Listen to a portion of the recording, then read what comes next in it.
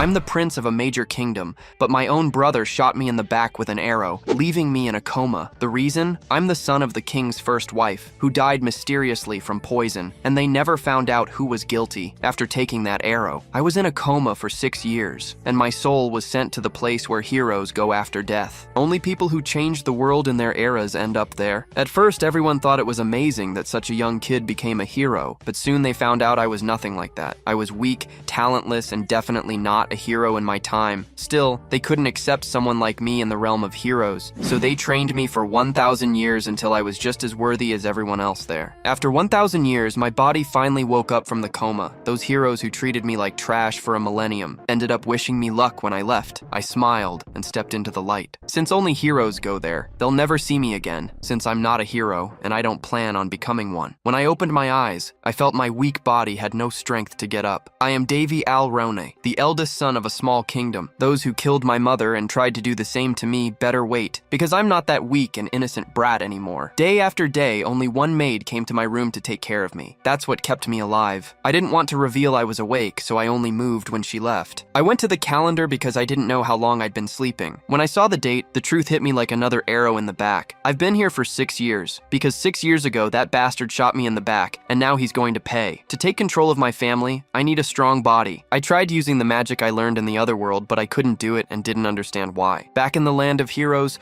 a girl taught me about magic and holy powers. The very saintess known for centuries for her God-given powers was the one who taught me magic. The magic wasn't working, and I soon felt like all my training in the other world was going to vanish and have no effect on Earth. When any normal person would have given up after hours of failing, it worked. The divine healing power actually worked. A green light took over the room, and after that, my weak and miserable body, which felt like a 300-year-old man's, was now bursting with energy. Seeing the kingdom where I grew up, I stretched out my arms in joy and shouted to the sun god. Unfortunately, I didn't notice that the maid had come back into the room behind me. She cried with emotion seeing her young master alive. Sometime later, the castle doctor examined me and confirmed that my health is incredibly better than before. It's an unexplainable miracle. During the checkup, a woman entered the room. That is Linus Barrett, the woman who poisoned my mother and took her place as the king's new wife. These are her sons, the second prince, Carlos, and the third prince, Benedict. The second prince tried to eliminate me, and he thought he succeeded. The woman asked if I saw the face of the person who shot that arrow years ago. I said yes, and that an assassination attempt against royalty is the biggest crime possible. Hearing those words, the culprit felt his blood freeze. But beside him, his mother laughed sarcastically and said the case was closed years ago. The doctor sensed the weird vibe,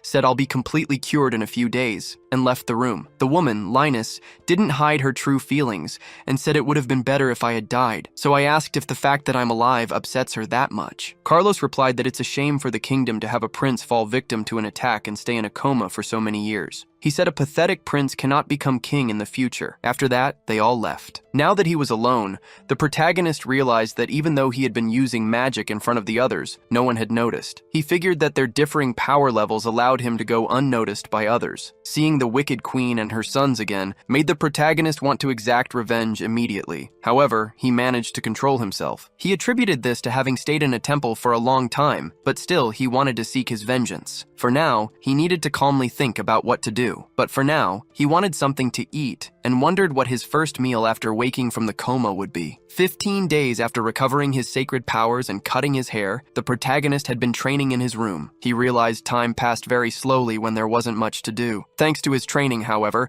his mana control had greatly improved, and his recovery process sped up considerably. Even though he could recover quickly with continuous healing magic, coupled with a necromancer's knowledge of the human body and the medical expertise taught to him by Master Haya, fully restoring his body wouldn't be an issue. The protagonist put everything he learned during his isolation into practice and found that magic indeed made things much more convenient. Still, one thing bothered him. His maid, Amy, had decided to strictly follow the doctor's orders and serve the prince soup daily. Because of this, he felt like an old man who couldn't chew anything. Amy felt bad that he didn't like it, but claimed she couldn't do anything about it. Regardless, the protagonist insisted that one dish wouldn't be enough to sustain him, so he told her to serve 5 more just like it. The maid was startled by the request, but Davy assured her he would eat everything, as long as she brought the meal. Davy knew that for a normal person this would be a lot, but because of the restoration magic he used, the amount of food he needed was much greater. In a way, after eating properly, he felt like his soul was finally at peace. However, while he consumed a lot of food, his visits to the bathroom were also frequent. Sometime later, Davy came across some documents and uncovered an unexpected truth. Amy expressed her apologies for this, but Davy comforted her, saying it wasn't her fault. He realized the amount of food he was consuming was becoming a problem for his family. Not only that, but he discovered Amy was the only remaining servant in the castle. The family's financial problems had even impacted this. What's more, the castle where he lived was enormous for just one maid to manage everything alone. Worried about the future, Davy asked what the estimated value of the castle's assets was. Amy replied that they only had 6,000 gold coins. Davy said that if they could manage this budget, they shouldn't have any more problems. However, Amy stated that officially, they were supposed to receive 500 gold coins a month, but in reality, they were getting less than 100. Davy asked if his family was being extorted. The maid said no, so he asked if the problem was her salary. But he understood that by this point, she probably wasn't even getting paid regularly. Amy couldn't lie to him, so she admitted she was only receiving a third of what she used to earn. With this, Davy thought Amy might be generous, but agreeing to work under such conditions was foolish. After all, household maids were considered property of the nobility, and Amy was the daughter of an artist. Due to their poor circumstances, she had become his maid, but looking after the prince and the castle alone for the past 6 years must have been incredibly tough. Not only that, but she had practically spent the little she earned to keep looking after the prince. Because of this, Davy ordered her to take what she hadn't received so far from his personal funds. Amy refused to do so, saying they didn't even have food for the next day, so she couldn't accept such an amount. Davy told her that from now on, she didn't need to treat him like a prince anymore. He also said he felt much better and no longer needed her constant care. Besides, being called prince was too formal and made him feel distant from Amy, and he didn't like that because she was the only person who had truly stayed by his side for so long. Sometime later, Davy, the protagonist, is visited by a counselor at the kingdom's financial department. The man states that it's impossible for the prince to use the funds already accounted for. However, Davy can only focus on the counselor's strange mustache. He notices that the people around him are looking at him with disdain, and even the counselor observes this. But instead of lowering his head, Davy tells the counselor not to obstruct his request. He states that he should be receiving around 500 gold, but he's getting less than half of that and wants to know why. The counselor explains that the costs of maintaining the castle are deducted from the amount of gold the prince's family should receive, so they only get what's left over. However, Davy says he's getting irritated by these arguments. The people around him feel the same way, as they point out that the family's castle has cracked floors and a garden full of weeds. Therefore, such a poorly maintained place shouldn't cost so much to keep up. Even Davy agrees with this. Not only that, but he knows it's uncommon for a prince or any other royal family member to manage their own finances. In turn, the counselor states that the use of the maintenance fund is not supervised by the finance department. He also says that this place is for managing the budget, not for requesting loans. Davy realizes that no one is willing to take the blame for the financial problems. He then prepares to leave, until the counselor asks if the prince will go to the maintenance department. Davy replies that he wouldn't get any answers there. He knows that anywhere, those in charge always come up with excuses and blame others instead of providing satisfactory answers. Before leaving, he tells the counselor to enjoy the money he still has in his pockets. As he walks through the palace, Davy thinks it's no wonder that no servant besides Amy has remained working, because besides being poorly paid, they were mistreated by the nobles, leaving the entire burden on Amy. Next, Davy asks if Amy could bring him a sword. The maid is startled by such a sudden request, but he claims he has no intention of using the sword to harm anyone or anything like that. At this, Amy goes to fetch a sword for the prince. In her absence,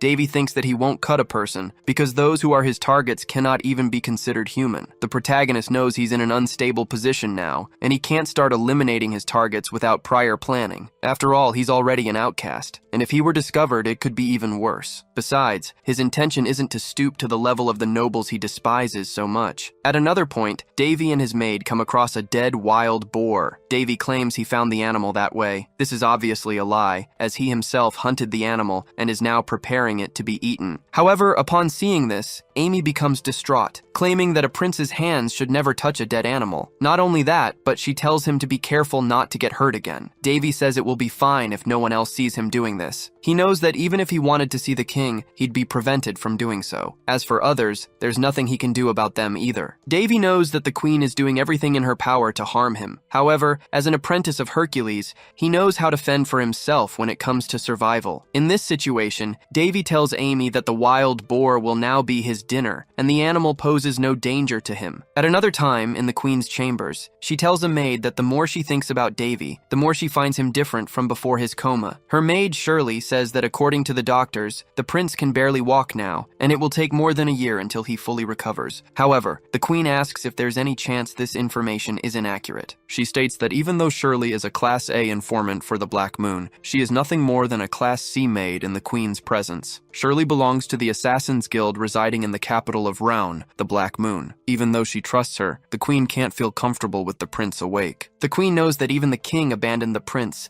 and even after waking from a coma, he is still weak. But she'll only truly feel comfortable once she completely removes the prince from her path. Despite this being her desire, Shirley warns that her comrades act independently of class. If the queen continues to insult them, she could face problems with them. Startled, the queen says she merely expressed her concerns out loud. She also says that she wishes she could interrupt the prince's plans at any moment, otherwise she claims it will be Shirley who pays the price. Having said that, she dismisses the maid. In her absence, the queen thinks it's better to get rid of the disobedient dogs before taking her next step, and she can't wait for that to happen. A flashback shows that the protagonist once learned controlling mana is like pulling a thread through hundreds of needles, something that must be done slowly and carefully. His master also told him that the hardest parts to reach are the veins of the brain, and if he didn't want to go blind, he should never forget these teachings. However, when he saw his masters, the protagonist thought that the priestess Ro Ayas was just a drunkard who could split the ocean in half with mere words. The other was a necromancer who acted more like a priestess than Ro Ayas herself,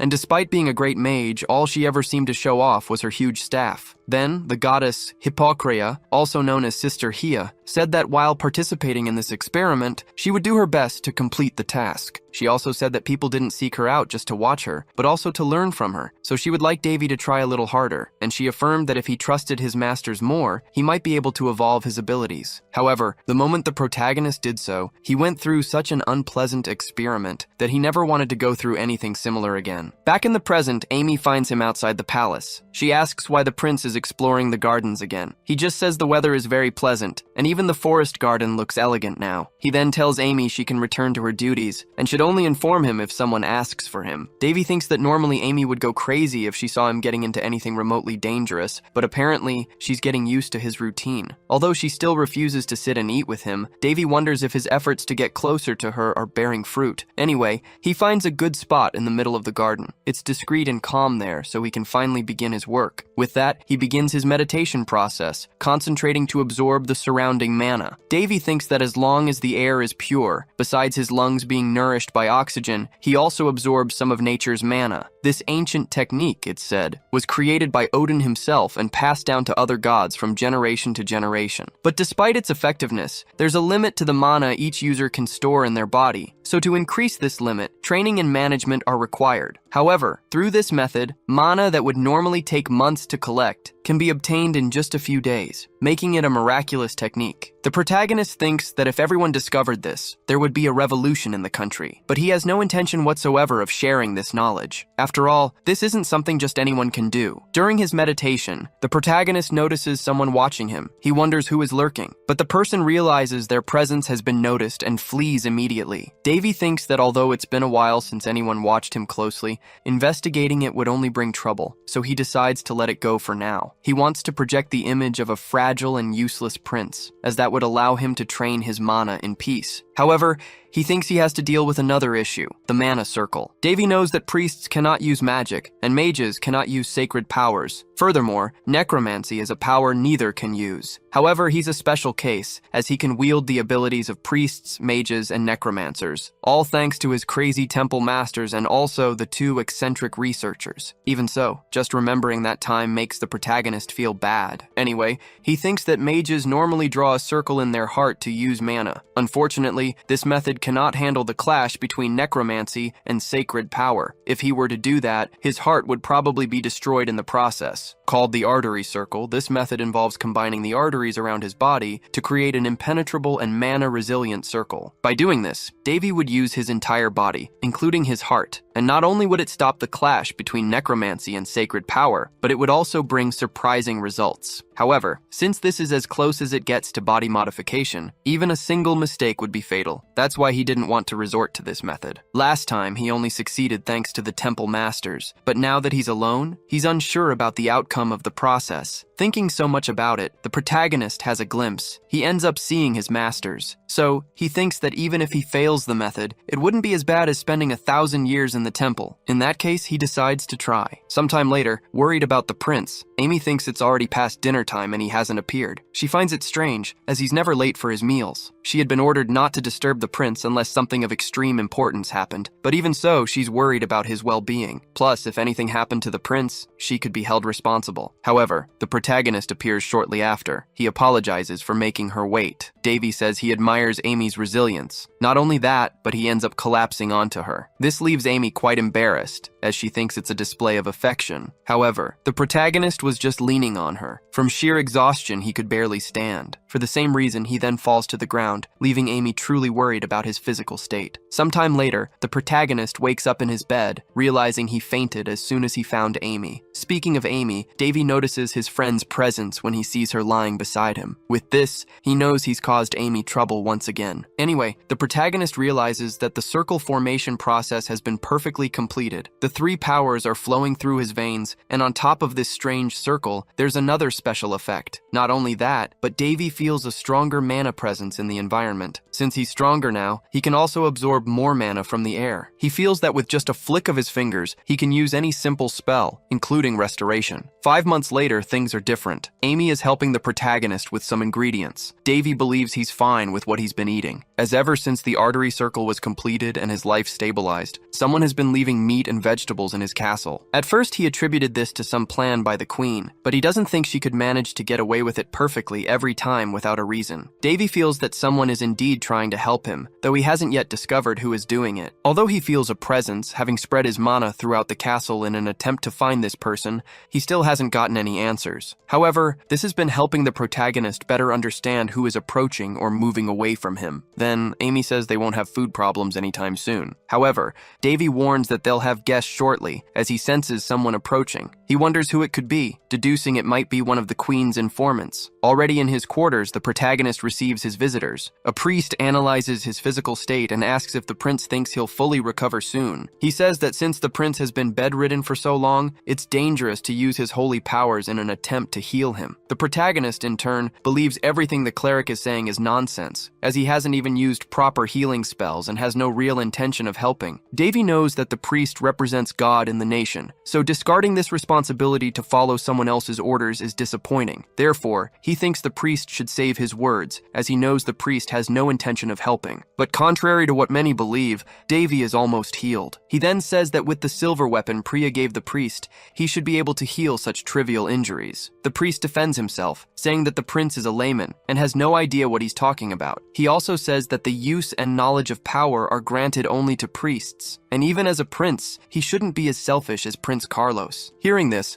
Amy reprimands Father Boris for his rude words. He, in turn, doesn't like being reprimanded by a mere maid. Angrily, he slaps the young woman. Davy is worried about Amy. After all, he can't intervene without spoiling his disguise. Boris justifies himself, claiming that if he let a maid behave that way, it would be bad for the prince himself, which is why he had to correct her. However, he says it's a shame to have to go that far, as he asserts the maid has a beautiful smile. Irritated, Davy almost gets up to confront the priest. Anyway, Boris says he's leaving and asks the maid to at least accompany him to the door. With that, he says he'll return in 15 days for the next examination. The protagonist asks Amy to accompany him to the door. She doesn't like it at all, but has no alternative but to obey the prince. Outside the room, Boris tries to arrange a meeting with Amy, telling her to show up alone at night. He claims the prince's life is in her hands, so if she wants Davy's well-being, she must do what he says. However, Boris doesn't care about a mere maid or a sick prince. He believes he'll do whatever he wants with the girl, and then discard her as if she were nothing. Alone in his room,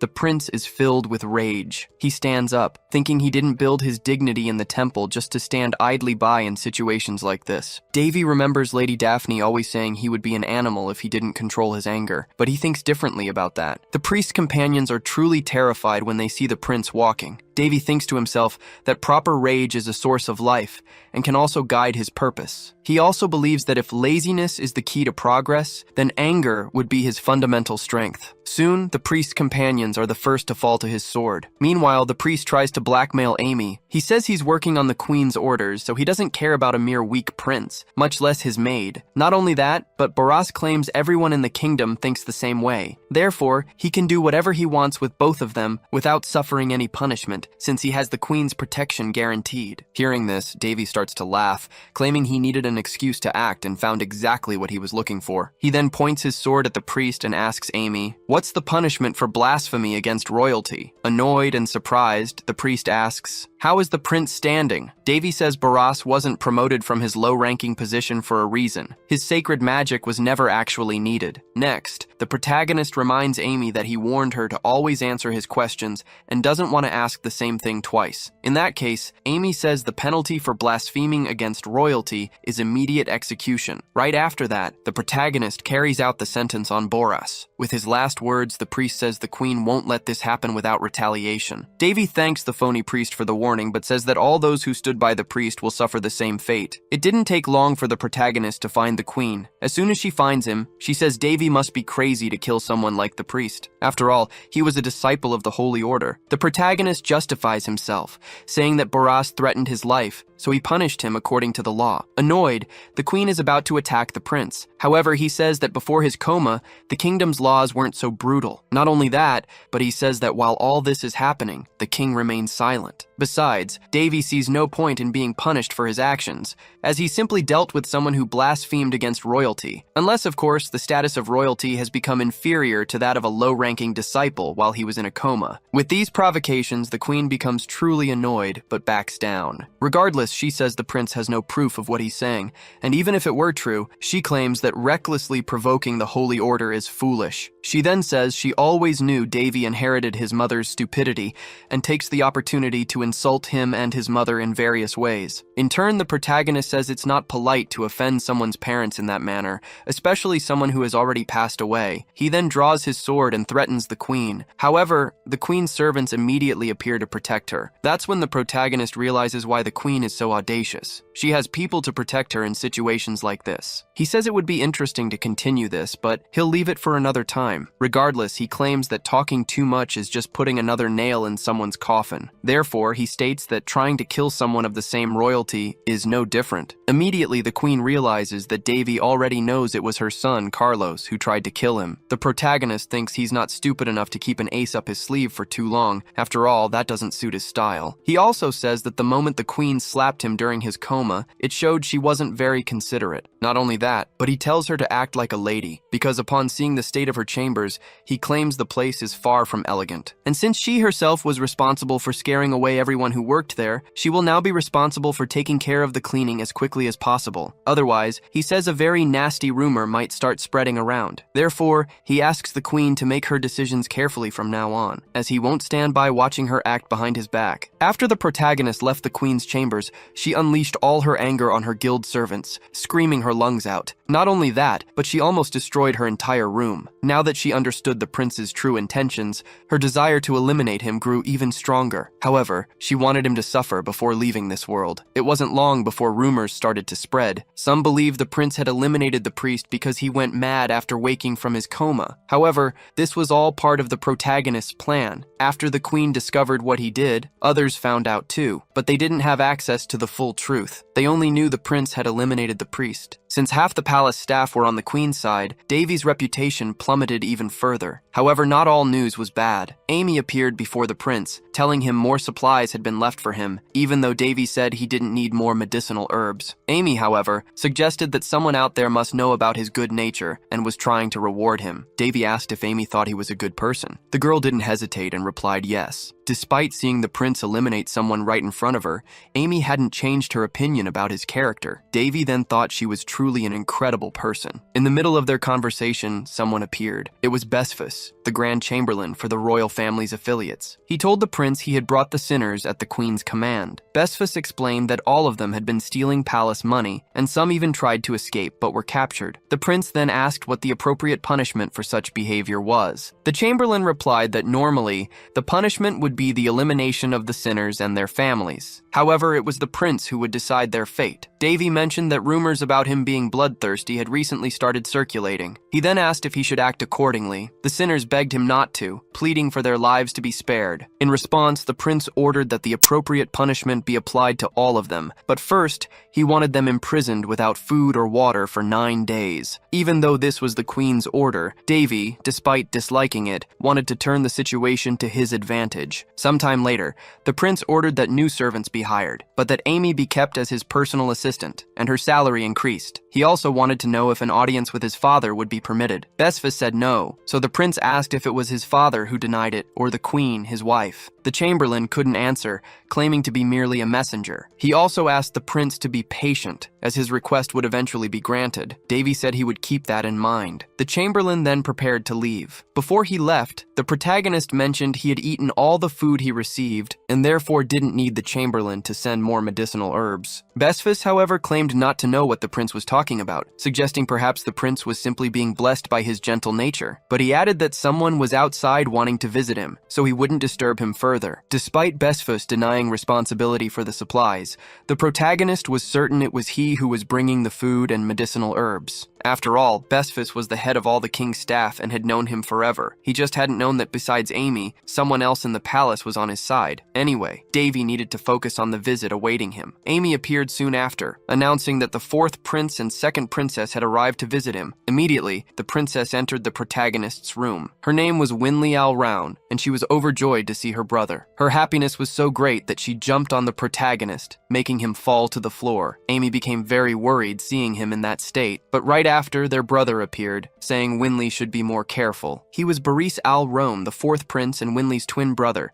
and he added that he was also happy to see Davy healthy. The current king, Cryones Al-Roun, had children with 3 women, the current queen, his first mistress Anisha, and his second mistress Alice. While Alice is the queen's perfect support, Anisha chose to remain neutral, becoming an outsider among the others. Boris and Winley are Anisha's children, making them the protagonist's half-siblings. While Boris adopts a more formal and polite demeanor, his sister acts more recklessly. Winley tells her brother not to act so formal all the time, reminding him that he was the one who started whining about wanting to see Davy. As they argue, Amy tries to check if the prince is okay. The protagonist, meanwhile, remembers hearing that the twins were leading a group of thieves. Seeing how unroyal their behavior is, he thinks it might be true. However, they are still his siblings, and they listen to everything he says. And in the protagonist's current situation, that's something he can't ignore. After they sit down to talk, they realize it's been 6 years since their last meeting. The twins were sent to a remote area after Davy fell into a coma. They were only 8 at the time, and could do nothing but obey the orders they received. Furthermore, their mother had sent her first daughter, Dana, to a foreign realm, all because of the current queen's schemes. Anisha couldn't control her other 2 children, and though others don't know it, everything the king's mistresses do is under the queen's supervision. Back to their conversation, the twins mention they've seen their father. Davy asks how the king is doing. Boris replies that despite being tired, their father is well. However, Winley realizes that her brother Davy hasn't even had the chance to meet his own father, and is shocked by this. Anyway, Boris mentions that on his way there, he noticed the palace's conditions weren't up to standard. Davy explains that some people had been stealing his money, but he's already taken care of it and soon everything will return to normal. Even so, Boris insists this is unacceptable. While his brother was in a coma, some decided to rob him, so he plans to ask the king to take action. However, the protagonist asks him not to, claiming everything is already resolved. He'll handle it himself, as he doesn't want to bother the king with such trivial matters. Noticing the growing number of people willing to help him, the protagonist wonders if this is truly happening, or just his imagination. Putting that thought aside, he expresses surprise that Winley has a talent for magic, and asks if they are truly part of an artistic group. Winley explains that her twin would get hurt if it weren't for her, as he always runs around wildly without any coordination. She claims that people people like him aren't qualified to participate in any fencing competition. These words genuinely annoy Boris, and once again, the twins start bickering in front of their brother. After they calm down, Winley hands the protagonist a letter explaining that a fencing competition held every 5 years is about to begin. This time, the tournament will take place in the realm of Polisti. Reading the letter, the protagonist recognizes the seriousness of the competition. Boris suggests Davy should take this opportunity to leave the realm, as he's lived his entire life there, and even asked their father about it. However, Winley corrects him, stating that she was the one who made the request, and Davy was personally authorized by the king to go. Besides that, Winley claims that the realm of Polisti is the city of water, so it must be beautiful there. She then declares she wants to accompany him and won't take no for an answer. Given this, the protagonist says he can't refuse a request from his siblings. In that case, he'll travel with them. Davy reflects that he has indeed never been to a foreign realm, and it wouldn't be so bad to enjoy an event like this. What's more, he figures a bit of fun will do him good, and he becomes excited for the event. Meanwhile, in the royal hall, Besfus remarks that Boris will soon turn 14, practically becoming an adult. He adds that the princes must be discussing the fencing tournament right now, but he tells the king not to worry, as the young master has matured. Besfus praises Davy's splendid calmness and perception, expressing surprise at how much the prince has grown. Hearing this, the king says it's enough that even the chamberlain is aware of it, and states that the situation is quite sad. Back with Davy, he stared at a portrait of his mother, filled with admiration. Not just for that, but also because his room was finally organized and no longer looked like a haunted place. With Besfus's help,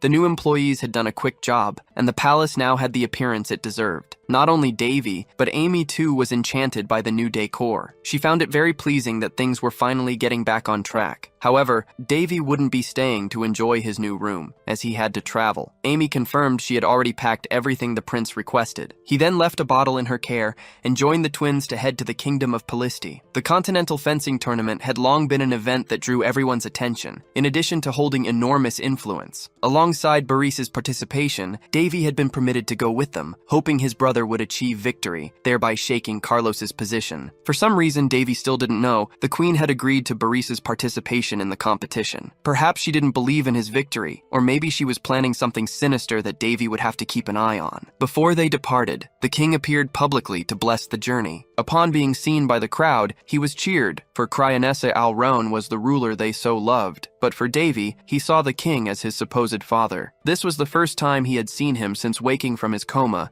as for the past 6 months, the king had avoided his own son. The king then asked if Boris was confident. The boy said yes, asserting that he would represent his kingdom very well through his achievements. In turn, the king wished Boris a safe return home. Instead of speaking with the others, the king simply turned his back. But before leaving, he told Davy that it was good to see him healthy. Winley asked if her brother was okay. In his thoughts, Davy replied yes. After all, he didn't want to waste his emotions on the king. Following this, a messenger from the king announced that Prince Boris's participation in the tournament was of great importance, and therefore, there would be no curfew during the event. Davy, for his part, thought the king was truly different. He showed no trace of his former heroic and confident personality. Now, he seemed merely an unkempt old man, as if exhausted by everything and everyone. In any case, the main party set off for the tournament. During the journey, Boris noticed his brother seemed bored and asked if anything was making him uncomfortable. Davy replied no, he just wasn't used to long-distance travels like this. Winley, however, picked up the wine Davy had prepared and suggested it might liven things up during the trip. She said it was the first time she had tasted such a fragrant wine and asked where he had found the bottle. Davy explained that the wine had been left by his mother,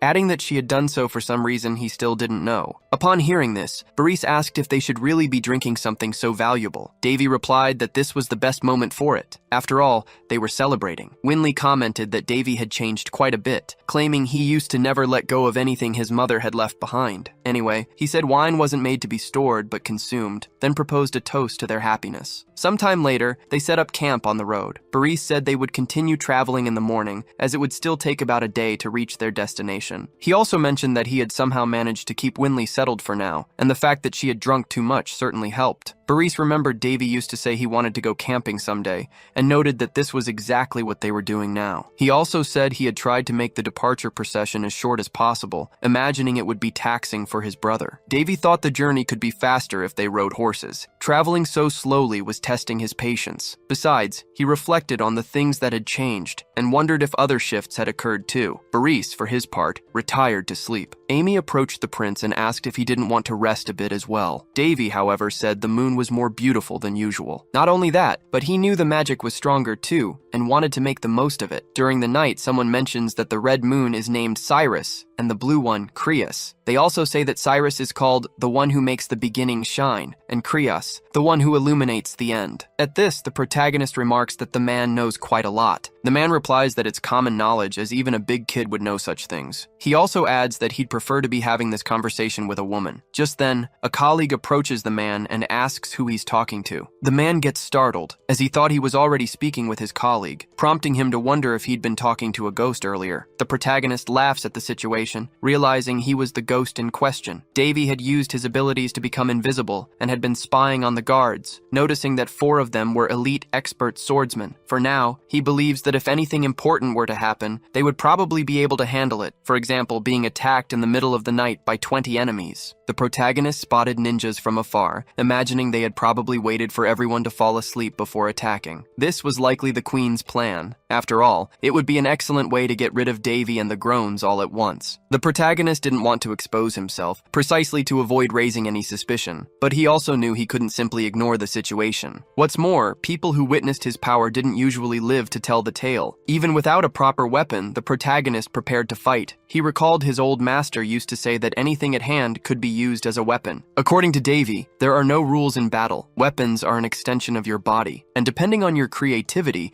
even a piece of cloth can become a unique sword. So, armed with a stick, he leaped into action. Not only that, but he scoffed at his opponents, seeing they weren't very competent at what they did. Just out of curiosity, the protagonist asked if they had been sent by the Queen. However, no one spoke to him. In that case, Davy told them that if they weren't going to answer, they could just leave. But knowing well that the Queen's hounds wouldn't give up, he then attacked again. While fighting, he pondered what the Queen stood to gain by doing this. Eliminating 3 royalties would impact the entire kingdom. Even Liness would face difficulties because of it. Or perhaps she had some other motive behind it. Back in the fight, the protagonist took down a few enemies, and then asked if the others weren't going to try and escape. He also told them he would give them a chance to escape, and tell the Queen that Prince Davy would destroy everything she had just for fun. Seeing how strong he was, the enemies decided to retreat. However, the protagonist wouldn't let them escape so easily. He went after the ninjas, telling them they were slow. Not only that, but he took the opportunity to eliminate them, claiming it wasn't so easy to escape his grasp. After eliminating the ninjas, the protagonist once again scoffed at their performance. He remarked that a ninja's greatest virtue was patience, so they should know that. After all, it was a famous saying among them. Then, more ninjas appeared, as they had been hiding. However, the protagonist claimed this tactic was useless against him. He could perceive that one of the ninjas was escaping, while the others had stayed behind in an attempt to delay him. After eliminating the straggling ninjas, Davy commented that they were so useless, they weren't even worth the effort. Besides, he had prepared everything even before the ninjas arrived on the scene. He declared that unless they were on the other side of the continent, no ninja could escape his reach. At this, he launched an attack at the ninja who had fled, and hit him squarely with a magical technique that had no shape, scent, or color, but upon hitting its target, it instantly eliminated their soul. The protagonist himself found it a bit brutal to do this, but his masters had taught him to always finish what he started properly. Not only that, but they had also taught him to show no mercy to those who threatened his life. So he figured a perfect elimination would be an appropriate end for these enemies. Best of all, nobody had seen him in action, so he wouldn't be associated with any of this. Some time later, the Queen received news of what had happened. Shirley reported that all the candles she had lit, and which were connected to the lives of her students, had been extinguished. At this, the Queen understood that everyone had been annihilated, but she asked, what happened to the targets? Shirley replied that they must have just arrived in the Pallisti kingdom. The Queen was furious, demanding to know how Shirley had failed to deal with just 3 children and 5 knights. She also declared that the Dark Moon Guild couldn't be as formidable as they claimed. Not only had they failed, but they'd also lost 20 members. Shirley stated that they were still investigating what happened, but all signs pointed to Prince Davy having an accomplice. At this, the Queen scoffed. Who would help that brat? She ordered Shirley to find out more, declaring she wanted to show this person what happens when someone dares to cross her path. Furthermore, she reminded her servant that the only reason she had agreed to work with Shirley's guild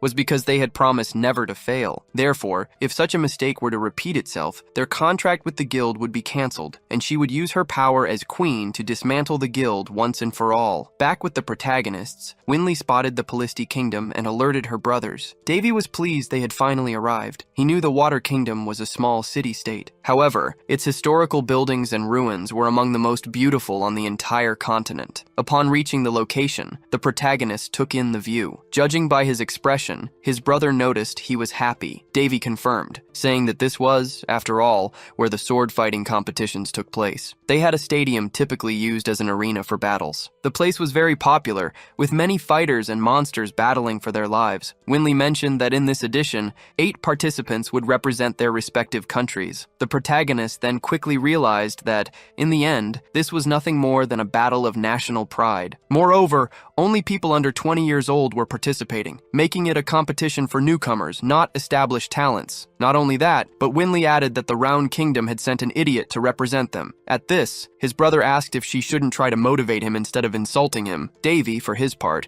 thought that Boris's skills were intermediate level, his rank just below a master swordsman, which was impressive for his age. But then, Winley revealed that the representative from the Fallen Kingdom was the famous Sword Princess. The protagonist hadn't known this, and realized a lot had changed during his coma. However, he knew that Elena of Fallen was the only princess of the Fallen Kingdom, as all 9 others were princes, but she was Prince Crown's favorite. Boris mentioned that despite Elena's fame, it wasn't just her skills that made her renowned, for she also possessed the divine sword. Winley explained that this sword was called Calderus, the favorite blade of the sword god, a masterpiece that took 1,000 days to forge. Davy realized it had been some time since he'd heard that name. Hares, the sword god, had been his teacher at the temple. Though lazy, he possessed excellent skills and constantly boasted about his sword, and it was common for him to leave his mark wherever he went, but the feeling was still somewhat strange for Davy. Just then, a young woman passed by him, and something caught his attention. When asked why she stopped, she claimed it was nothing important. At another point,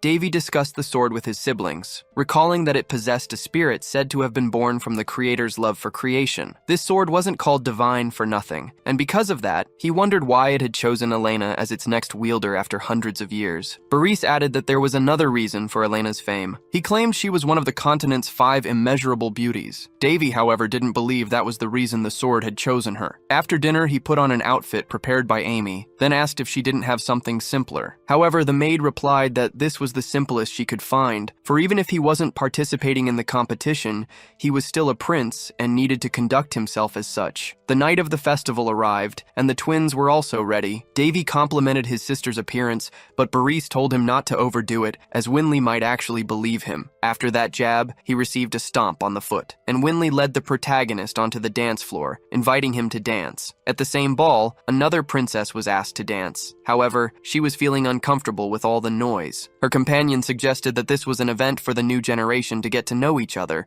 and she should enjoy it. He then asked how her earlier visit to the village had been. The princess replied that it wasn't bad for such a barbaric place. Before the competition, a banquet and a ball were prepared for the nobles to interact. However, the protagonist was only interested in the competition and used the ball to observe the other guests. He noticed that most guests were young, as the competition was restricted to people under 20. Despite this, there were chaperones just like him. By far, Boris was the most popular. Even without trying, he became the center of attention for several girls. Davy thought his brother's skills might be the reason for his popularity. Regardless, he found it interesting that Boris was interacting with others. Not only Boris, but Winley was also drawing a lot of attention. However, Davy wanted to keep his distance and analyze potential opponents. Amidst all this, Boris tried to ask for help to escape the attention, but when he looked for his siblings, they had gone off to dance and left him behind. Davy wished his brother would enjoy his youth and wouldn't do anything to disrupt it. Winley said she never imagined Davy would dance with her someday. She also mentioned that, without realizing it, she had just entered the social hierarchy. Despite this, she was a little upset, claiming that if it weren't for Davy's situation, he could also enter the competition. After all, he was talented with swords too. In response, the protagonist said his sister was exaggerating, claiming that even with skill, he couldn't reach an expert's level. However, Winley argued that talent was nothing more than an illusion. If a person didn't work hard, their talent was worthless. Even so, Davy stated that he didn't care much for such things. Instead of attention, he wanted a peaceful life. Hearing this, his sister said he sounded like an old man, but in the middle of their conversation,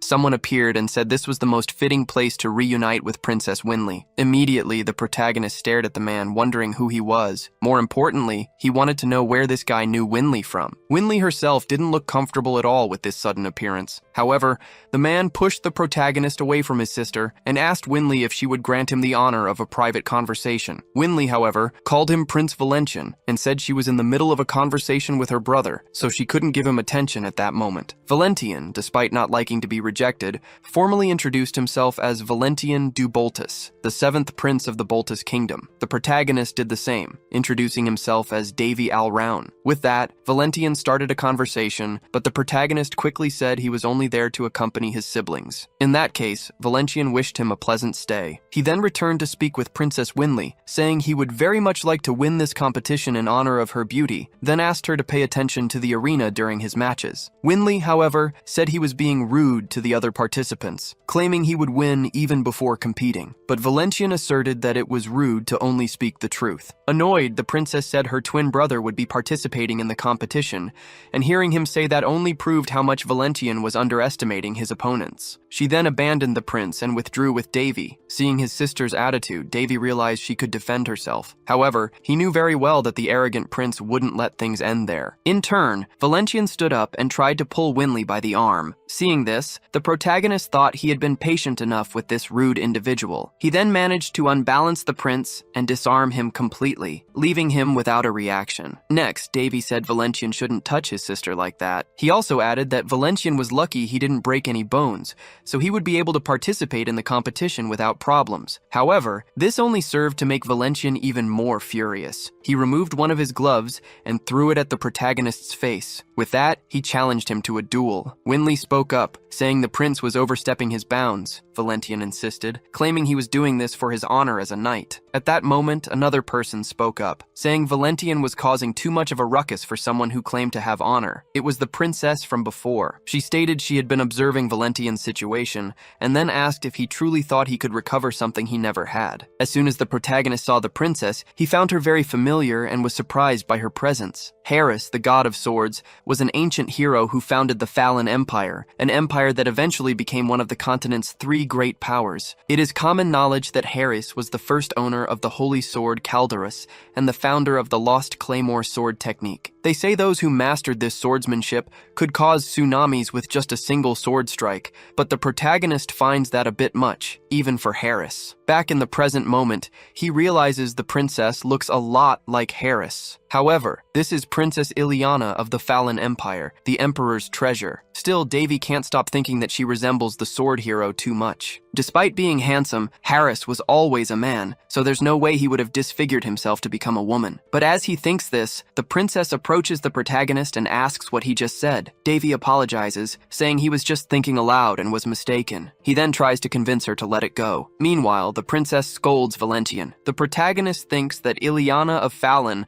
has a truly stunning appearance. However, the same can't be said for Valentian, as Davy believes that besides being ugly, the arrogant prince is uncharismatic. For her part, Ileana says that if Valentian truly considers himself an honorable knight, he should apologize to those he offended. Judging by the arrogant prince's face, he has no intention of doing so. The protagonist thinks that regardless of intentions, someone so proud wouldn't apologize easily. In that case, he says he accepts the duel proposed by Valentian. Ileana asks if he's really serious. She claims that this is a meaningless fight and Davy doesn't need to accept it. But the protagonist says that the decision is his to make, and if Valentian hasn't given up on the proposal yet, he accepts to duel him right now. Shortly after, Davy picks up a wooden sword and thinks it's been a while since he used one of these. Boris approaches and tells the protagonist that even though he's strong, his opponent is a tournament competitor. Davy knows this very well, and seeing his distressed siblings, he tries to reassure them both. His opponent takes the opportunity to taunt him, saying that if he's just going to swing a sword like an amateur, he should just give up now and stop worrying his siblings. He also says that if Davy admits defeat and begs on his knees, he might consider forgiving him. Annoyed, Boris tries to defend his brother, but Davy stops him and says that actions speak louder than words. In that case, Valentian claims he won't lose, and since it's impossible for Davy to win in a scenario like this, he would kneel himself and acknowledge his superiority. The protagonist agrees to this proposal, but says he shouldn't chicken out when he loses. Next, Davy thinks about how he's going to handle the fight. After all, in the eyes of others, he's just a weak prince who barely recovered from a coma, so he doesn't want to reveal his true strength in a mere skirmish like this. With that, they begin the fight, but Valentian Valentian thinks the protagonist is scared because he thought that Davy would make the first move instead of standing still. After hearing that, the protagonist gets an idea. He charges full force towards his opponent, leaving Valentian quite surprised by this sudden attack. But instead of attacking, Davy intentionally strikes the ground and pretends to let his sword fall from his hands. Not only that, but the sword ends up hitting his opponent's face. While Valentian takes a solid hit, Davy pretends that out of carelessness,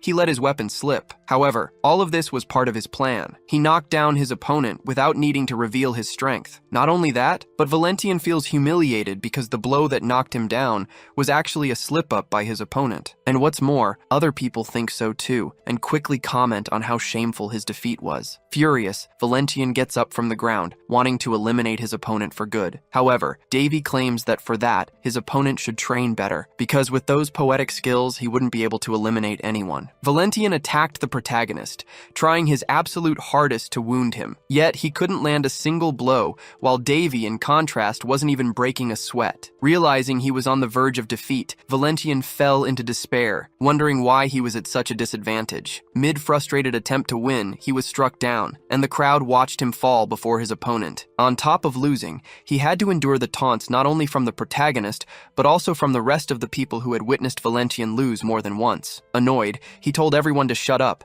declaring he couldn't stand to hear any more nonsense. Meanwhile, Davy noted that his adversary was more than just defeated. He had been publicly humiliated by the very prince everyone had considered weak until now. The protagonist believed his fencing technique was superior, thanks to his use of the drunken stance. As the name suggests, this fighting style involved deceiving the opponent by pretending not to know what you were doing, just like a drunk. This technique was invented by Dak Go-jun, the greatest drunk in the pantheon of heroes, and also by the Hare, who was interested in creating the most wicked and wretched fencing style. The protagonist knew this because he had met the man himself during his time at the temple. Dak Go-jun used to boast about creating the technique, yet he was also aware of how malicious the style truly was. Davy had always heard that such a technique should only be used against someone who truly deserved it. So, the protagonist knew from the beginning that even its creators considered this technique taboo. Not because the technique was too sharp or strong, but because of how much it could manipulate and deceive an opponent. Therefore, this style wasn't made for self-defense or offense, but rather to completely humiliate an opponent in front of others. The style aimed at an opponent's openings while they attacked, delivering a fatal blow, making it highly effective for that purpose. Thus, the adversary became like a mouse lost in a labyrinth. Not only that, but the more people watching, the worse it was for the technique's target. Exactly what was happening now. After playing around with his opponent for so long,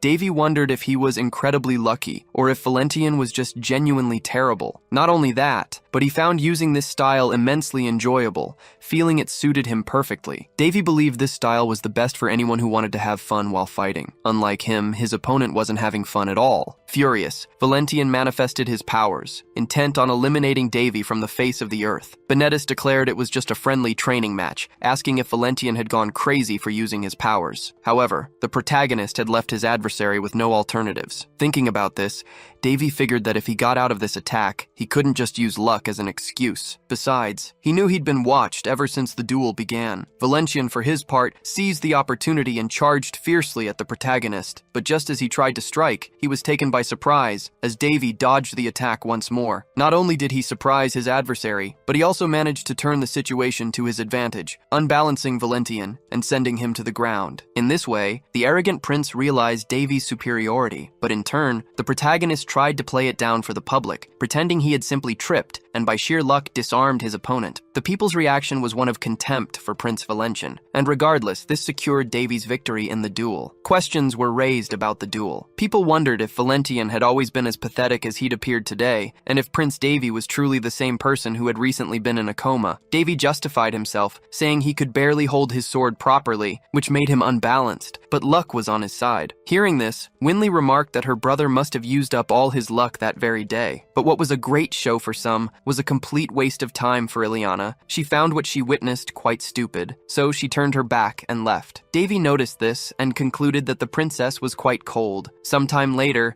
Davy was reprimanded by his brothers. Not only had he been irresponsible, but he had also caused quite a commotion. Davy defended himself, saying that everything turned out fine in the end, and there was no point stressing over what had happened. Benedis argued that Davy was lucky because his opponent had a truly explosive personality, and it could have very well ended in a fatality. He mentioned that the twins had previously encountered Valentian and witnessed his skills firsthand, and after that, Valentian had started pursuing Winley. While they agreed that Valentian probably wouldn't try anything with Winley again, Benedis warned Davy not to try something like that again, as luck might not always be on his side. In response, Davy took his brother's hand and squeezed it. After demonstrating his strength, he told Benedis not to treat him like a sick patient. He promised to heed his younger brother's advice and stay out of trouble anyway. Davy thought that sooner or later his brothers would discover his true strength, so he figured it was better not to hide it from them anymore. Winley felt more relieved knowing that Davy was strong enough to protect himself. Besides, he had caught his opponent off guard while Valentian was trying to balance the weight of his sword. Even Davy himself was surprised by his opponent's humiliating defeat. Speaking of him, Valentian was still furious. He smashed objects in his chambers to vent his anger, while his servants tried to calm him down. Valentian declared that he was the next prince of the Baldi's era, and he would not tolerate being shamed in front of the other nobles. After all, he wanted to project an image of a radiant figure with exceptional talents. Moreover, there were few things in the world he didn't have access to, making practically everything within his grasp. That's why Valentian had fallen in love with Princess Winley and chosen her to be his future wife, because besides her beauty, she also had an expert swordsman brother of a medium level, and he would become a subordinate through this marriage. On top of all that, Valentian had already arranged everything with Queen Round and had the entire plan mapped out, which only increased his certainty of success. But now, an obstacle had appeared in his path, and above all, his credibility had gone down the drain. Consequently, Valentian's fury was more intense than ever, and as he destroyed everything around him, he felt an immeasurable desire to eliminate Davy for humiliating him. But as he voiced this idea, a voice asked if this was truly Valentian's desire. Surprised by the sudden voice, he asked who was speaking. A feminine presence manifested and told the prince she could help him fulfill his wish. Still confused, the prince asked who he was speaking to. The woman introduced herself as Shariao and told him to remember that name. Then she approached the prince, asking Valentian to trust her, because only then could he achieve his desire. Sometime later, the day of the tournament finally arrived. Amy informed Davy that his brother was about to enter the arena. He seemed excited, but not for the fight itself. He said he still had a long way to go. The maid asked what he was referring to. Davy claimed he was just thinking out loud and said he was ready to go, as other things could wait. Benedis, for his part, was already in position. Winley watched the match from the stands. Not only her, but the entire arena eagerly awaited the fight. However, Benedis' opponent was none other than Valentian, who, after what had happened last time, had no intention of losing again. The protagonist arrived at the arena. Seeing how excited everyone was, he thought the energy of the place was incredible. He was grateful that Benedis' match was in the afternoon. Not only did he not want to watch the morning fights, but he also felt unwell. When he met up with Winley again, she asked if her brother was feeling better. Davy preferred to keep his physical condition private. He mused that he had completed the mana circle at a very young age, which gave him the power to defeat much stronger opponents. However, his transformation wasn't fully complete, and sometimes, after overusing his abilities, he'd get indigestion. So he figured if this kept up, he'd have to use his sacred powers to cure his stomachache. Soon after, Benedis entered the arena. As he was cheered, the protagonist noticed his brother's popularity. Up until then, he hadn't known who his brother's opponent was. But as soon as he saw Valentian enter the arena, he found it highly ironic that the same opponent would face two key figures from Rhone. Besides, he'd imagined a fight like this would take much longer to happen. Before the match began, the judge announced that the blades were blunt, making it forbidden to use mana on the swords to injure or threaten an opponent. Staring at his brother, Davy said that the audience's opinion was no joke. Winley worried about her twin, thinking he might get hurt if he got too carried away. However, the protagonist reassured her, saying Benedis was no rookie, so he didn't fear for his safety. Therefore, he believed nothing bad would happen. Back to the fight, the judge asked the competitors to step forward. Then, some mages created a magic barrier around the arena. Valentian, who hadn't said a word until now, remained focused. Not only him, but Benedis was also taking this very seriously. With that, the judge authorized the start of the fight, and both adversaries charged forward. Judging by the duel against the same opponent, the protagonist concluded that Valentian was unpredictable with a sword. Benedis, on the other hand, used strength to deal massive damage to his opponent, and comparing their styles, his brother had a better chance of winning. Furthermore, the protagonist believed Valentian likely wouldn't be able to withstand Benedis' heavy attacks. However, the opposite happened. When attacked, Valentian didn't dodge. He chose to block the blow, defying all expectations about him. Seeing this, some people concluded the fight would be more interesting than they'd imagined. In turn, the protagonist thought Valentian hadn't acted like this during their duel, and improving literally overnight was impossible. Even a genius would take time to master certain physical abilities. Still, he believed that if Benedis kept attacking, sooner or later the opponent would reach his limits and tire out. Even trying to analyze the situation coolly, the protagonist had a feeling that something was wrong. Not only him, but Winley said she had never seen Benedis move so fast. She thought that if her brother had improved, she would have to work harder too. Davy also noticed his brother's improvement. Since he was little, Benedis had dreamed of being a knight. After 6 years, the protagonist could see his brother's evolution. After all, he had dedicated himself to it. However, he knew little about his opponent. Seeing Valentian fight so differently than before, Davy thought he was practically facing another person. He had felt this strange sensation before, as if something dangerous was about to happen. Noticing her brother's discomfort, Winley asked if Davy was okay. Back in the fight, Benedis analyzed his adversary. He hadn't expected Valentian to counterattack his longsword. He admired his opponent's persistence, and despite his strange movements, he knew he couldn't drop his guard. Instead of waiting to be attacked, he wanted to end the fight at once, so he prepared his strongest blow. But as he unleashed his attack against his adversary, Valentian stood still, waiting to be attacked on purpose, and saw the sword very close to his face. Benedis didn't understand why his adversary acted this way. However, he diverted his own attack at the last second. After all, he couldn't injure him, or he'd be punished by the organizers. With that, he tried to attack again, but in a way that wouldn't hurt his opponent. However, it was all part of Valentian's strategy. Before Benedis could attack again, he channeled his mana into his sword, and even knowing it was against the competition rules, he put Benedis' life in danger. The night before, Benedis had practiced a lot, not wanting to lose the competition. Then, Davy appeared to talk to his brother, claiming he couldn't sleep because of him. Davy mentioned that Winley was already asleep and asked why Benedis wasn't doing the same. His brother replied that he couldn't sleep, which led him to practice a bit. Benedis also admitted he felt uncertain about the upcoming combat, yet he still believed he would win. Davy encouraged his brother, assuring him he wouldn't lose and had no reason to worry. Observing Benedis' structured mana flow, Davy noticed his brother possessed a gentle and smooth mana. He even considered giving his brother a boost. While it would be a scandal if people found out, Davy was willing to take that risk. So he asked Benedis to stop for a moment, saying he seemed a little tense and offered to massage his shoulders. However, during the massage, Davy took the opportunity to lend his brother some of his own mana, warning him that the process would hurt a little. Immediately, Benedis felt as if his entire body was in shock. Davy explained that this was likely due to Benedis staying up all night instead of sleeping, and advised him to get more rest. Meanwhile, Davy mused that the technique worked by activating the recipient's mana, creating a chain reaction that forced a greater flow of mana throughout their body. He knew that despite its seemingly simple nature, this method required an experienced practitioner and was forbidden in most places. Come to think of it, Davy once heard of a place where the technique wasn't forbidden, and they even gave excellent massages. As the process concluded, Davy uttered a magical word. Surprised, his brother asked what language it was, but Davy just continued without answering. Once he was done, his brother was on the floor, his body unable to withstand the sudden surge of extra mana. Davy figured this wouldn't directly help Benedis in the upcoming battle,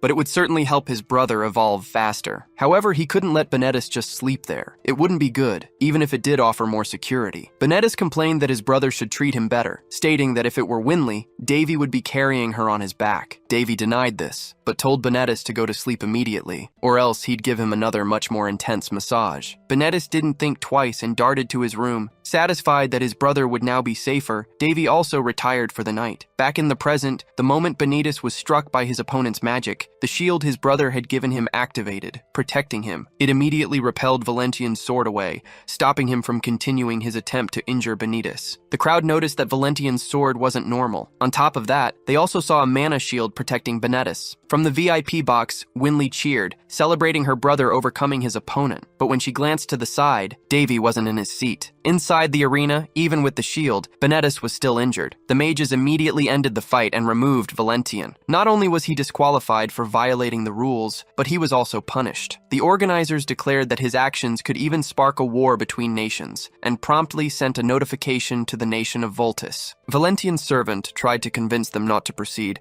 begging his prince to say something. However, Valentian grabbed the servant by the neck and, in an exaggerated display of strength, exploded the poor man's head in front of the horrified terrified crowd. This act, of course, left everyone utterly shocked. After all, no one expected to see a prince publicly execute one of his own servants. What's more, they all thought Valentian had completely lost his mind, and in a way they weren't wrong. Ever since his encounter with Chariot, Valentian hadn't been the same. Seeing the madness that erupted in the arena, some people started fleeing the scene. Prince Valentian had gone mad and was on the verge of a complete breakdown. The organizers knew they had to do something, but realized it wouldn't be easy to contain someone in that state. That's when the protagonist stepped forward. He went over to his younger brother and told him the match was over, and he'd done incredibly well. Benedis mentioned he had created a mana barrier. The protagonist then gave a proud smile. He knew that a mana barrier was a high-level mana ability, protecting its creator from harm. Davy had placed a barrier on his brother as a safeguard, but the main reason Benedis was safe was due to his own growth. Even though Benedis was only 14, it was something anyone would be proud of. Despite his immaturity, he clearly had a lot of potential. Davy had expected his brother to cry and complain about the pain, but Benedis had surprised him. Nevertheless, he told Benedis that he had done enough, and it was now time to rest. Benedis was then carried out of the arena on a stretcher. Meanwhile, on the other side of the arena, a problem was still unfolding. Valentian was causing immense chaos, something the protagonist had to resolve. Some mages tried to contain the Mad Prince, but even using magical attacks, they couldn't handle the situation. Valentian's mind and body were visibly altered. Not only that, but he was far stronger than the mages could cope with. So, they tried to evacuate people while the magical barrier was still intact. However, at that very moment, the protagonist arrived in the arena, surprising the mages who were already there. They urged Davy not to get closer, warning him that the opponent was too strong. Even Winley, seeing the protagonist in the arena, grew worried about him, especially since she hadn't even seen him move to get there. Despite this, the protagonist wanted to deal with the situation. He noticed that Valentian had been infected with something, and remarked that it looked like the enemy had truly taken hold. He then started thinking about how he would deal with him. Valentian grew even more furious upon seeing Davy. As he charged towards the protagonist, the mages tried to stop the prince. However, they couldn't handle the crazed opponent. Valentian then had a clear path to Davy, but then Winley suddenly appeared in the arena, worried about her brother. The protagonist was caught by surprise by her appearance. After all, this wasn't part of his plans. The last thing he wanted was to involve his younger sister. However, Winley wasn't the only one to show up. Ileana arrived right after, pushing the protagonist away from the enemy. Davy definitely hadn't expected this. Up until then, Ileana hadn't even been seen in the arena. She had seemingly appeared out of nowhere. Not only that, but she arrived with the clear intention of eliminating the enemy. Valentian, by this point, wasn't thinking straight and was merely following his fighting instincts, but Ileana knew what she was doing. She unleashed an attack called the Great Mountain Divider, and upon hitting the enemy, she sent him flying. Seeing this, Davy was truly amazed. It was the first time he was seeing Ileana in action. After attacking the enemy, Ileana thought the situation was resolved, but she was surprised to see Valentian still standing. Even though her attack was above average, Valentian wasn't seriously hurt. Not only that, but he looked even more bloodthirsty. But before he could do anything, Ileana launched her attack, striking him from several different directions, aiming to incapacitate him once and for all. She continuously attacked with her blade and hand to hand. Taking advantage of the enemy enduring her blows, Ileana didn't hold back any energy during the fight. Seeing her fight with such energy, some spectators were left speechless. Ileana thought she had finally succeeded. Valentian was seemingly down and unconscious, so she ordered the guards to arrest him for his actions. Winley tried to pull Davy away from the arena, telling him to let Ileana handle everything. Meanwhile, Davy admired Ileana's energy and understood that she was much better than most other swordsmen. However, Ileana saw something others hadn't noticed and called Valentian a vampire. Davy didn't quite understand, but Ileana moved towards the enemy. Even chained, Valentian could move, and with that, he inflicted damage upon himself. Davy observed the enemy's actions from afar, yet he could still perceive what he was doing. Ileana tried to stop the enemy from doing this, but she couldn't get close in time. Because of that, Valentian conjured a blood tide, and those who were close to the attack were the first to fall. Amidst the blood mist, Davy tried to protect his sister. Winley wasn't feeling well, but instead of worrying about herself, she showed concern for Davy. Trying to reassure her, Davy said everything would be all right. He then got up from the ground and asked her to rest for a bit, claiming that when she woke up, she'd think it was all just a bad dream. As soon as he put his sister into an induced sleep, Davy thought it was time to act. Otherwise, things could quickly get worse with this necromantic mana in the air. He was the only one who understood what was happening. Not only that, but he believed that when someone connects with their own mana, their powers start to develop their own personalities. But he had 3 different powers, and each behaved in different ways. Necromantic mana mana was basically a psychopath, making it the most effective to use. On the other hand, regular mana was a tsundere. Even though it seemed difficult to handle, once it developed trust, it worked with the user's will. And finally, there was the most stubborn of all, holy power. This power had no intention of listening to anyone and also had a lazy personality. Therefore, if there wasn't a significant commotion, holy power wouldn't manifest. However, this was commotion enough. Because of this, Davy received the Radiant Blessing, a 4th level holy magic. Now that Winley should be fine for a while, he had time and space to think. He concluded that the enemy had used the Blood Tide, a power that steals the life essence from living beings in the surrounding area. The bad news was that Davy didn't have enough power to save everyone in the arena, but he was happy that Benedis had left earlier. And now that no one was watching, he could handle the situation calmly, without having to worry about hiding his abilities. However, to Davy's surprise, Ileana was awake and still had the strength to get up. After all, a proud warrior like her wouldn't give up so easily. Davy considered this the worst possible situation. He hadn't imagined anyone else could remain conscious in the Blood Tide besides himself. But seeing Ileana de Farron standing, he realized there was indeed a reason she was the new owner of the Divine Sword. However, Davy could only think about how beautiful Ileana looked, even when tired. He approached the princess, and as he touched her shoulders, she flinched slightly. Davy tried to talk to her, asking if she was all right. But despite their perilous situation, Ileana tried to keep him at arm's length. The monster was still on the loose, and Davy only wanted to help. Noticing her resistance, he told her that if she felt well enough, she should leave. But Ileana grabbed Davy by the arm and asked how he wasn't feeling unwell. Davy realized he was cornered. He'd expected Ileana to suspect something,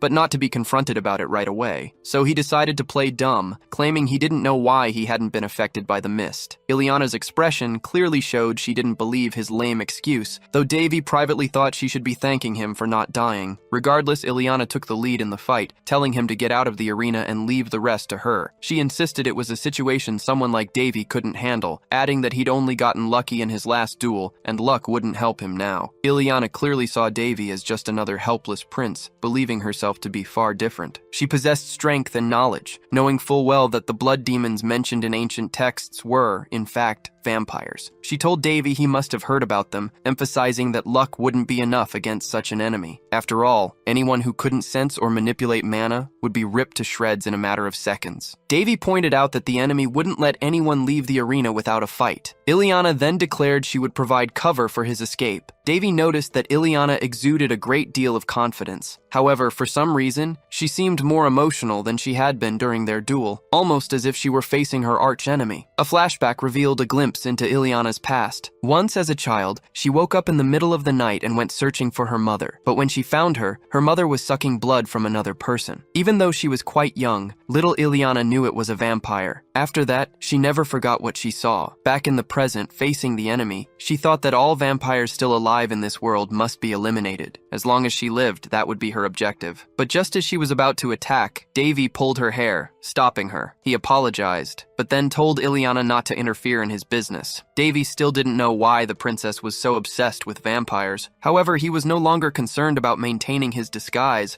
and prepared to fight the enemy. Contrary to what the princess believed about him, Davy actually possessed a great deal of knowledge about vampires. He'd learned about them during his training and probably knew more than Ileana. Plus, he had already faced several vampires before, gaining extensive practical experience. In fact, fighting yet another vampire was almost tedious for him. As he dodged the enemy, he muttered that it seemed to have gotten much dumber compared to their last duel, but Davy wasn't there just to defend himself or dodge. He also intended to attack and eliminate his adversary. With that, he landed a blow that struck at the enemy's very heart. This was an application of the celestial demonic arts, an ability known as demonic blood explosion. After being hit, the enemy not only felt the impact, but was also hurled across the arena. Seeing this left Ileana truly impressed. After all, someone she had judged to be weak had just unleashed an extraordinary display of power. After seeing what just happened, Ileana wondered what that was. Seeing the protagonist use his powers, the princess doubted if it was even humanly possible. Until then, she believed Davy was just an ordinary person, incapable of sensing mana,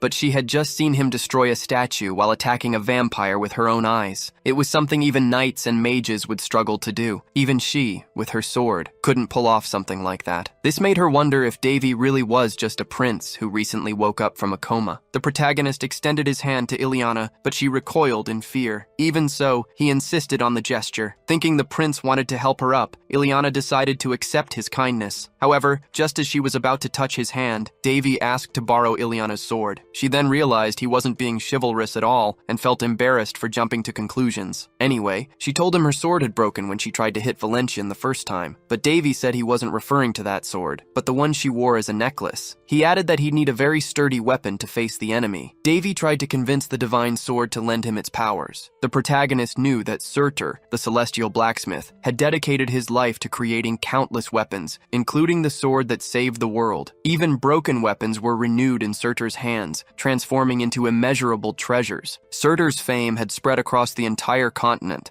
In particular, his 12 infamous swords were scattered throughout the land and regarded as national treasures. But among them, one was the blacksmith's favorite, the sword Caldeirus, the White Guardian. Although it was one of the 12 swords Surtur created, this one held special value. Caldeirus was on a level above the others, as it was forged for a friend of the blacksmith named Heresi, the god of the sword, who poured his own life force into the weapon. This resulted in the sword having its own ego and making conscious decisions, which fascinated some people when they learned about it. However, the protagonist knew the sword's true nature because he had met Heres, and knowing Heres's personality, he knew the sword wasn't easy to handle. Immediately, Caldeirus asked who the protagonist thought he was to just grab it like that. At that, Davy realized the weapon was acting exactly as expected. Since the sword was shrunken, Davy ironically asked if Caldeirus was capable of anything more than screaming like a madman. He added that they'd get along much better if the sword just agreed to work with him. At the same moment, the princess went up to the protagonist asking for her sword back. Davy then said that if Caldeirus kept refusing to fight by his side, Ileana would suffer. Besides that, the protagonist was impressed that even without the sword's power, the princess managed to stand firm amidst the fog, realizing how strong she truly was. However, despite her strength, he judged the enemy as someone Ileana couldn't possibly face and thought it best for her to recognize her limitations before doing something foolish. Amidst all this, despite the state of its guardian, the sword still refused to help. The protagonist then realized he'd have to do it the hard way. He immediately invoked the sword's powers, making it manifest in its true form. Seeing the sword in its true form, the protagonist remarked that Caldeirus seemed to be just as the rumors claimed. Caldeirus, in turn, asked how he managed to do that. Davy said all the sword needed to do was lend him its powers during the fight and leave the rest to him. Next, Davy combined his skills with the divine sword and began calling down lightning from the sky. After that, Davy asked the enemy how much longer he would keep hiding. He saw a rift in front of him and declared it was time for the villain to show himself. But upon seeing a mere bat flying toward him, he said he'd expected more from a vampire. After all, he thought he was dealing with an advanced species. At that, the small bat transformed into a female vampire. Davy then said he already knew her, calling the vampire Miss Maid, confirming she was surely the queen's servant. Seeing him, the vampire woman said she had thought someone was backing the prince when her subordinates were taken out, but now she realized he had acted alone. Sarcastic, Davy tells her he's really amazing, but he tells her not to be shy and to come closer, because he can't stand having to look up all the time anymore. Not only that, but he adds that if she stays up high for too long, she might end up revealing more than she intends. Shirley, in her vampiric form, becomes incredibly irritated by these provocative comments. However, this was exactly what the protagonist wanted. Immediately after,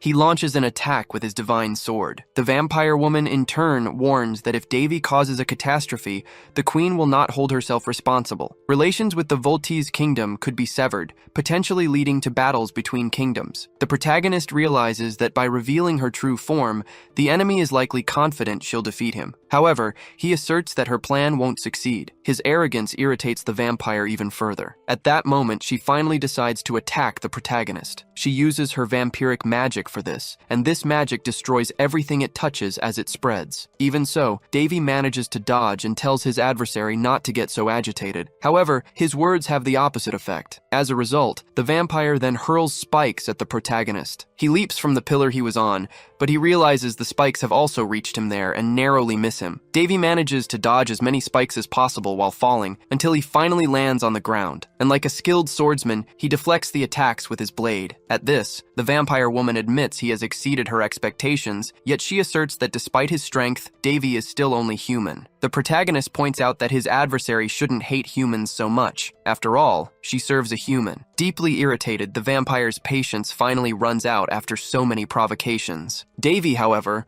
argues that this is a trait of vampire lords. After all, they are as irritating as they are strong. Not only that, but they are also one of the strongest species, born with immense power, and upon awakening, they become leaders. If it weren't for their natural enemy, the Great Elf, they would be impossible to defeat. A flashback reveals that in the protagonist's past, the sword god had revealed he used to irritate vampires before striking them. This tactic destabilized his adversaries, making them easier to handle. He also revealed that vampires were especially proud, so the higher their rank, the easier it was to wound their egos. Back in the present, the protagonist muses that the Farron Empire held great faith in Harisi, and he wonders how they would react if they knew Harris's true nature. Then, the protagonist returns to the fight. After dodging a few enemy attacks, he counterattacks with his sword. However, the vampire uses a magic shield to defend herself. Not only that, but she doesn't employ just any ordinary defense. Instead, it's a blood shield. Calderas remarks that he's likely facing a countess. Although her rank isn't very high, she's a pureblood and could easily challenge a lord. Hearing this, the protagonist declares that there's no alternative but to defeat her right now. Calderas, however, questions if he can truly do what he says. Davy replies yes, and then asks if the sword itself is afraid. Before he can hear the answer, he is attacked. Shirley states that people who pretend to be calm in situations like this always meet the same end. She adds that the girl who received the divine sword, despite her strength, lost consciousness. Furthermore, she intends to defeat the prince and leave him minimally intact, as she needs to present his body as proof of her efficiency. She then attacks Davy, but the protagonist has no intention of making things easy for his enemy. Not only that, but instead of standing still and waiting to be hit, he advances directly towards his adversary. Witnessing Davy's actions, the vampire woman claims it's sheer foolishness and tries to strike him once more. However, the protagonist not only dodges the attack, but also manages to get behind the vampire. He takes the opportunity to scoff at his adversary, claiming she knows nothing, especially when it comes to swordsmanship. The protagonist reflects that swordsmanship is an art that goes far beyond simply swinging a sword repeatedly, and drawing upon all his training, he uses Calderas' skill against the enemy, sending her into despair as she realizes she cannot dodge it. She is immediately struck squarely and crashes to the ground like a meteor entering the atmosphere. After the attack, the surrounding scenery changed so much that the protagonist himself was amazed by what he had done. Calderas tried to say something about his past, but Davy interrupted him. He said that thousands of years had passed since Calderas' creation, so he didn't want to hear his whole story. Ultimately, instead of talking, he truly wanted to end this fight. The protagonist thought that even if he wanted to, the sword wouldn't believe he was a disciple of its first owner. Calderas realized that the vampire had decided to flee. Davy said it wasn't a good idea to follow her now. The sword remarked that even for it, this tide of blood was nauseating. Fortunately, the mist would no longer spread, as the explosion had shattered its source. However, there were still bloodstones remaining in the area. The protagonist knew that people affected by the tide of blood usually died or became infected. If these infected weren't eliminated, they would infect others. For now, the mist was confined to the arena. If it wasn't fully contained, it could spread outside and cause panic. With that, Calderas told the protagonist he was lucky not to have been hit by something so corrosive, noting that despite his youth, he was clearly skilled. Davy replied that, in a way, that was true. Furthermore, he knew it would take some time until he could awaken the blade's aura, as his strength hadn't formed through a common method like other people's. When someone possesses wisdom and proficiency,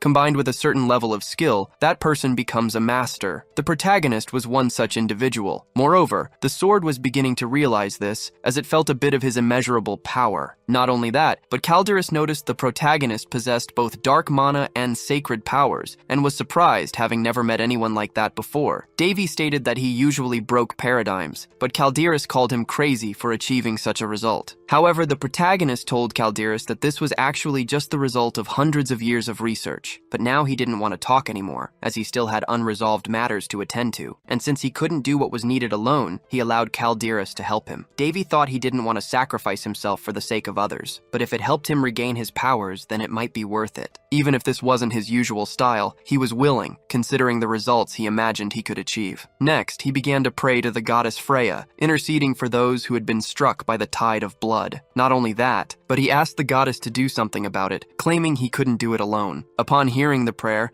Calderas asked if that was how one requested help from a deity. Not only that, but he noticed the protagonist wasn't accustomed to doing such things. Davy had been affected by Daphne's sanctity, and learned that the foundation of his power wasn't the faith that supported the gods, but rather the understanding of that very faith. To be exact, it wasn't about receiving the gods' love, but their curiosity. Since some were wounded, he intended to use the sword to save them. Therefore, he only asked Freya for permission to do so. Indignant, Calderas declared that no deity would listen to such a poorly made prayer. However, Devi countered that the sword knew nothing about the gods. He claimed that the gods' love wasn't given to those who called themselves devout, but rather to those who acted to receive divine curiosity. As Calderas had said earlier, nothing could be done about the life force absorbed from people. Thus, the only alternative was to fill the crystal with an even greater power. He was referring to the greatest form of sacred magic, used only with divine blessing, created by Saint Daphne, who wielded the most powerful sacred magic of all time. And he claimed that gods liked crazy people, especially those who were completely out of the ordinary. Immediately afterward, sacred magic manifested from the heavens. It struck Calderas and the protagonist. The sword was utterly surprised by this, as it was a rank 9 power. Not only that, but it thought it couldn't resist such immense power, and it claimed the protagonist was trying to destroy it. But in reality, it was the opposite. Since he couldn't receive so much power himself, the protagonist used the sword as a receptacle, and now he intended to use this magic to heal the inner arena. Not only that, but the power was so strong that people far from the arena could see a strong, shimmering light. It shone brighter than the sun. Moreover, the protagonist was embraced by celestial wings, and his wounds were healed instantly. Furthermore, the dark magic crystal shattered, and with it, evil dispersed. Davy remarked that the explosion was so strong, he felt like he'd been run over. He also teased the divine sword, saying it had survived after all, but added that it must be quite exhausted. However, despite wanting to maintain control, the protagonist felt something in his back and began to lose strength. As he fell to the ground, something appeared before him. Davy could somehow see his own attributes, like in a system window, and noticed that some things had changed. He also noticed he'd been nicknamed a crazy person, and wondered if Freya wasn't exaggerating with that description. From above, the being he believed to be Freya simply offered a gentle smile, as she had, in a way, seen something interesting in the protagonist. A while later, as he tried to remember what had happened, he wondered when was the last time he'd had such a deep sleep. For the past 6 months, he hadn't been able to sleep without worrying about something. Somehow, he felt this sleep had helped clear his mind a little. Waking up, he found himself facing Winley. She told him Davy had been taken to a lodging in the Phyllis Duchy and asked how he was feeling. After getting up, he asked how long he had slept. His sister replied that he'd been out cold for 2 days, and she'd been so worried, thinking he might never wake up. At this, Davy realized his sister had been truly worried about him, and considering what had happened the last time he'd passed out, it wasn't surprising. Then, Winley mentioned she'd had a strange dream where she was in a red mist, and her brother had saved her, but she was doubtful about it, so she asked her brother what really happened that day. Winley also mentioned that while she was examining Davy, she discovered something, a mark on his back, which she identified as a stigma, about 3 handspans long, large enough that it couldn't be ignored. In a way, this surprised him, but he soon realized that the pain he'd felt earlier was this very stigma being etched onto his back. This had never happened before. However, he knew Freya was responsible, and wondered if she really needed to draw such a large stigma on his body. Winley explained that, in fact,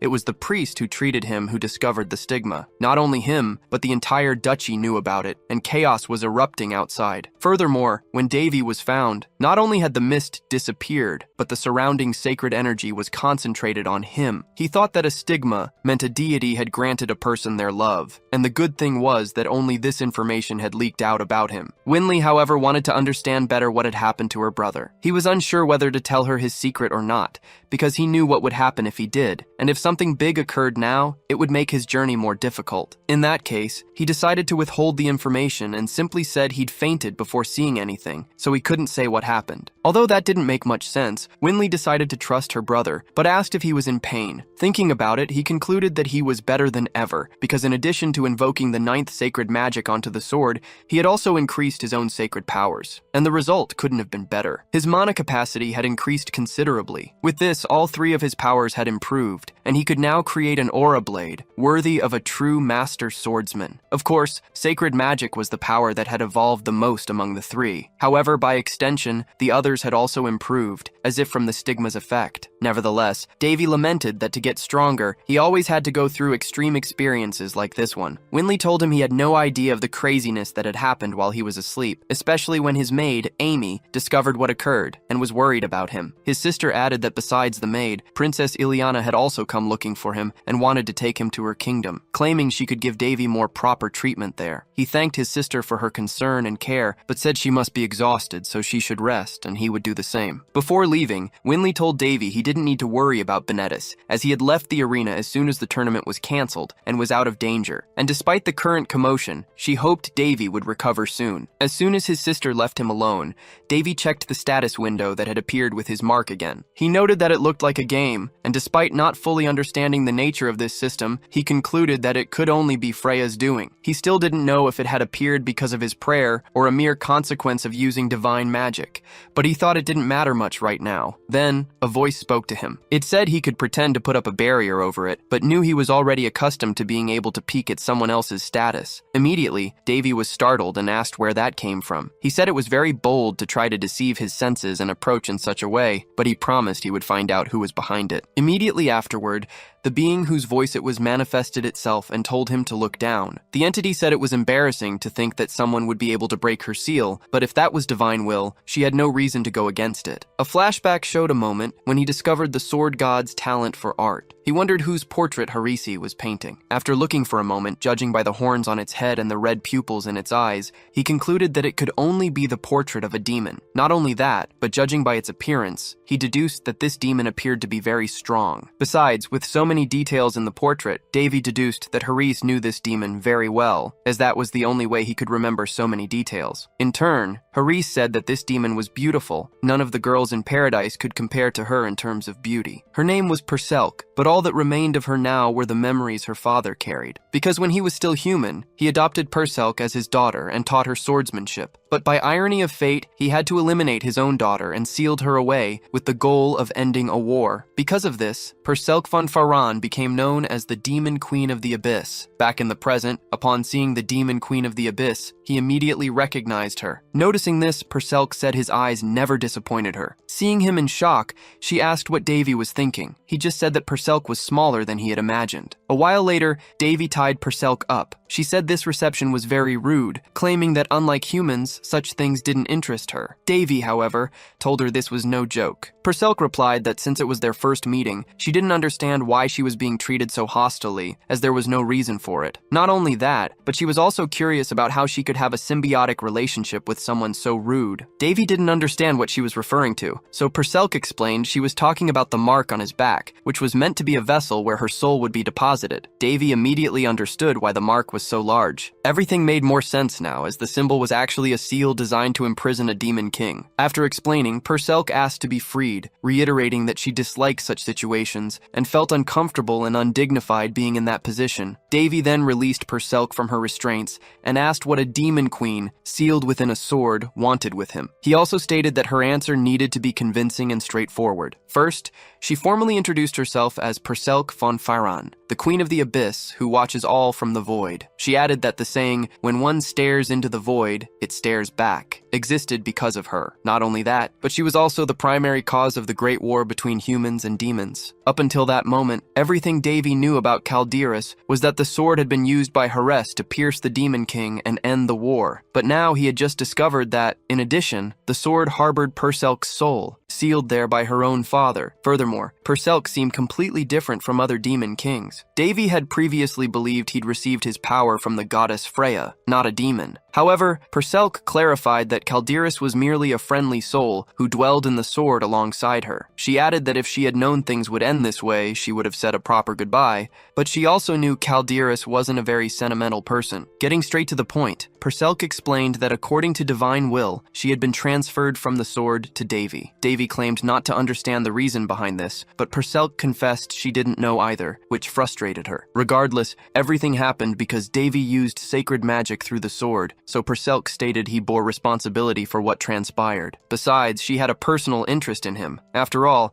Davy was the second person to successfully unlock the divine sword's full potential. Speaking of which, Perselk asked if Davy had ever met Hares. He replied that he had, recalling that Hares always said Perselk could return. The Demon Queen was pleased to hear that her father spoke of her frequently, instead of keeping it a secret. Davy remarked that people needed to learn to hide certain things from each other, and questioned why one would lie to a demon king. In turn, Perselk wanted to correct something about herself. She affirmed that she wasn't the one peering from the void. She had merely borrowed the will of a greater being. She was referring to the status window, and she believed humans customarily called this the Great Divinity. Hearing all this, Davy couldn't believe that a being as powerful as Perselk communicated in such an infantile way. He also wondered what a divinity emanating sacred power expected from someone like him. Perselk, in turn, suggested they take a walk, claiming Davy could use the opportunity to show her how interesting the world outside was. Davy asked what he would gain from it. Perselk replied that he had already gained something, as he had received her powers. She asserted that with the system window, he had become capable of acquiring even more abilities. Davy realized Perselk knew much more about him than he had imagined, and he couldn't ignore that fact. In any case, Perselk claimed it had been a very good trade for him, and she was eager to see how Davy would reciprocate. Davy thought Perselk's powers were quite tempting. He didn't even consider giving them up. So he agreed to do as she wished. Not only that, but he had also accidentally gained someone who could hear his secrets without suffering consequences for it. Sometime later, the grand event of the Duchy of Feliste, which was originally supposed to be a fencing tournament, had turned into a celebration following a sudden attack. Amidst all this, Davy became the center of attention due to rumors about his stigma. Because of this, he barely managed to leave his quarters. Perselk, in turn, pointed out that Davy had saved everyone's lives and asked if it wouldn't be better to tell everyone the truth instead of hiding. After all, by looking at the stigma, they would see someone who had received a physical manifestation of divine love. Davy knew that in the past 400 years, only 3 saints had appeared, and a stigma was even rarer, so revealing himself publicly was out of the question. With that, he went to the twins and asked them to pack their bags immediately. He stated that instead of having to explain himself, he simply wanted to leave this place and go home. Winley agreed, reasoning that they hadn't committed any crime and therefore didn't owe anyone explanations. Besides, this wasn't even sacred territory. Davy, in his thoughts, believed that in reality, perhaps only for a short period, this place, along with half the city, truly was sacred territory. Nevertheless, fleeing when things got complicated was the best plan. Mid-escape on their way home, Perselk asked if it would be all right to just leave like this. After all, some people would probably follow him all the way to his homeland in search of answers. Davy replied that it would be fine, as long as something bigger than him captured people's attention. Sometime later, Ileana received news of Davy's escape. She was furious, claiming that Davy had not only left a huge mess for her to sort out, but also left a misunderstanding and fled with his siblings. He had told people that he dealt with the enemy after awakening the sacred sword, and that the stigma appeared due to the powers hidden within it. Ileana, however, insisted that all of it was nothing but a big lie. Seeing the princess so irritated, her maid thought it had been 10 years since she started working with Ileana, and wondered what would happen if everyone discovered that the true face of the cold and powerful princess was actually a rebellious and aggressive girl. Ileana, in turn, told her maid to ask the knights to prepare immediately. On the way back to his homeland, Davy saw his siblings sleeping side by side. He thought that, like this, they even seemed to get along quite well. It was good to see them without fighting, even if it only happened when they were asleep. Amidst this, Perselk asked if he regretted what had happened with Calderus. She mentioned that besides its current owner, Davy was the only one who knew the true nature of the divine sword, or perhaps he was the only one. She believed he should be its true master. Davy wished he could, but he knew he wouldn't be able to use such sacred powers until he recovered his original strength. As tempting as it sounded, he wasn't the type of person who stole, so he wouldn't try to take the sword from its current owner. Besides, he claimed it didn't quite suit Calderus's personality, and he wasn't keen on using such large and heavy swords. Not only that, but he had another sword in mind that he wished to possess. Judging by his expression, Perselk concluded that Davy had a plan. She admitted she didn't know everything, and even when she looked deep into Davy, there were still parts she couldn't access. But putting that aside, Perselk asked what he planned to do when he got back home. She said that with the stigma, Davy's enemies wouldn't be able to move freely, so finishing them off right now would be the best option. Davy claimed he wouldn't do anything without being well prepared. Besides, the opinions of the nobles led by Duke Barrietta held a lot of influence in the kingdom, unlike Queen Linus. For the same reason, the royal family couldn't punish the nobles carelessly. Defeating them one by one would take too long. This situation had only fueled the queen's arrogance. However, Davy had already thought of a solution. After arriving home, everyone was called to speak with the king. Benedus apologized for what had happened, but the king stated that none of it was his fault. In fact, the king blamed the Voltes kingdom for opposing the Union of Nations, and felt relieved that Benedis had returned safe and sound. The king had also heard about the stigma. In turn, Davy explained that despite being unworthy, he had somehow piqued divine curiosity and earned the mark. Unlike the king, the queen didn't like hearing that at all, but she tried to maintain her composure, no matter how difficult it was, even claiming to be happy about the prince's achievement. The king then stated that this matter could not be taken lightly. He ordered a letter to be sent to the Voltes kingdom, reiterating the request for union. He told the twins to go rest after their long journey, but he asked Davy to stay a little longer. In turn, Davy said that nearly half a year had passed since His Majesty last called him for a talk. To be precise, this was the first time they had met properly since he woke from his coma. The king asked if the prince held any grudges because of this. Davy felt he didn't have to lie anymore, but he also didn't think it was right to say everything he felt at that moment. In any case, he understood that his father had looked after him through the chief chamberlain. The king thought that there wasn't a father in the world who wouldn't notice such a drastic change in their child. And although he didn't consider himself a good father, he had noticed Davy's transformation. That's why he agreed to talk with him after such a long time. The last time they had met, little Davy had begged his father to save his mother,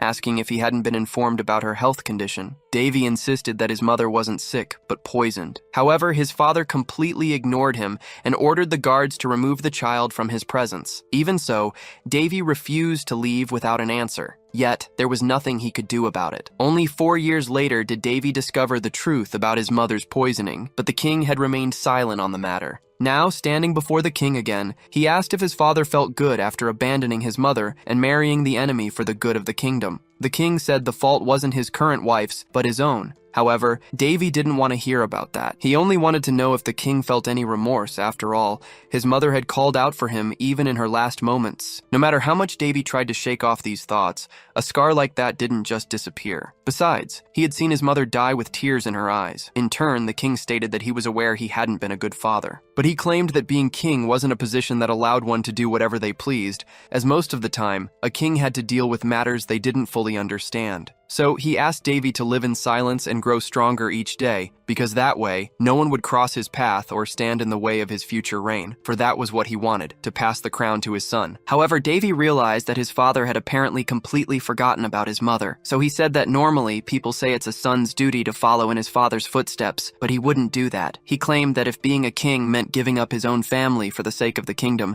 then he didn't want to follow that path. And even though many people coveted the crown, Davy asserted that wasn't his case. Therefore, he stated that the king could pass his crown to someone else. After all, he refused to accept that title, even if he were forced to. After leaving the royal hall, Perselk remarked that Davy could be rude when he wanted to be. He replied that it was necessary, and no matter how much she could see into him, certain things never changed. Besides, Davy said he had been able to realize what he truly wanted. After returning to his quarters, he asked Amy not to let anyone bother him for the rest of the day. Then Davy went to his room's window and prepared to leave on a mission, declaring that it was time to enter the rabbit hole. Sometime later, in the kingdom of Raun, owned by the Black Moon Guild, it was reported that Shirley had disappeared. Not only that, but the organization's leader stated that some of her subordinates had also gone missing a few days prior. According to the report, they had failed to eliminate the Roan princes. One of the guild members remarked that there was apparently nothing special about being a Class A intelligence group dispatched by headquarters. The guild master warned him to be careful talking if he wanted to stay alive. However, the man retorted that the missing woman's identity was still uncertain. What's more, he didn't believe some brats could have caused so much trouble. As a true guild member, he would go after the boys and Shirley too. After all, something like this could only be done by a real assassin. The leader's servant asked if it was all right to let this happen. The leader, in turn, said that the man's arrogance would be his downfall, so he let him go. Not only that, but he added that despite being labeled Class A, Shirley was far more powerful than that. Most of the organization didn't know it, but Shirley was a much more dangerous woman than she appeared. However, he couldn't understand how such a woman could fail in an attempt to eliminate defenseless children, only to disappear immediately afterward. He thought he needed to leave, but he wondered why no one was responding to his calls. Just then, the guildmaster realized something was wrong and tried to do something about it. Immediately, however, a blade hovered at his neck,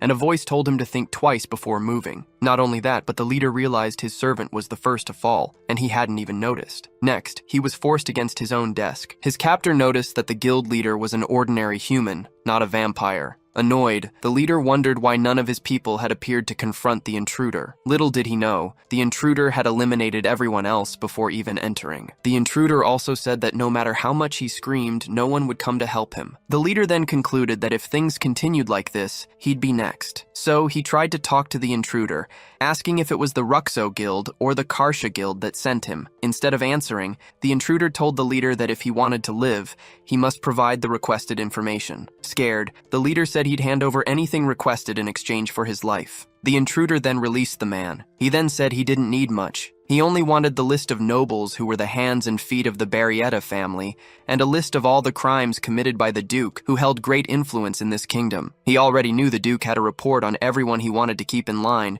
and that those reports were hidden there. The leader tried to flee, but with just a finger, the intruder threatened him, saying he'd only warn him once. At this, the leader concluded he was dealing with a master assassin. The intruder said he was an expert at sensing lies, so trying to deceive him wouldn't be a good idea. Then he asked what the guild leader's next move would be. Sometime later, the intruder appeared with the requested documents. It was Davy himself, disguised. After seeing the list, he concluded there was a lot of information there, but some of it might be false. But there were still other guilds to explore, and he thought he could corner the nobles if he gathered all the reports about them. Perselk said it seemed a bloodbath was coming soon. Davy didn't think that was a bad idea, but he knew he needed to act cautiously. After all, no matter how prestigious a noble is, they'll always have political enemies. Just like his late mother's knight, Marquis Petrice, one of the 3 sword masters of the Round Kingdom. Upon reading a letter, the Marquis fell into despair and immediately went looking for his butler because he'd discovered something terrifying. With this, Duke Barrietta would become the person who helped cut off his own arms and legs. Davy said tonight's concept was a night visit. Perselk then asked what his main objective was. The protagonist said she already knew the answer. He wanted to protect his family, have food and a place to live, avoid difficult situations, and live a long, healthy life. Perselk said it was strange to hear a prince say that, as it was exactly how he lived right now. In that case, the protagonist said she needed to know one thing. He'd be leaving the kingdom soon and going to a small territory he was given as a member of the royal family. There, he'd build his future. What's more, this territory was in the most advanced city on the continent. Revenge was something he'd pursue along the way, but it wasn't his main goal,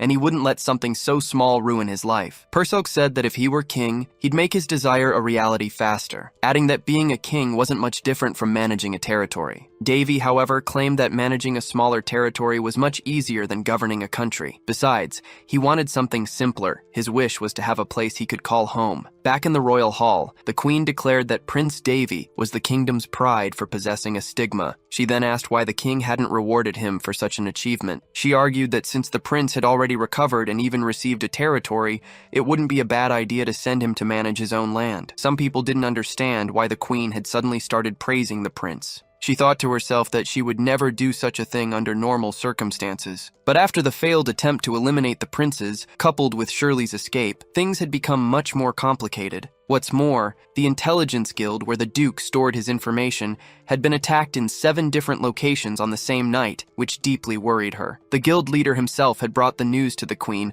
claiming they were attacked by a monster that was impossible to defeat or even locate. As a result, the queen's fear only intensified, as she knew what could happen if the information she was hiding fell into the wrong hands. After all, she could be accused of trying to rebel against the crown, and the documents proved it. On top of that, she was starting to distrust Marquis Petrice. She suspected he might be supporting Prince Davy against her, and in that case, the solution was simple: get rid of the Marquis. However, since she no longer had Shirley to assist with such a task, the best she as queen could do was try to remove the prince from the royal palace. She had suggested distancing the prince, but hadn't expected the king to agree so easily. Yet the opposite occurred. The king argued that it wasn't right for an adult, uncrowned prince to continue living in the palace, so he called the chief chamberlain to prepare the prince for his departure. Surprised, the queen wondered what the king was thinking. Sometime later, the protagonist was summoned to speak with the king, but he wasn't surprised. He knew that sooner or later, the kingdom would recognize him as a threat and decide to remove him. The king told Davy to go to his territory and develop it to prove his worth. Perselk commented that the king was probably afraid his son would rebel,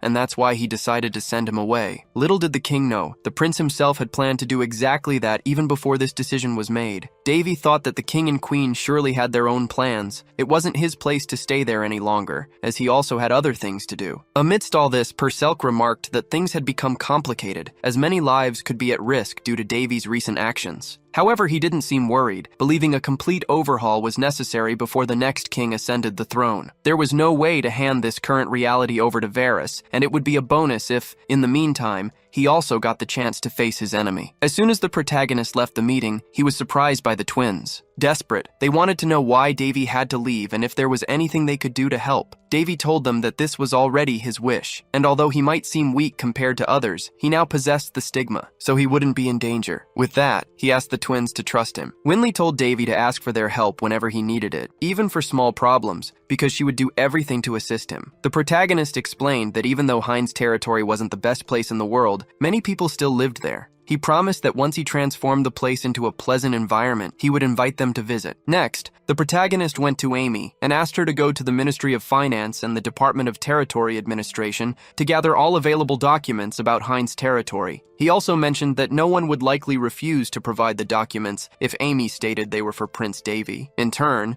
Purcell commented that the protagonist seemed to believe he was invincible. She found the situation quite interesting. She also mentioned that her mother loved eccentric things. What's more, even with his great powers and abilities, she noted that Davy hadn't become an insufferable, arrogant person. At this, the protagonist asked if she was feeling empathy. Purcell replied that Davy was quite passive compared to her mother, so it was possible she genuinely felt empathy for him. Not only that, but she told him to feel flattered because the Demon Queen had become his fan. In a way, Davy said, that was an honor. Sometime later, Amy appeared with the few documents she had found. Even though there were only a few, the protagonist understood that the territory was a remote village. And, thinking about it, maybe that was for the best, as he'd have more freedom to develop it. He was eager to pioneer this new place, and not just him, Purcell was too. However, she took a look at the documents and discovered that Heinz territory was a cursed land. But she wasn't surprised. After all, a territory wouldn't be given to Davy without some kind of catch. The protagonist couldn't disagree. Not long after, all the preparations for their departure were complete. Amy asked if everyone who was going with Davy was already there. He replied that he didn't have many allies, since only a few had sworn an oath of loyalty. Next, Marquis Patrice introduced himself to the prince. He told Prince Davy that leaving the palace now was the right decision, adding that even though he wasn't a crowned prince yet, that could change in the future. The Marquis also remarked that Davy had grown up quite a bit, and if his mother were still alive, she would undoubtedly be proud of him. Davy disagreed, stating he was a dishonorable son. However, the Marquis countered that if that were truly the case, he himself would have to be buried alive for failing to protect the prince. Davy had actually discovered Patrice was an ally when he invaded the Marquess's home and found evidence Patrice had gathered about those behind his mother's assassination. Patrice then told Davy to contact him if he ran into any trouble, assuring him he would help as much as he could. Davy pointed out that if rumors spread about the Marquis helping him, it would cause absolute chaos. Patrice, however, replied that if he didn't help the prince, his vows would have been meaningless. In that case, Davy stated he would turn the small village into his new home and hoped the Marquis would continue to fulfill his duties from within the palace. Davy liked the idea of having an ally inside the palace, hoping that in his absence, the Marquis wouldn't give his enemies a moment's rest. However, he still wanted to be the one to deliver the final blow himself. Davy then mused that it would usually take a full day to reach the territory via a mana portal, but since this particular location was close to the capital, he wouldn't have any trouble getting there by carriage. As they traveled, he watched Purcell, thinking she truly was like a sleeping beauty. It felt like the days he'd spent with her had flown by. He also noticed that Purcell loved to sleep, and he wondered if her small stature was due to her magical powers being so weak. Meanwhile, the little one was using his leg as a bed, and Davy gently covered her with a warm jacket. Outside, a knight announced that they were almost there. Soon after, Davy spotted the territory ahead. The territory, Heinz, was located in the east of the kingdom. It was an arid land with little more than sand for miles around, a place where only monsters seemed to thrive. Its only advantage was that the main road to the capital passed through it. If these roads were improved, the territory could become a vital transport hub. However, this was no ordinary territory.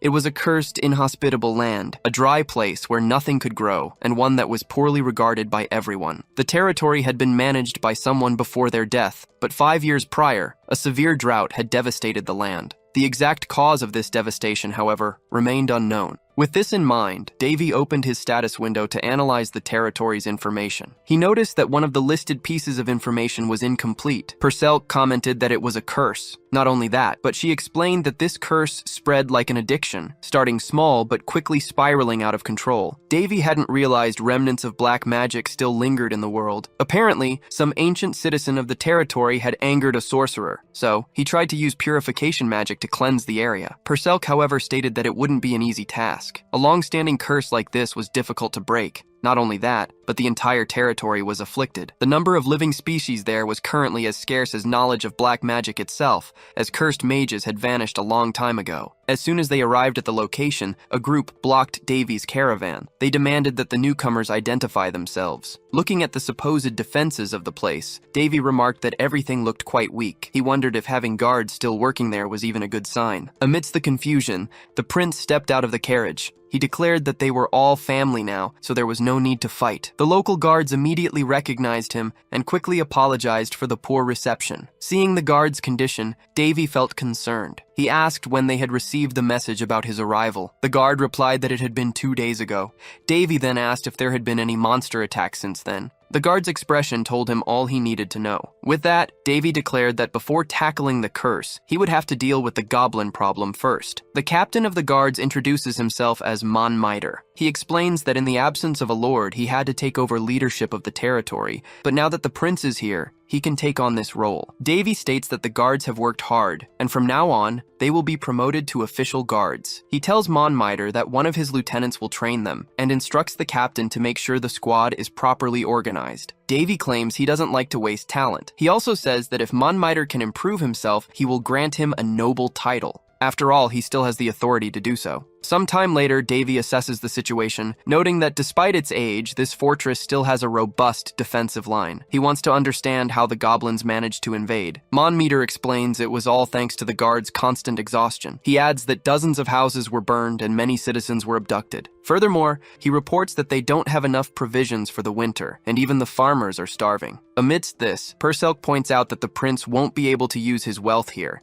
and even if he fixes the castle walls, it will only last 2 years at most. Davy jokes that if she keeps this up, he'll promote Perselk to his secretary. She refuses because that would mean less time to sleep. Regardless, Davy doesn't have much else he can do. He then gives some money to the guard leader and asks him to buy as many materials and provisions as he can. Amy, who accompanied Davy to the distant territory, speaks up, asking how he still has so much money. Davy makes up some excuse, but he knows he actually stole it from the intelligence guild. Perselk reminds him that there's no justice in being a thief, but Davy tells her to go to sleep instead of lecturing him. Bernil, who left his position as palace butler to accompany the prince, offers to help with the purchases. He is a relative of the Chamberlain Besfus and says he will make sure to get everything His Highness needs. In that case, Davy tells them to act quickly, ordering that only a minimum number of guards remain there while the rest should gather with the knights. Outside, Davy set up a platform to address the residents. He formally introduces himself as the new ruler of the territory. He states that he's already aware of the goblin abductions, and although some people feel the urge to pursue the enemies,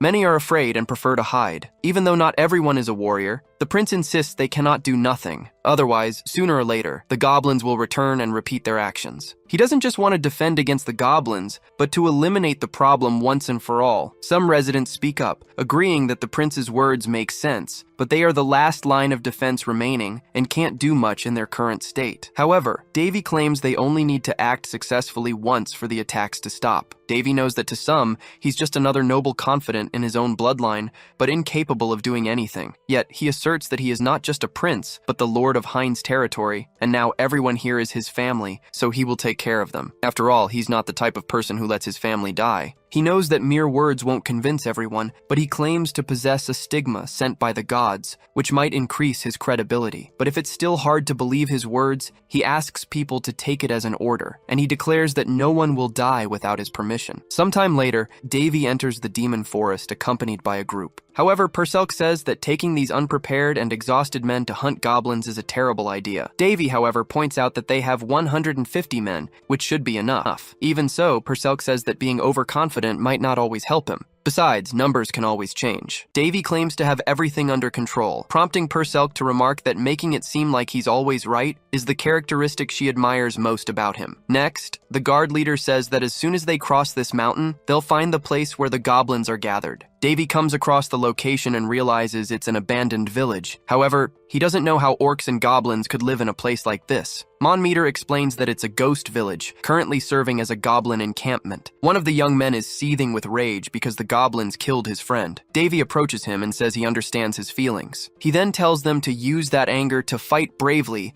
and eliminate their enemies, and by doing so, to honor the dead, avenging them. Davy admires their attachment to those who are gone, even if they were friends and not relatives. With that, he says he's found the right territory. He then attacks first, firing an arrow. An unsuspecting goblin notices the arrow too late and is immediately struck by it. Not only that, but the arrow was covered in flames, causing a fire to break out in the area. The guards panicked, as they thought they would be making a surprise attack, not a frontal assault. However, Davy calms them down, assuring them that he won't let any of them perish. Upon seeing where his arrow landed, Davy celebrated. He had used an arrow crafted by the philandering god of the bow, the same deity who had mastered all Apollonian skills. Now, it was serving its purpose in this attack. Although it seemed chaotic, this wasn't an ordinary skill. It was originally designed to be used as a trap during wartime, but the protagonist had to use it now. After all, he wasn't the kind of person to back down over trivial matters. With that, he prepared for his first action as a lord, blessing all his companions with battle buffs. Perselk asked if it was right to use magic on these men. Davy replied that either way they didn't even know they'd been affected by magic. All he needed was for the men to feel motivated to fight. Now that everyone was blessed, the protagonist stated that soldiers elsewhere wouldn't receive such special treatment. Not even the paladins of the sacred kingdom of Balshaz had this, as only a saint or a pope could use level 7 sacred magic. Davy gave them permission to unleash all the resentment they had held against their enemies until now. He imagined he had always wanted to do this. Then, he ordered everyone to advance. The protagonist had no idea of the guards' thirst for revenge, but seeing how they were acting, he could only conclude they had been eager for this. All the guards were in a state of ecstasy, and the goblins, who usually terrorized humans, were now feeling that very same fear firsthand. It didn't take long for them to be cut down. The guards, who had previously lacked confidence, now realized they were capable of fighting. Davy noticed that in a short time, the battle had actually turned into a goblin massacre. He let the guards vent their rage while he stayed on the sidelines, acting as support. Soon he healed those who had been wounded. He also reminded them that he hadn't authorized any deaths, so they needed to be careful because they weren't invincible. However, he added that anyone who got hurt would be healed, so they didn't need to hold back. Seeing such a vast disadvantage on the enemy's side, the protagonist almost felt pity for the goblins. Regardless, it didn't take long for the guards to finish them all off. Not only that, but they also thanked their new lord. However, the protagonist wasn't used to such praise and felt quite awkward, so he told them it was too early to celebrate, as there were still people to rescue and he needed to find them. As he walked, the protagonist reflected that his intention had only been to eliminate the guard's fear, but this had resulted in an unexpected effect. Now, everyone admired him perhaps a bit too much. The next day, before the subjugation, the guards seemed prepared for a holy war, even though they were only going to eliminate goblins. However, their lord only called 10 people to help with the mission, leaving some disappointed as they had also wanted to participate. The guard leader remarked that their lord was just a boy who had recently turned 16, and he probably thought Davy was simply enthusiastic about his first victory. He believed it wouldn't be long before Davy understood how things truly worked around there. Soon after, the young guard was surprised. He saw their lord returning safe and sound with the rest of the group. Both he and the other guard were left dumbfounded. After all, they realized that with just a few people, the lord had managed to subdue the remaining goblins in a short amount of time. The protagonist sensed that some people might think the guards who accompanied him had been hypnotized or something similar, but he just wanted to make sure everyone returned safely. Perselk warned that if this continued, they might end up developing a pseudo-religion or something similar. However, Davy stated that there were still some goblins left, so he would have to continue with the expeditions. While he took some with him, others would stay behind and prepare for winter. He thought everything would return to normal in a few days, and the excited guards would calm down. At least that's what the protagonist believed at the time. After that, rumors spread far and wide, and he gained the reputation of a saint among the people. Not only that, but some guards even started escorting the lord as if they were priests of a religious leader. Thus, this became the first time the protagonist regretted something since waking from his coma. Anyway, way, the protagonist earned the people's trust, unlike many others, and that's important to him. According to Astria, the king who conquered the Palladian Empire on the continent of Bord, and also the man who taught Davy how to use a spear, even when governing a small territory, a ruler deals with people, not cattle. Therefore, people need to willingly follow their leader. Even though Davy didn't learn much about politics from Astrea, he sympathized with his words. While he was going through the territory's documents, Perselk appeared and asked how things were going. The protagonist mentioned that some of the information was ambiguous. Perselk then noted that if he could break the curse, he might be able to turn the territory into something decent within 5 years, but it would take another 20 years to really improve the place. After all, simply breaking the curse affecting the land wouldn't make it instantly return to normal. Perselk said she had a clear opinion on the matter. She explained that the territory lacked an underground river system, which severely limited its resources. Not only that, but due to scarce harvests, there was no more livestock, so eating meat was out of the question. The coins he had managed to acquire might be a temporary solution, but the local lack of funds was a serious problem that needed addressing. Davy pointed out that the territory had no way to profit, meaning there was no way to earn money. However, he believed there were other ways to solve this financial issue. He noted that a large number of young adults lived in the region. He suggested they could be put to hunting monsters, turning that into a form of income. The second option was to create a special crop, but that would require treating the land first. And then there was the option of bartering, though they'd essentially be trading diamonds for grain. Perselk countered that this solution required other territories to negotiate with, and currently, they had no options, let alone products to trade. Davy, however, wanted to analyze the territory himself to be sure, convinced he would find something. He was willing to use whatever was available, no matter what it was. As he searched, he recalled that his dream was to own his own building. Right now, though, he only owned a pigsty. Yet, he remembered these lands were once fertile. The previous owners abandoned them, and then a lord took possession. Davy knew that somewhere there was a mage's hideout, and that mage was responsible for the curse. He wanted to find them to undo what had been done. However, he hadn't yet replenished his divine power, so it would be difficult to undo such a powerful curse without his full abilities, especially since he lacked power reserves. He even considered asking to borrow Calderis again, imagining he could convince the princess with some random excuse. Perselk, however, didn't recommend he try that. In that case, Davy stated there was only one alternative left. He then said there was something right here, practically begging to be used. He then placed his hands on the ground and performed a curse rearrangement. Perselk said she had never seen magic like that before. The protagonist mused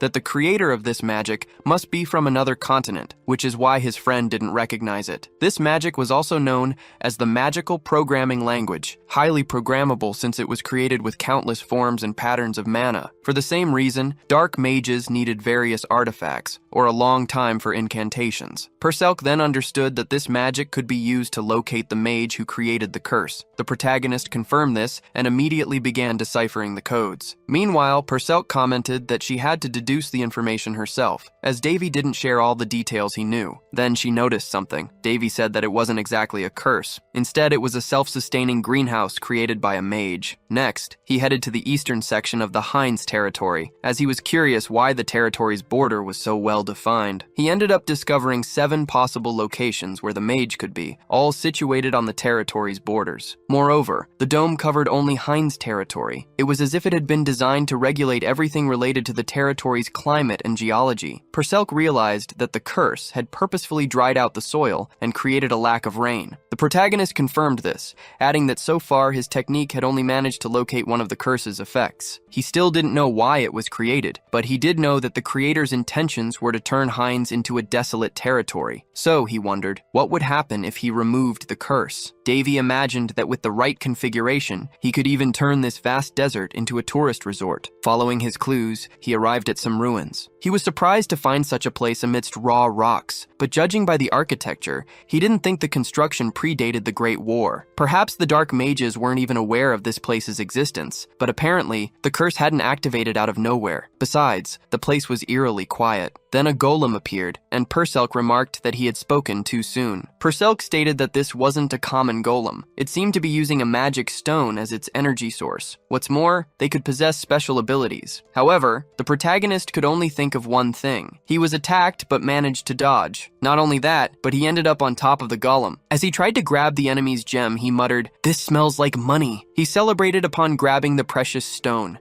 claiming it was his lucky day. Meanwhile, on the city walls, some guards were enjoying the peaceful atmosphere while the Lord explored outside. The truth was, no one had expected Davy to be so helpful. Currently, no noble dared to visit such an inhospitable territory. What's more, the people who managed to leave and reach other cities were often treated poorly by everyone else. The only thing the kingdom had done for this territory was to stop collecting taxes, since the inhabitants barely had enough to eat, let alone pay tribute. And amidst all this, a young man was sent here. Some people whispered that Davy was only sent here because he'd been demoted in a power struggle, which made some of them distrust him. However, there wasn't much they could do about it. After all, Davy was the only one willing to help. Besides, before his arrival, they were facing the biggest wave of goblin attacks yet. If it hadn't been for his help, they wouldn't have lasted much longer. Before that, goblins had managed to breach the fort's defenses and even abducted some people. The guards, who could barely protect the place, weren't able to rescue the missing people. In the midst of this chaotic situation, the prince and new lord appeared, raising doubts about his approach. Some thought he would punish the head guard for doing a poor job,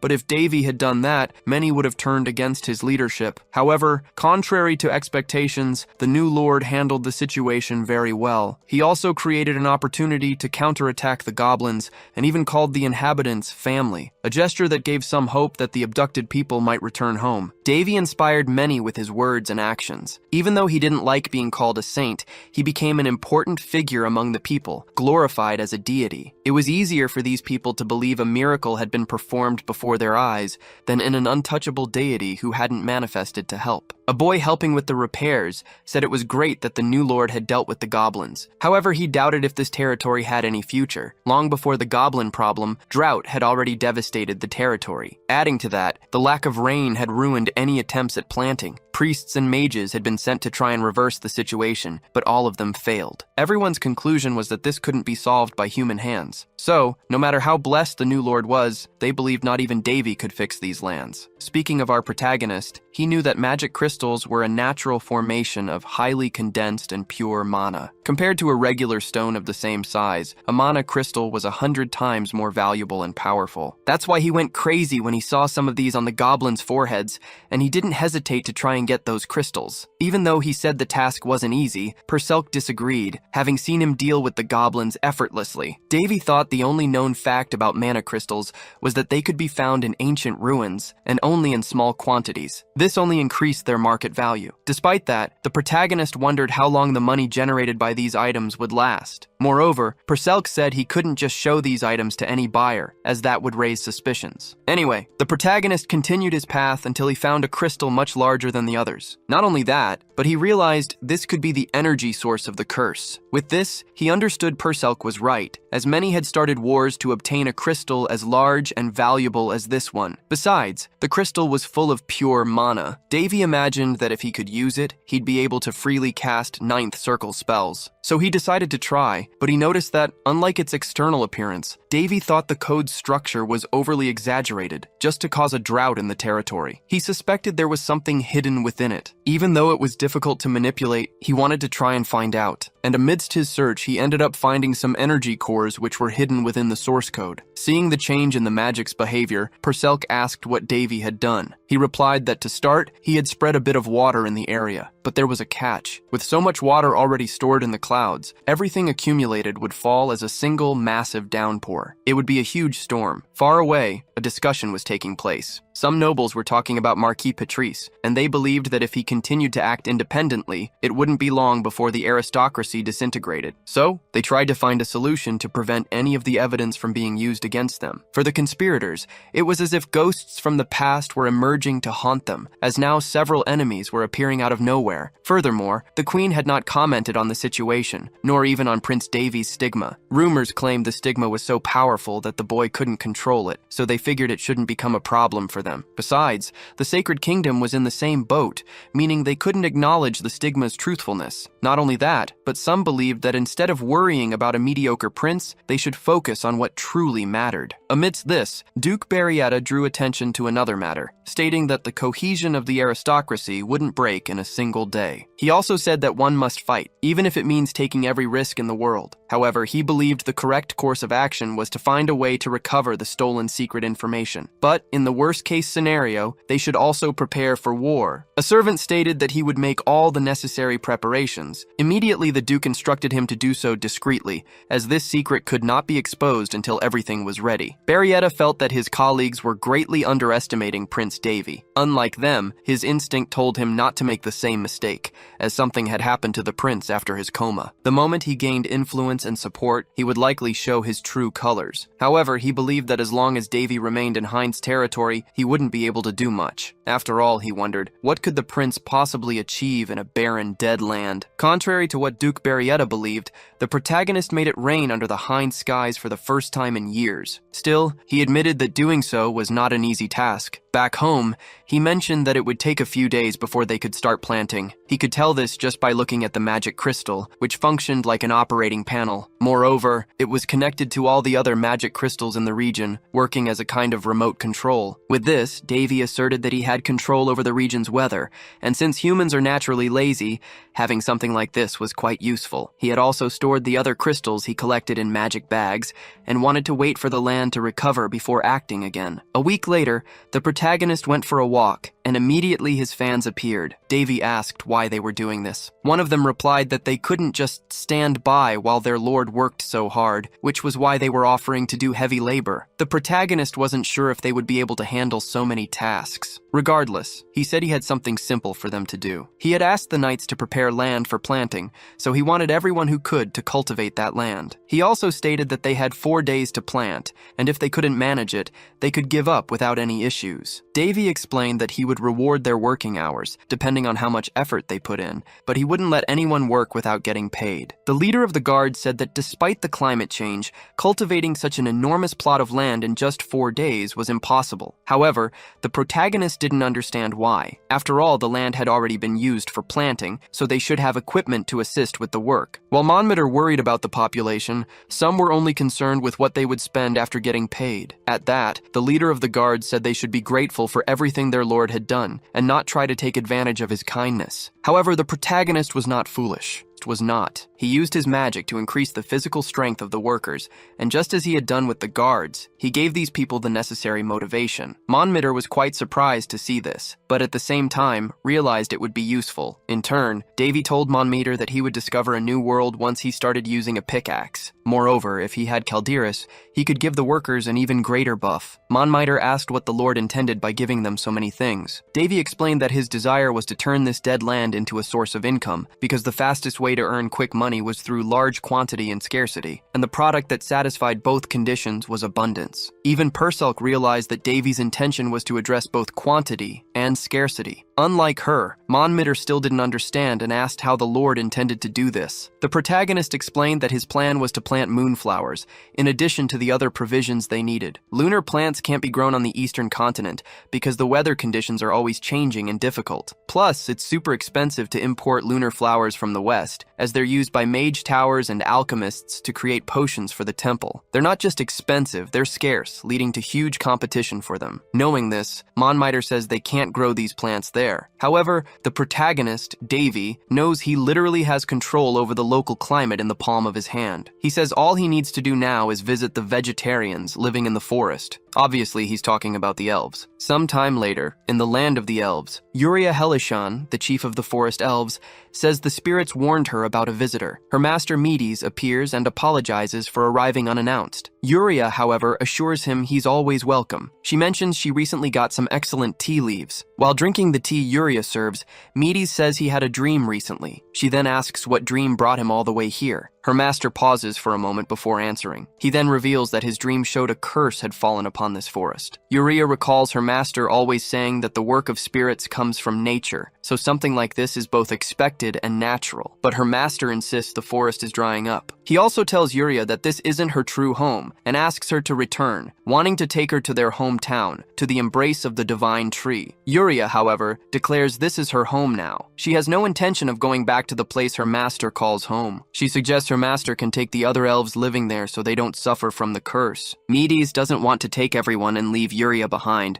claiming she won't survive if she stays. But Yuria replies that if that happens, it would be the will of nature. She's very attached to her new home and even hopes that one day someone might save this place. Yuria feels the lively wind blowing on her face, noting it's as if the wind is telling her about a good encounter. Changing the subject, she asks if her master enjoyed the tea. She then reveals she used cricket wings as ingredients. Obviously, her master was not pleased. He thinks that for a brief moment, he forgot why Yuria doesn't have a good relationship with the Eastern elves. The others call her the most nature-obsessed. Not far from there, the elf's expected guest approaches. Davy thinks elves are a rarely seen species on the continent. According to records, they started hiding their presence 300 years ago, after the Great Incident. Some even believe they don't exist, but Davy thinks he might be lucky enough to find them, as he noticed some spirits watching him during his fight against the goblins. He believes the existence of spirits proves the existence of elves, given their symbolic relationship. Davy would prefer not to encounter them, but if he does, he won't act against them. Perselk doesn't like them much, claiming elves are rigid and stubborn. Davy agrees. He knows Apollon, the elf of doom, probably caused all the trouble, and what little he knows about him makes him never want to meet him. After walking a bit, he finds an enchanted forest, likely the home of the elves. The spiritual creatures living there approach him. He notes that these creatures are usually influenced by those with an affinity for spirits. They might even like him more than the elves, thanks to his purifying powers. Not only that, but Davy underwent intense training to acquire such powers, even diving into fire just to get used to high temperatures. Yuriana was his spiritualist master at the temple. She had a contract with 13 royal spirits born as humans. Perselk notices that even without a contract with these spirits,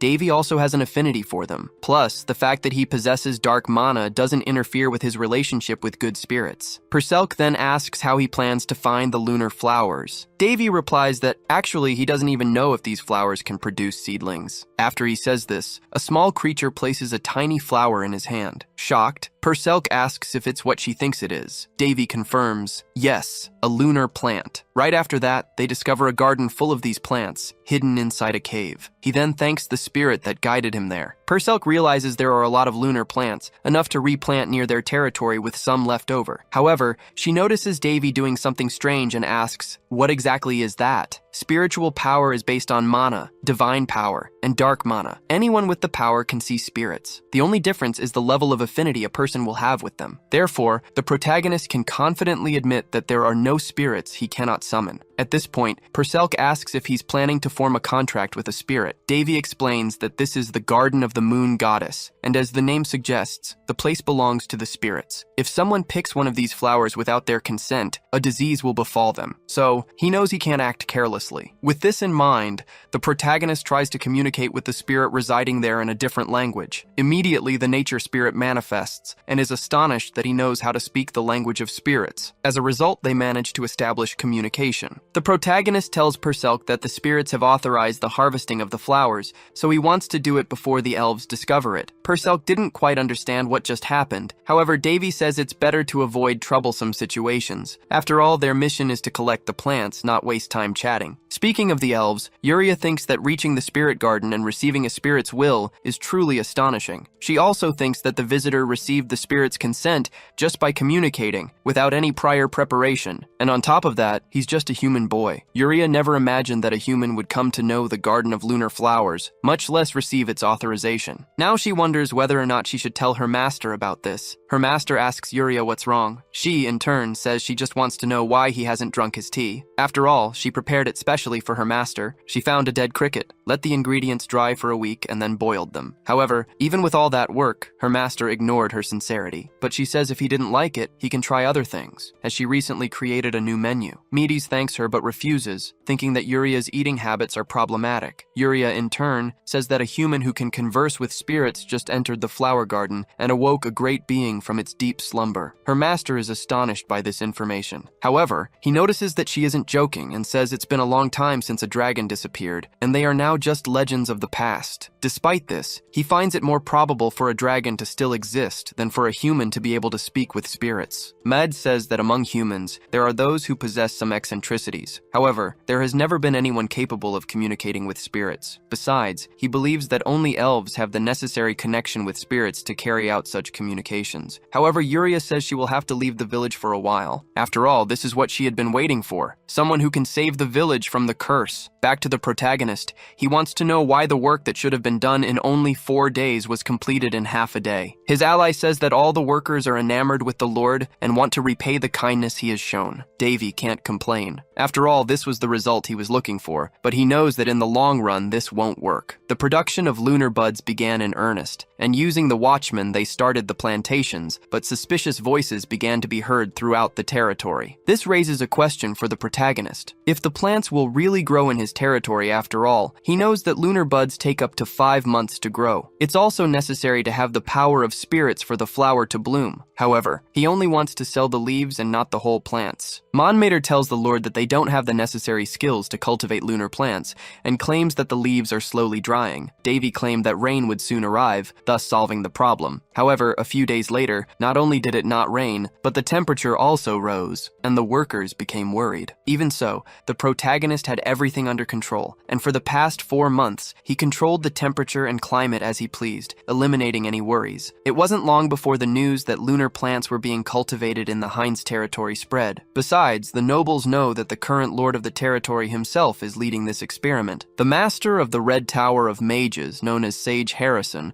appears and asks if they are talking about the territory cursed 5 years ago. One of the young men says that it apparently started raining there, which means the curse has been broken. The lady says that even if it's true that land is barren, and it would take at least 10 years for the place to start prospering. Not only that, but she says that the current lord is the eldest prince of the Roan kingdom and must have lost his mind after being sent there. The tower master's assistant says that the prince they are referring to is Davy. However, Harrison tells him to be silent. After all, they were the first to have access to this information. So if something interesting is happening in the east, it will be of great use. In that case, he asks the assistant to make the preparations. Back to our protagonist. He noticed that a beautiful garden of spiritual flowers had sprung from a previously barren and cursed land. They barely managed to cover production costs due to the low number of seeds available for cultivation. The good news was that more leaves were being sold. Amy mentioned that the current stock was nearly 20,000, with another 10,000 still ready for harvest. Davy knew the current price was 4 leaves for 100 gold coins. 10,000 leaves would amount to 250,000 common coins, or 5,000 platinum coins. To put that into perspective, a normal family could live for 2 weeks on just 1 gold coin, and 5 gold coins would last an entire month with some left over. Unlike the spiritual stones, he put the leaves up for sale publicly, as a business. Davy also intentionally spread rumors, leading many to believe he was just an idiot, which meant they weren't interested in interfering with his operations. Purcell warned that this tactic wouldn't work twice, so Davy responded that they needed to make the most of it now. Not only that, but he believed everything else was ready too, to draw the attention of the entire continent to his product. After all, lunar leaves appeared for sale only a maximum of twice a month, and even then, the large quantities weren't enough to meet the demand of 2 continents. These leaves were the primary ingredient for magic and alchemy catalysts, and also crucial for creating church potions. So knowing that such plant leaves were available for sale nearby should have been great news. However, along with a large shipment, the protagonist spread another rumor. Soon, word began to spread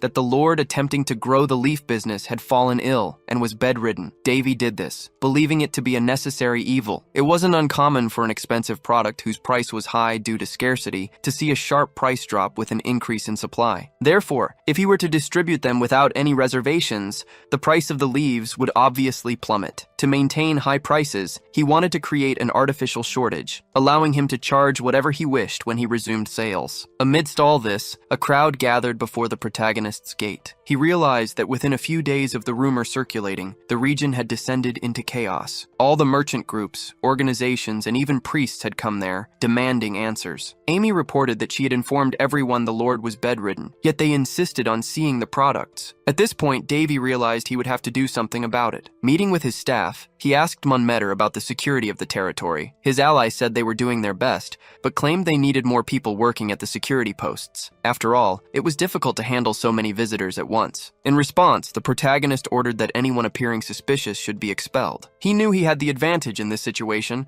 and had no need to be lenient with all the visitors, yet he still needed to maintain good relations with everyone. After this, he inquired about the inns, and his ally replied that they were all full. Even some empty houses had been utilized, and it still wasn't enough. Davy suggested using the tents they had bought to set up a camp and asked the butler to charge for stays, but without exorbitant prices. Before Monmeter left, the protagonist wanted to speak with him privately. He then showed him a vial of potion, saying they needed to discuss it. Sometime later, the guard captain went to an inn. His men asked their chief to stay and drink with them, but Monmeter said he needed to rest. So he went to his room and lay on his bed, claiming to be very tired. He thought about his schedule, a morning treatment with Master Berman, troop training in the afternoon, and now etiquette lessons with the Lord's governess. It was all too much to handle. Besides, he'd never had so much work in his entire life. However, just when he thought he would finally rest, a visitor appeared, asking to speak with the captain. The man apologized for the interruption, and then introduced himself as Hallis, a 4th grade specialist from the Green Tower. He stated that he needed to discuss some matters with Monmeter. After that, Hallis remarked that the captain's management was impeccable, but he knew it was difficult to manage so many people in a small space. He then said that the current lord was lucky to have someone like him by his side. Despite the compliment, Monmeter claimed to be just an unimportant knight. Getting straight to the point, Hallis said he would like to meet with the lord, but his quarters were closed to visitors. He then asked if Monmeter couldn't help him with that. The captain explained that the lord had fallen ill from working so hard, and until he recovered, he wouldn't be able to receive visitors. After all, the lord's health was more important than business. Hallis claimed to understand his reasons. However, he added that the Green Tower had no time to waste. He then placed a bag of money and precious stones on the table. Monmeter immediately stated that he didn't accept bribes. However, Hallis argued that it was actually a gift, and he wanted nothing in return other than Monmeter's friendship. The captain said he wasn't used to receiving gifts like this. Hallis, however, told him to accept it as a reward for working so hard. Besides, it wouldn't be missed by him, and he believed Monmeter would make good use of the money. However, Monmeter was already prepared for situations like this. He thought to himself that everything was unfolding exactly as his lord had predicted. During their private meeting, Davy reminded the captain that he was his right-hand man, and that it wouldn't be long before some tried to turn him against the lord. The protagonist told Monmeter that he might be tempted with bribes or pressure, but he asked the captain to choose those people carefully and discreetly. He also told Monmeter to accept any bribes, pretend to help them, and then reveal to the lord who these individuals were, the ones trying to turn his captain against him. Not only that, but he asked Monmeter to pretend to help them and show them a particular item. Davy explained that it was a magically treated potion, priced at 100 gold per vial. He didn't want Monmeter to sell it, but rather to get the subordinates talking, spreading the word among everyone else. After all, his goal was to maximize the value of his product, and this item would help keep the stock in the region for as long as possible. Back in the present, Monmeter presented the item to Hallis, explaining it was a raw material that had been manufactured and would soon be commercialized. Upon seeing the potion, Hallis declared it was definitely a top-tier item. He'd never seen anything of such quality before, meaning he wouldn't find anything like it anywhere else on the continent. He then thought to himself that he needed to have priority on it, no matter the price. Monmeter noticed Hallis was impressed just by looking at the item and asserted that his lord had worked hard to produce it. What's more, all products not meeting quality standards are discarded and used as fertilizer,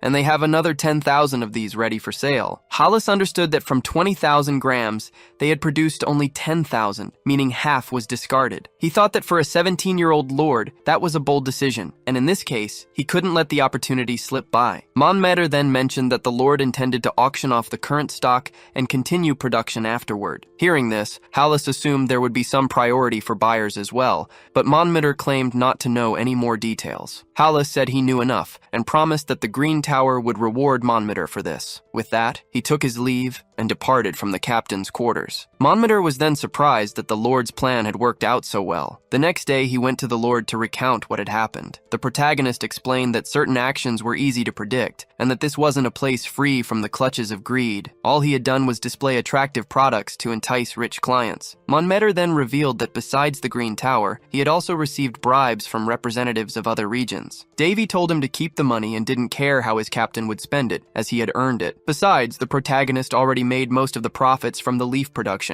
so he didn't mind leaving Monmouth with that money. After all, he wanted to keep him close. Purcell asked if the protagonist was sure he would be fine standing up to the other larger groups. He replied yes, explaining that once the rumor spread, many would want long-term agreements. Branches of various towers and alchemist groups would want to establish themselves in this region, which would transform from an empty territory into something bustling and prosperous. With that, profits would increase, along with an increase in population. Davy knew that in a way, the ancient curse had served to keep the territory empty for him. Now he just needed to manage the new administration. At one point, Euless, the Red Tower Master's ally, reported that the other magic towers planned to invest in the Hines region with money and relocation. He wasn't sure if he should do the same, so his master said that despite becoming an elder, Euless was still too cautious. He also said it was normal to make mistakes and trusted that Euless would make the right decision. However, Euless argued that it didn't make sense for the regional lord to insist on auctioning off his goods. He reasoned that despite needing more investment, selling directly was more profitable, which made it seem like the lord was intentionally devaluing his own product. Euless didn't quite understand the reason behind this strategy. Little did he know that the protagonist was secretly selling directly to the Western continent. Unlike Euless, his master believed the lord was smarter than he appeared. Harrison explained that in a small region like Hines, there likely weren't many inhabitants, and they could only buy what was sold within the region itself. Therefore, the lord was accelerating the territory's growth while saving as much money as possible. Furthermore, the territory had geographical advantages for being situated between major trade routes,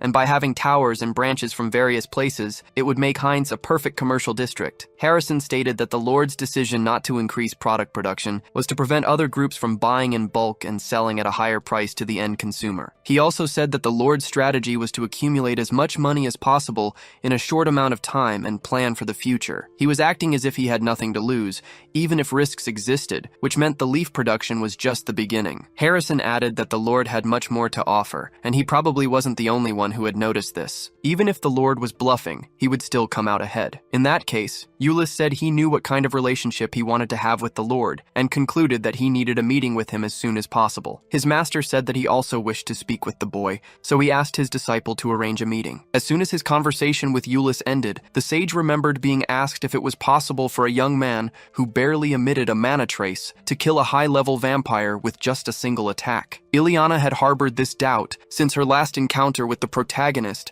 and had turned to Harrison for his wisdom. What's more, Davy had also used his borrowed sword without even having a contract with Caldirus, further increasing the doubts about him. Reflecting further on the question, Harrison thought it was possible, provided this individual was a disciple of the sword god, or even the sword god himself. Adding this to all the other information he had about Prince Davy, the great sage concluded that everything was slowly falling into place. Sometime later, various requests for housing in the Hines territory began to accumulate, as did land purchases near the village. Some even started fighting over the properties. Desperate, Amy asked what she should do to resolve these disputes. Davy told her to put the territories up for auction. Whoever paid the most would get the property. However, the butler asked what the starting bid should be. The protagonist said to start with the highest possible value, as he had always heard that those who were truly rich owned large estates. Furthermore, he imagined that a true state was a business where profits needed to be maximized. Before leaving, Amy mentioned that a message had arrived for Davy. It was a letter directly from the royal palace. After this, Amy announces the public auction. The initial bid is 90 gold coins. Soon after, a competitor covers the bid, but a member of the Green Tower quickly counters it. Then a representative from the alchemist school raises the bid once again. They've been fighting over the same piece of land since the beginning, and the auction just made things even hotter. With each increased bid, both parties looked ready to fight. Amy announces that the latest bid is 130, so if no one raises it, the land will be sold. While the bidding war rages, Hallis's last bid seems to have won him the dispute. However, in the very last second of the auction, someone else steps forward and covers the bid. After that, the protagonist receives news that they've secured a deal of 150 gold coins per flask with the Aliui trading group. Davy credits this to the strategy he devised with Monmouth. Plus, all the auctioned houses sold at a similar pace pace to properties in developing areas of the capital. He's happy to have profited on both fronts. Moreover, if things continue this way, Heinz's annual revenue will be around 1.5 million gold, making his territory the richest region in the kingdom. With this in mind, he wants to continue leaf production without increasing the quantity. He also plans to clear land to cultivate other products. Davy believes that too much of anything is bad, so he needs to maintain a balance between supply and demand. He tells his allies not to keep unusable structures standing, and to repair those that are still functioning, as he plans a major renovation soon. Meanwhile, Davy thinks about the letter he received from the kingdom. Basically, it praised his recent achievements, which both his home kingdom and the continent had failed to acknowledge, and promised an appropriate reward. But to receive it, he would have to return to the kingdom for a formal visit. Davy burned the letter as soon as he read it, wondering how they had the nerve to send something like that after exiling him. He suspects the Marquis must be stirring things up in his absence, and this must be an attempt to ask for a truce. However, the protagonist noticed that the royal seal on the letter wasn't stamped by the king, but he'll go there anyway. It's time to proceed with his plan. Besides, the kingdom is on the way to his next destination. A flashback shows that in the past, Surtur, one of the protagonist's masters, had built a secret dungeon in the basement of the last place he stayed, but he said he couldn't finish it before he died, so if Davy found it, he wanted him to complete it in his name, because with it, the boy would be able to do whatever he wanted, and could either expose it to the world or sell it to the highest bidder. Davy, however, feared he wouldn't be able to handle the task. Nonetheless, his master said that the young one was more stubborn than him, but he trusted him with the task, and as long as Davy completed it, he could do whatever he wanted with his creation. Back in the present, the butler insists on sending someone to accompany the lord on his journey, but Davy insists on traveling alone. Before leaving, he asks the butler to look after Amy and not let her overwork herself, ensuring she gets proper rest. The butler says it's quite fun to teach Amy, as she's not just a baron's daughter but also very intelligent, and he sees her like a granddaughter. With that, the protagonist realizes his friend is in good hands. So, he finally departs on his journey. Midway on the road, Perselk notices he's veering off course and asks if Davy is taking a shortcut. The protagonist explains that he needs to visit a place before heading to the Royal Road, a famous tourist attraction. He adds that the place is one of the few great sites in the Round Kingdom, where the entire alliance worked together to preserve and research it. After all, he's referring to the blacksmith Surtur's hometown, called the Valashad region. Davy knows Perselk was raised as Harris's daughter and figures she must have encountered Surtur at some point. She confirms, informing him that Surtur used to say this place was built with the same materials as the holy sword Calderis, so it must be an incredible location. However, the protagonist disagrees, explaining that the place belonged to Surtur thousands of years ago, but now it belongs to Queen Linnes. Not only that, but it's full of Variettas who are all his enemies, so he needs to enter disguised, as things could get tense if they discover who he really is. The protagonist waits in line to enter the site and uses a fake identification, presenting himself as the mercenary Davy. He thinks he worked hard on this new identity, and as long as they don't recognize his face, he'll be safe. However, he ends up being stopped at the entrance. The guard says he's there to explore the recently discovered labyrinth, but tells the boy not to stick his nose where it doesn't belong, and expels him from the site. Surprised, Davy wonders what's going on. Frustrated, the protagonist just stared at the spot, lost in thought. He thought that even for a noble's land, this place was terrible. Just then, a man approached him, saying the protagonist must be from far away not to know what was happening in the region. The old man pointed at something. In the queue to enter the city, someone was paying a bribe to the guards. The old man then explained that was the only way to get into the city. Davy thought it had been a few years since the laws changed, so bribes shouldn't even exist anymore. However, the old man said the protagonist's eyes were terrifyingly cold. He then handed something to Davy, telling him to give it to the guards. He also said that though it was little, it was enough for Davy to get in, and advised the young man to avoid unnecessary trouble. The old man said Davy resembled his grandson, which was why he was helping him. Davy thanked the kind man for his generosity, and gave him a few coins in return. After all, he realized it wasn't money the guards were truly after. Next, the protagonist approached the guard again. He then stated that collecting money from people was illegal,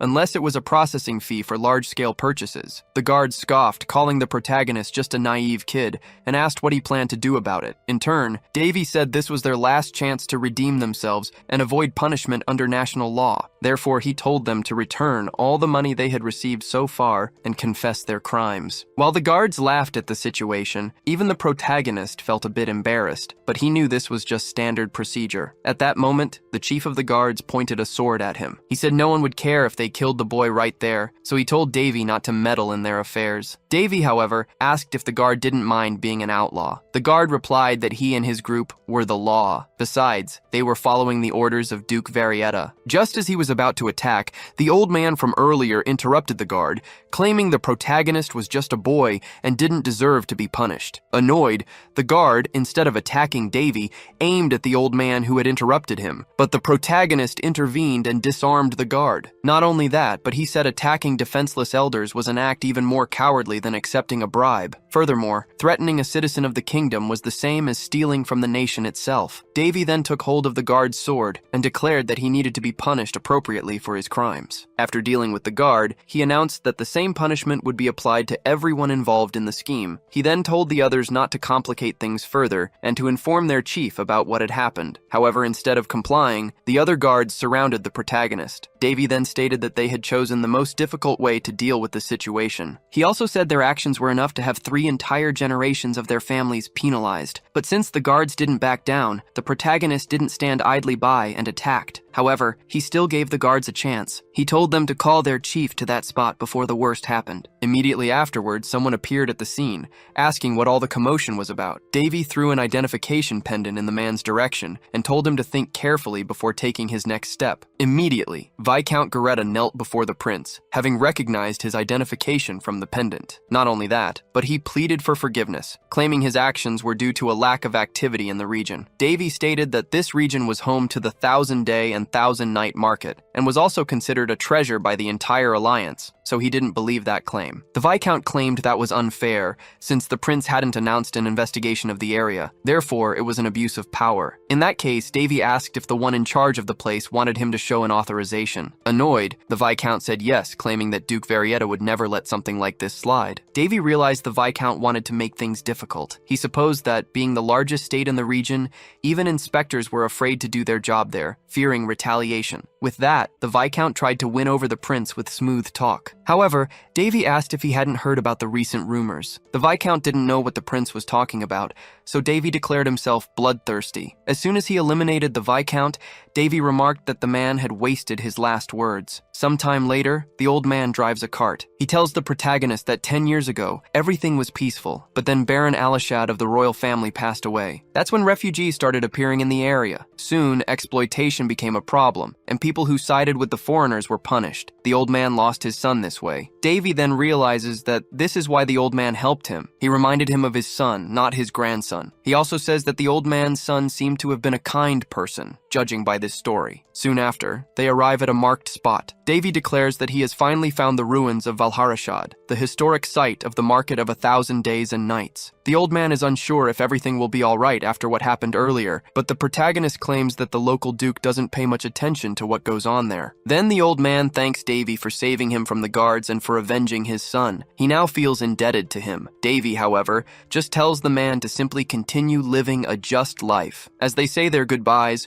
Purcell remarks that the story he heard was a bit sad. The protagonist agrees, but claims that things will get better from now on, and he feels he has done something significant for the area. Upon entering the ruins of Valharashad, Davy is enchanted by the beauty of the place. He takes the opportunity to get a panoramic view of the surroundings. However, he didn't expect to find so much intact. Because of this, he decided to make some notes. Purcell, however, thinks it's pointless to look for anything amidst ruins that have already been excavated. Davy says that even though it seems like a waste of time, there's something there that hasn't been discovered yet. He soon notices there's a cryptogram in the area. Purcell doesn't quite understand what that is, so the protagonist explains that the place was coded to hide something that only those who decipher the code will find. He got this idea by looking from above, as he could discern the patterns. The code was created by Surtur, and even though there were people in the past capable of deciphering it, currently, the protagonist is the only one who knows how. So, he believes no one but him could find the true treasure of the place, and all signs point to the spot indicated by the code holding something interesting. Davy realizes there's an entrance through the anvil in the center, and to enter, a special password is needed. The protagonist thinks Surtur left a will for the people of his race, in which he would give his entire fortune to the person who found his legacy. Because of this, the protagonist feels like a pirate king or something similar. Upon opening the dungeon's secret passage, he realizes that the creator of the place put a lot of effort into its construction. It has magic to resist the underground pressure, and an oxygen source was created for people to breathe inside. Davy imagines the task couldn't have been easy, and if he hadn't known Surtur, this place would probably have remained buried forever. After exploring the dungeon, the protagonist finds something. Perselk says it looks more like a residence than a dungeon. Davy remembers that Surtur proclaimed himself a forge maniac. He created this place right after Harris's death and spent the rest of his life working on just one project until his last breath. Even though his mortal body died, everything of Surtur's remains intact, just as he left it. Amidst all this, Perselk finds a room resembling an altar. Davy thinks Surtur worshipped some kind of unknown forge deity or something similar. As he tries to approach, he ends up activating something. Magic manifests from the chest stored there. Perselk says he's never seen a person's consciousness materialize with such force. The protagonist's system warns of imminent danger. However, he knows that the 1000-day blacksmith received this title after forging for 1,000 consecutive days without rest. But his own race, the dwarves, called him by another name, the Devil's Blacksmith. Unlike normal blacksmiths, who simply prided themselves on striking metal forcefully, Surtur used mana to overcome the limits of normal forging. He broke through all his limits until he was recognized as a hero, and despite not completing his final work, he asked Davy to complete it in his stead. With that, the protagonist opens the chest left by Surtur and finds the nameless crimson sword, which exterminates the living, and also the blue sword, which governs the dead. Both are twin swords, but they were not completed by their creator. Anyway, Davy could see the swords as statuses and realized their power hadn't fully manifested yet. Perselk said the cries he'd heard earlier probably came from these weapons. Davy agreed, explaining that these were living swords, just like Calderis, and claimed that was so typical of Surtur. The holy sword Calderis is Surtur's greatest creation, but it was forged using the physical essence of the fencing master Harris. These two, however, are different. They were created without a specific master in mind, meaning Surtur had no one particular to wield them. As a result, the swords were made to find their masters on their own. Perselk commented that the swords didn't seem incomplete, but Davy knew that wasn't true. He said the final touches still needed to be applied. For that, he needed fire. Not just any fire, but one that burned hotter than normal. And he only knew of one place that had such a thing, the Dwarves' Forge. After leaving the area, Davy headed in another direction. A guide told him that if he followed the main road,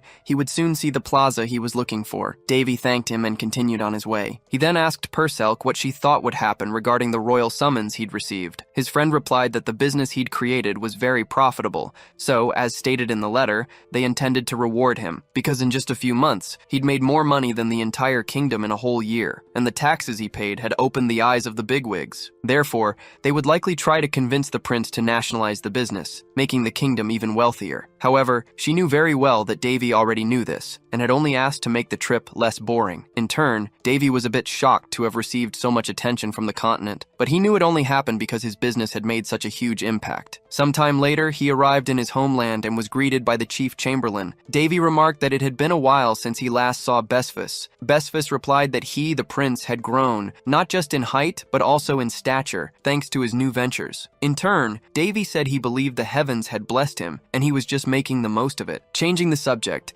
Besfus mentioned that some important books had recently been stolen from the palace. This had enraged the king, leading to all related nobles having their titles revoked and facing imminent execution. He also added that the king had already retired for the night, and if Davy wished to see him, it would be best to wait until the next day. Davy thought that even if the information had been gathered with Marquis Paletris at the center of it all, such significant progress wouldn't have been possible without the king's involvement. He also thought that the king had apparently been holding back, but now had decided to go all in at once. Amidst these thoughts, Davy bumped into someone. Prince Carlos had decided to show up to see him. Even though he didn't enjoy seeing him again, Davy said that Carlos apparently wanted to speak with him alone, and asked the butler to leave them alone. Despite his concern, the butler obeyed Davy. Then, Carlos said that Davy had become much more arrogant just because he'd succeeded in a business venture. He then told him not to feel proud, claiming that Davy had merely gotten lucky, and any commoner in his place would have done a better job. But Davy replied that Carlos must be quite envious to say such a thing in person. Davy said that unlike him, Carlos was just an idiot who couldn't do anything without running to his mother first. Annoyed, Carlos said that Davy must have gone crazy to insult him like that, and tried to attack Davy. But Davy pushed him away, saying that Carlos was the one who had gone crazy. He also said that Carlos was delusional, since everyone around him flattered him only because of his position, and claimed that without it, he wouldn't have such an inflated ego. Davy stated that he had been able to achieve things on his own, unlike Carlos, who had everything handed to him on a silver platter and didn't strive for anything. Furious, Carlos tried to attack Davy once more. In turn, Davy thought that if Carlos wasn't such an idiot,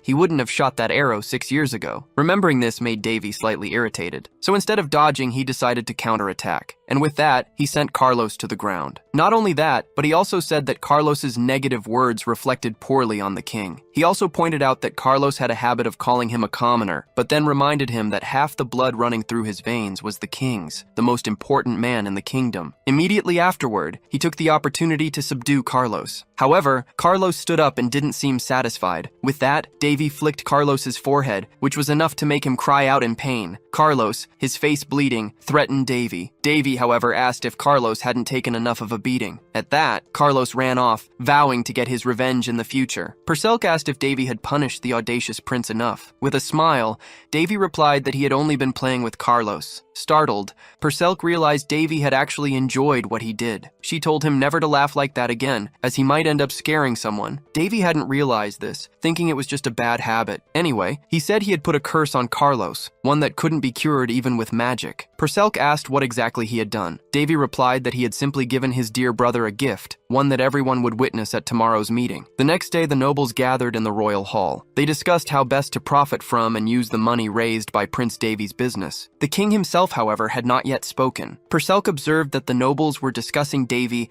without even involving him, as if he weren't present at all. She didn't see Marquis Patrice, the only noble who had shown any empathy for Davy, unlike the others who only cared about money. This made her worried about the direction of the conversation and the future of the country. Meanwhile, Davy remarked that next time he might open a restaurant, having heard that the most profitable businesses involved food and water. He added that he had no experience with such things. The king then spoke, stating that before any decisions were made, Prince Davy must be rewarded, as he was the one who had brought these blessings to the entire kingdom. He thanked the prince on behalf of the whole kingdom. Davy, for his part, said he had done nothing more than his duty. Even so, the king claimed that Davy had achieved something greater than anything in the past 10 years, promising to reward him with anything he requested. However, Davy knew that no one there truly intended to grant him a real reward. He said he didn't have anything in mind at the moment and asked for some time to decide what he wanted. The king called it a wise decision and granted the prince all the time he needed. Following this, the nobles resumed their meeting, discussing the best way to invest or not in the lunar plant business. Seeing this,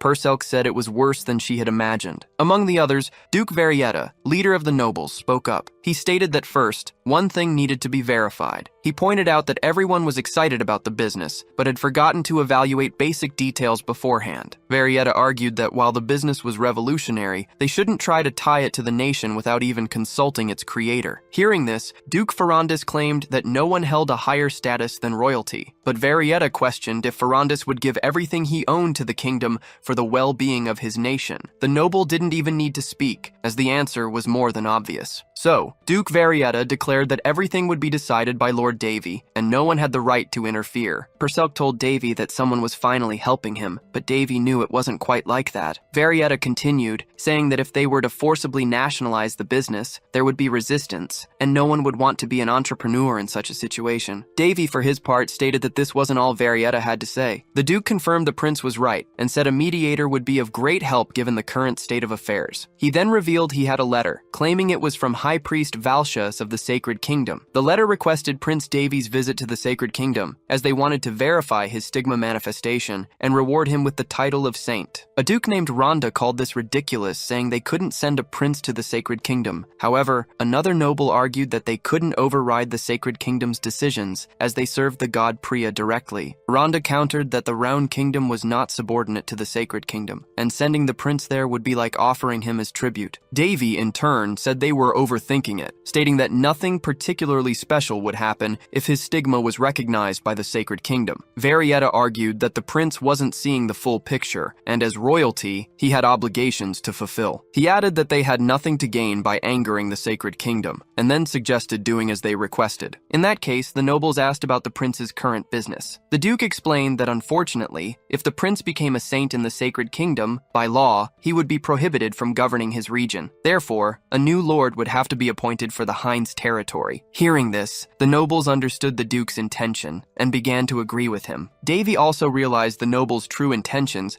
and found the situation had just become more interesting. Varietta stated that currently, the Heinz region was the most important point in the entire kingdom. Because of this, they couldn't just put anyone in the position of lord. He could only think of one person to take the post. He then nominated Carlos, the second prince, to take over the territory in Davy's absence. Davy thought this made sense. After all, Carlos was Varietta's grandson. With him in the position, the Duke could privatize the business and take the profits for himself. Not only that, but Davy knew the other nobles' intentions weren't any different, as they all wanted a piece of his business. Then, Carlos entered the royal hall. He knelt before the king, making sure everyone saw it, including his older brother, Prince Davy. However, something unusual happens. In front of the king and all the nobles, Carlos behaves very strangely. Without knowing why, he makes animal sounds when he tries to speak. Instead of being praised, he ends up humiliated at the worst possible moment. Purcell finally understands what Davy did to his brother the night before. Davy then remarks that she's laughing too much. However, Carlos's grandfather finds no humor in it, asking how he dares behave like this at such an important meeting. Carlos tries to justify his actions, but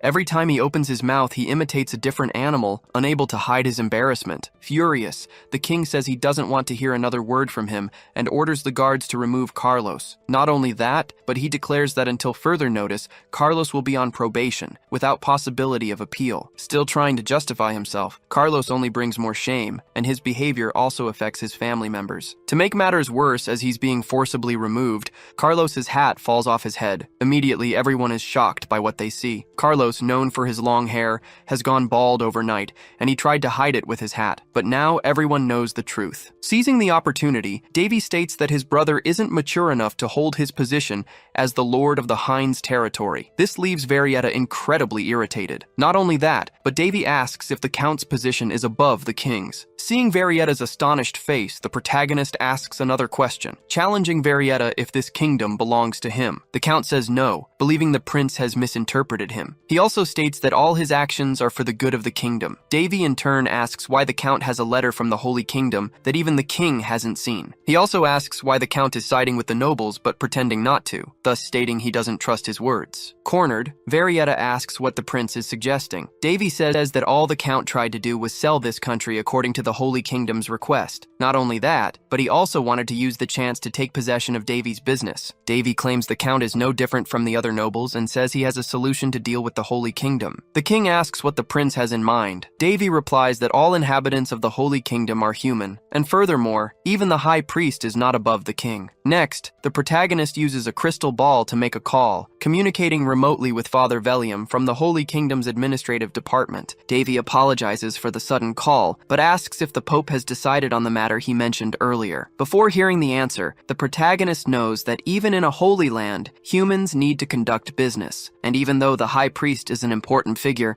he contacted the Holy Kingdom's highest authority directly, the Pope. Father Velium says the high priest acted alone, without the Pope's authorization, and promises that this will never happen again. With that, the meeting concludes, and the letter sent by the high priest proves useless. Alone, the protagonist takes the opportunity to thank the priest for his help. Velium explains that while it wouldn't be bad for them, they never actually considered asking the prince to come to the Holy Kingdom. Furthermore, in the long run, it wouldn't be a significant benefit, as Davy is more useful in his current position. Also, Davy told the Pope that if he stayed away from the Hines region, the cultivation of the plants would be interrupted, and the Pope doesn't want that. Plus, he also promised to send a special shipment to the Holy Kingdom. Father Velium thanks him for such great cooperation, and says the Pope is interested in continuing to buy large quantities. Davy knows there's nothing sacred about this arrangement. It's a materialistic deal, but he doesn't care about that. After all, he created this business from the start to make a profit, so as long as they pay, he's willing to sell. He just wants to make some good, easy money. And ultimately, he only cares about good results. Seizing the opportunity with his crystal ball, the protagonist calls Amy. She cries for help until the butler interrupts, telling Amy she shouldn't show weakness. The butler apologizes for this, saying he's taking care of things at home. Davy says the meeting ended well and he'll soon return to Hines. Meanwhile, the butler mentions that the guests have been moved to temporary tents, and he's also taken care of the construction permits, which will begin soon. However, there's a problem with the infrastructure improvements. The butler doesn't believe everything the Lord requested can be accomplished so easily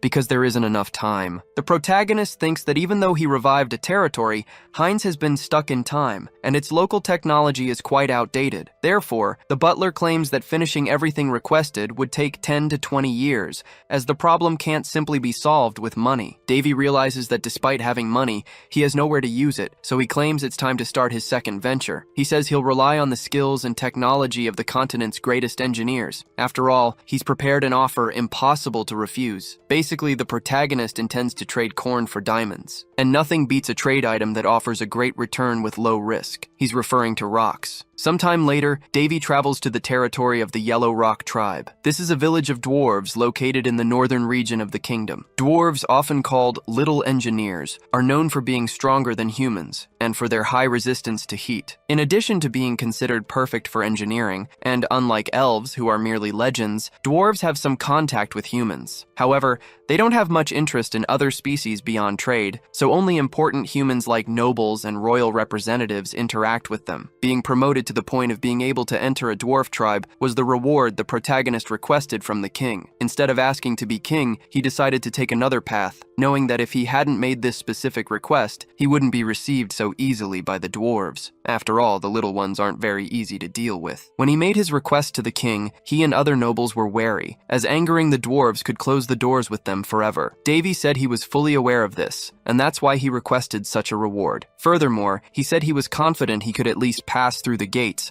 despite the skepticism of the others. Purcell says that when the request was made, he noticed all the nobles thought the same thing. Everyone wondered what on earth Davy would do next. Not only that, but they also sent several soldiers with him to keep an eye on him during his expedition in the land of the dwarves. But they are right about one thing. The protagonist indeed plans something big, and this could put the nobles in a tough spot. As soon as they reach the Yellow Rock tribe, the prince's representative announces his arrival and requests permission to enter. One of the sentinel dwarves, named Gerut, says he's never seen the prince before. The protagonist formally introduces himself and says he's there to make an irresistible offer. Looking at the prince's carriage, the dwarf immediately recognizes the cargo and knows the protagonist isn't bluffing. However, he says his tribe is facing an internal problem, so they aren't in a position to take part in any agreement. Even so, he will allow the prince to enter, but he tells him to proceed on foot and leave the horses outside. Upon entering the dwarf village, Gerut says the elder will see the prince. Soon, he takes him to the elder's quarters. Davy notices that the place is small but cozy. Inside, the 8th elder, named Golda, awaits him. Just by looking at the dwarf, Davy senses he isn't in the mood for conversation. However, he finds it strange that there's only one leader, as he's certain multiple dwarves lead the tribe, so he thinks it's better to introduce himself before asking questions. With that, the protagonist makes a more than formal introduction, greeting the leader in the way dwarves greet each other. Golda is surprised. He thought humans had no idea how dwarves greet one another, and he concludes that he's in the presence of an honorable human. He then says it's very rare to receive someone like this, so he asks the prince to sit. He says all the other elders are busy at the moment, which is why he's the only one in the meeting room. Getting straight to the point, Golda says the prince must know they usually make agreements outside the village, so he asks what motivates his visit. Davy says that formal trades are scheduled for a few months from now, and he isn't there for that, but rather to make some personal requests. He also says he brought some gifts with him, such as meat, beer, and other provisions. Golda says he likes humans who know how to show proper respect to dwarves, and above all, he really likes beer. However, he says that unfortunately, his tribe is in a complicated situation and cannot attend to external demands. Furthermore, he cannot go into details. However, since the prince has come from so far away, he will allow him to stay for a few days to rest. But he tells him to behave,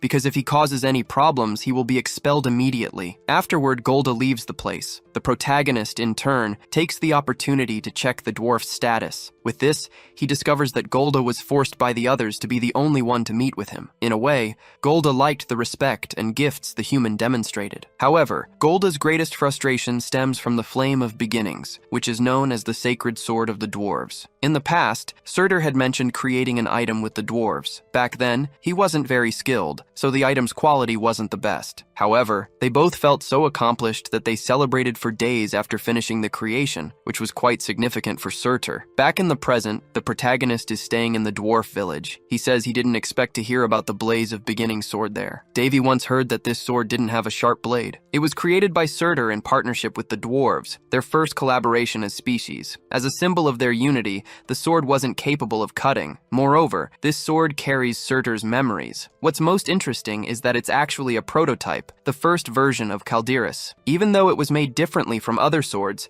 the general production method is the same, as it involves creating items using mana. This method unites the material and non-material worlds. Furthermore, the materials themselves, like the hammer used and the iron treated, are also unique. Basically, this method requires a blacksmith to seek knowledge beyond their current understanding. Given how close-minded dwarves can be, they wouldn't even attempt to create something like this. That's why they must be racking their brains trying to unravel this production method, and that must be the problem Golda mentioned. But now, the protagonist wants to step out for a bit, because besides borrowing the dwarves' skills to develop his territory, there's another reason for his visit. He wants to gain access to the Great Forge, the same one created by the dwarves using intense techniques. Davy had already anticipated resistance when trying to talk to the dwarves, so he created a plan beforehand. After leaving his quarters, the protagonist heads to a tavern. Golda finds him and asks what the prince is doing there. Davy wants to know if Golda has some free time. The dwarf replies that he can't do his job properly if he doesn't rest well. Besides,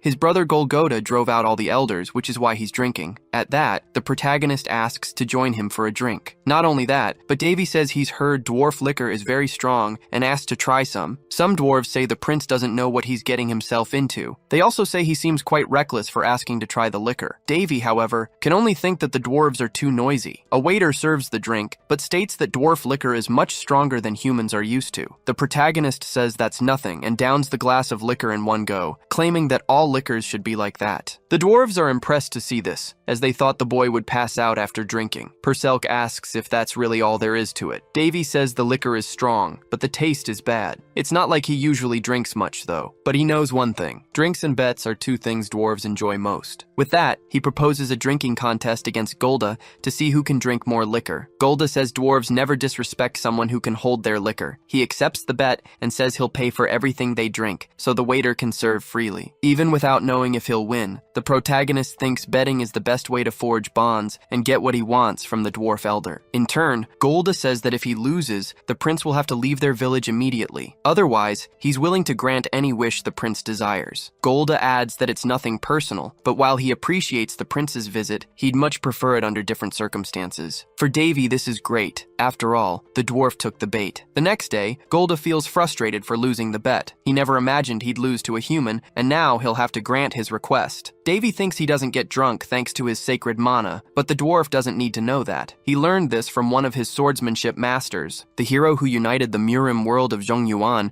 named Cheonma Dokojun, was not only skilled in combat, but also known for his heavy drinking. Even Daphne, an immortal saint who loved to drink, swore not to get involved with Cheonma Dokojun when it came to alcohol. The problem was that while learning swordsmanship from him, drinking became part of Davy's routine. His master forced him to consume alcohol as it was part of his swordsmanship technique, and this only made the training harder for the protagonist. Compared to someone like that, the dwarves are nothing. Anyway, Golda intends to honor the bet and asks what the prince desires. Before that, Davy asks if the tribe's turmoil is due to the blaze of beginnings. Golda says yes, explaining that the sword was being protected by the dwarves but ended up breaking. The sword passed through several tribes before reaching them, and his father was the last one responsible for looking after it. But since he passed away sooner than expected, the responsibility fell to Golda and his older brother, Golgoda. The dwarf tells the protagonist to feel free to ask about other matters too, as he's open to conversation. As Davy expected, by being treated with courtesy, the dwarf is returning the favor. He thinks it was good to have drunk with Golda, as it caught his attention. Next, he mentions that although he isn't a master, he possesses forging skills, and asks if he can participate as an assistant in the project involving the broken sword. Sometime later, Davy is led to the central forge. Upon arriving, Perselk finds it incredible that the dwarves managed to build all of this without mana or alchemy. However, some dwarves aren't pleased with a human's presence in the forge, thinking Golda must have gone mad to agree to it. Davy even feels bad for putting the dwarven leader through this, but it's at this moment that Golgoda appears, asking his brother what happened that led him to bring the human to the forge. Golda replies that he lost a bet and just wants to see the forge. The dwarves, however, insist this is the main forge, so Golda must still be drunk to agree to such a thing. But he asserts that's not the case, swearing on his title as an elder, and asks the others to trust the prince, just as he did. At this, Golgoda tells the other dwarves to simply get back to work. Since Golda is also an elder, if he decided this, the others must respect it. Golgoda then says he will allow Davy's presence, but warns he'll hammer his head if he does anything foolish. Davy simply says he won't forget the warning. Sometime later, Davy sees the sword itself, which stands 2 meters tall and 30 centimeters wide, not much different from a decoration. The dwarves are trying to repair it using hot iron and hammering. However, Perselk notices Davy is focused on something else and asks what it is. Davy says the sword can't be fixed. He explains it was made using a process similar to crafting a holy sword, but since it was never a complete item like a holy sword, it didn't last long. And despite regretting it, he knows that's just how things are. Golgotha works intensely on the item. Seeing this, his brother suggests he take a break so he doesn't overdo it. Even Davy notices that if they continue like this, it won't work. In the midst of this, another group of dwarves appears. They are from the Black Rock tribe, and their leader, named Thors, says the Yellowstone dwarves will only end up completely destroying the sword. Thors comments that Golgotha is doing well for someone who destroyed a sacred item, adding that he never liked the idea of Golgotha being in charge of the sword. He also says it's not too late to hand the sword over to the Black Rock tribe, claiming their smiths will take much better care of it. The Yellowstone elders respond that even the best smiths of the rival tribe wouldn't be able to fix the sword so easily. Thors retorts that they are mistaken, pointing out that they've been working on the sword for a long time without any progress, and therefore might end up destroying it completely. He also states that the elders of the other tribes have already agreed that the sword needs to leave the Yellowstone tribe, as they can't leave this item in the wrong hands. After all, things would have been different if the father of the Gord brothers were still alive. Hearing these words, Golgotha looks desolate. With that, Thors declares there's nothing more to see there, and he will take the sword to his tribe, whether the Yellowstone dwarves like it or not. However, Davy speaks up, asking if Golgotha is truly a master smith. Seeing this, Thors scoffs that Golgotha must really be finished, having even found a human friend and brought him to the central forge. At this, Golda tells Davy to step back and not get involved in this matter, but Davy says that a true master smith feels the spirits in each of their works and respects every single one of them. However, he claims Golgotha threw that mentality away from the beginning. Then, Davy takes the dwarf's hammer and uses it on the sword. In shock, the dwarves think the sword is now completely ruined. Some even try to pull the human away from the sword, so he doesn't make the tribe's situation even worse. However, Davy asks if Golgotha truly wants to resolve this situation. Golgotha says yes. Davy then states that having a big ego won't solve the problem, especially when this sword has protected their small village for 3,000 years. Instead of letting go of an item that fulfilled its duties, Golgotha is imposing his own desires on it, trying to forcibly repair it. Davy claims that an item that was the pillar of the village shouldn't be treated this way, and anyone who doesn't understand this shouldn't be called a master smith. Even though he knows he's standing before the best artisans on the continent, Davy thinks the dwarves still don't understand that this item cannot be repaired, so he picks up the sword in front of him and throws it into the blazing furnace before everyone's eyes. The protagonist knew that every master artisan's creation held a soul, and no one could truly call themselves a master without respecting that. Surtur used to say that if he ever found someone brave enough to disrespect that soul, he should crush them. But instead of doing that, Davy threw the sword into the forge. As they watched the sword being consumed by the fire, some enraged dwarves threatened to kill the prince. However, Davy stated that given the sword's condition, this was the right thing to do. He added that the dwarves shouldn't insult this sacred item any longer, especially since his master had created it, making it deeply connected to him as well. Furthermore, Davy claimed that no one there truly understood the actual purpose of a sacred item. He explained that the sword had died a long time ago, and the dwarves weren't confident enough to create new ones. So, he asked if they were truly proud to call themselves a race of master artisans. Furious, the dwarves demanded to know who Davy thought he was to speak to them that way. Golgotha interrupted the argument, saying that the dwarves were only making themselves look worse. Davy realized that the elder had already begun to understand that the sword's life was over, and trying to repair it would be a waste of time. However, even though they knew they lacked the skills to recreate the item from scratch, they didn't want to admit it. They had eventually come to the conclusion that the sword would lose its meaning if it wasn't passed down through generations, but they were now realizing that this approach wasn't ideal. Thors retorted that the prince was only saying this because the sword had no connection to humans. Even the best dwarven artisan couldn't recreate a legendary item. He added that Davy shouldn't be so arrogant, as no human, not even him, could accomplish such a feat. Perselk noted that he had never seen these stubborn dwarves so shaken. In response, the protagonist told Thors he was wrong to say he couldn't craft a legendary item. Immediately, all the dwarves present were shocked to hear this. Even Perselk was left speechless. Some dwarves muttered that even among their own, no one was that skilled, so a human claiming to create a legendary item was absurdly difficult to believe. Moreover, they believed that only Surtur could ever craft such an item. The protagonist, in turn, told them they could continue spouting nonsense or simply watch him work and learn something. With that, Davy began to work in front of the dwarves. He thought that among all the skills he learned from his master, one in particular stood out, and with it, he had managed to master several other abilities. Surtur was a great teacher, and because of that, the protagonist learned a lot from him. Even so, he hadn't reached the same level of skill as his master, but what mattered was that he had managed to create many items, some even better than the dwarves' sacred sword. After all, it was just a prototype. As he watched the protagonist work, Thors noticed the prince was mixing cadmium steel and mithril alloys, and immediately told him to stop. However, Davy replied that unlike them, he wasn't constrained by common sense in creation. He claimed that the rules the dwarves had created didn't apply to him. Furthermore, he argued that common sense didn't truly exist, as the possibilities for innovation were endless, provided one changed their approach. One could combine various processes to create new things, even if apostle was what they called the dwarves. The dwarves watched the protagonist work, disbelieving what he was doing. After some time working, a sword was created. Davy showed them the item, stating that it had been quite easy to create. The dwarves realized the protagonist had melted the old sword and forged a new one. Upon seeing the item, they were dazzled by the creation. Not only that, but the protagonist believed his new sword's strength was far greater than the previous one. Perselk praised his work, and Davy replied that if they threw out the idea of common sense, anything could be created. He explained that the most important thing was the texture, as the sword would absorb mana on its own. In short, it was a structure that made mana circulate throughout the sword, very similar to the mana circle inscribed on his own body. Next, he asked if Elder Golgotha recognized the technique he had just demonstrated. Davy explained that only a few items could self-heal without the aid of mana, which made them different from artifacts that became useless once their mana ran out. Perselk noted that despite the tumultuous start, Davy had won over the dwarves' hearts. The protagonist then stated that although he had started creating the sword, he wouldn't be the one to finish it, for even the blacksmith of 1,000 days had only created the item's base and left the rest to the dwarves, so he would do the same. Golgotha replied that they didn't have the necessary skills, but Davy simply told them to learn. Immediately, the dwarven elder asked if the prince could teach them. He said yes, but not for free. He then proposed to begin as soon as his current task was completed. Some dwarves were truly impressed by the protagonist's swords. Then Perselk says Davy might be accused of blasphemy, but Davy replies that with his stigma, he's not worried about it. He asks what Golgotha thinks about it, and the elder doesn't quite know what to think. Davy states that he didn't make these swords, but he will be the one to give them the final touches. The dwarves mention that the blacksmith who created these swords passed away a long time ago. Davy knows this very well. These swords have been aging while stored for so long, and because of this, their power has increased more than tenfold since they were first forged. When this type of mana processing technique is used,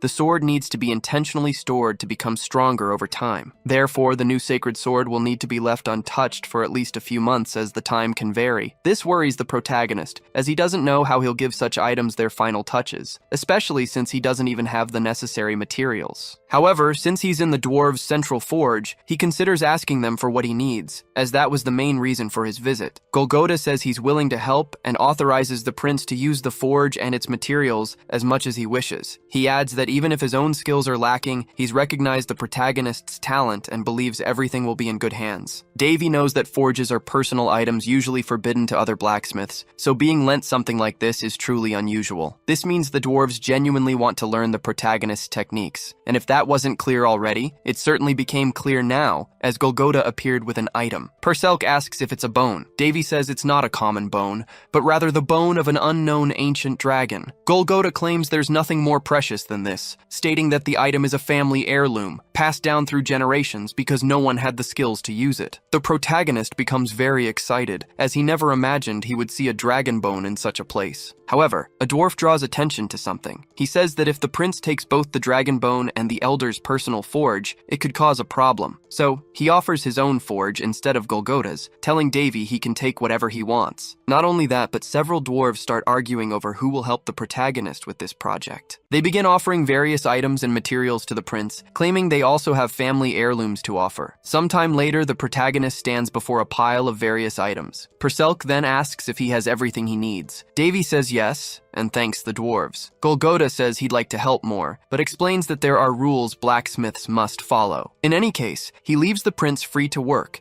and in the meantime, he will study the techniques Davy has already taught. Now that he has everything he needs, the protagonist wants to get to work. A flashback shows that in the past, Miss Bean was furious and wanted to unleash all her anger on Davy. Surtur, however, wanted to know why she was so annoyed with the boy. The Hall of Heroes looked much like a paradise. It was created by the heroes' subconscious and served as a resting place for them in the afterlife. Thanks to Odin's ability to create dragons, Davy had the chance to touch an unknown dragon bone. Surtur really caused trouble for the goddess of mages. He had used a dragon as an ingredient to create the sacred sword, which displeased Miss Bean greatly. But instead of being angry with him, she blamed Davy because he was tasked with overseeing the process in his master's place. As a result, the protagonist didn't like having to learn how to use sacred relics, as he thought they didn't even exist in the real world. But back in the present, he realizes he was wrong. He intends to apply fire resistance magic to his creation. However, he knows that if he makes even a single mistake, everything will go wrong and the sword will melt. Perselk watches the process closely and finds what he sees beautiful. For the red sword, which used to be blood red, suddenly took on the color of a transparent ruby. As for the blue sword, it resembled a supernova in the night sky, as if it had connected with Davy. In addition to seeing how much the swords had changed, he also noticed Davy's intense concentration. Indeed, the protagonist is, as he knows what will happen if he makes a mistake during the process. But he knows what he's doing, and after intense work on the swords, he finally manages to complete both of them. After finishing his work on the swords, the protagonist felt he should give them names. Perselk asked if he had anything in mind. He replied that as soon as he saw the two, the names came to him. He then declared that from now on, their names would be Azure and Carmesum. Along with this, he also checked the sword's new stats. Perselk remarked that the names were awful, noting Davy's lack of creativity. However,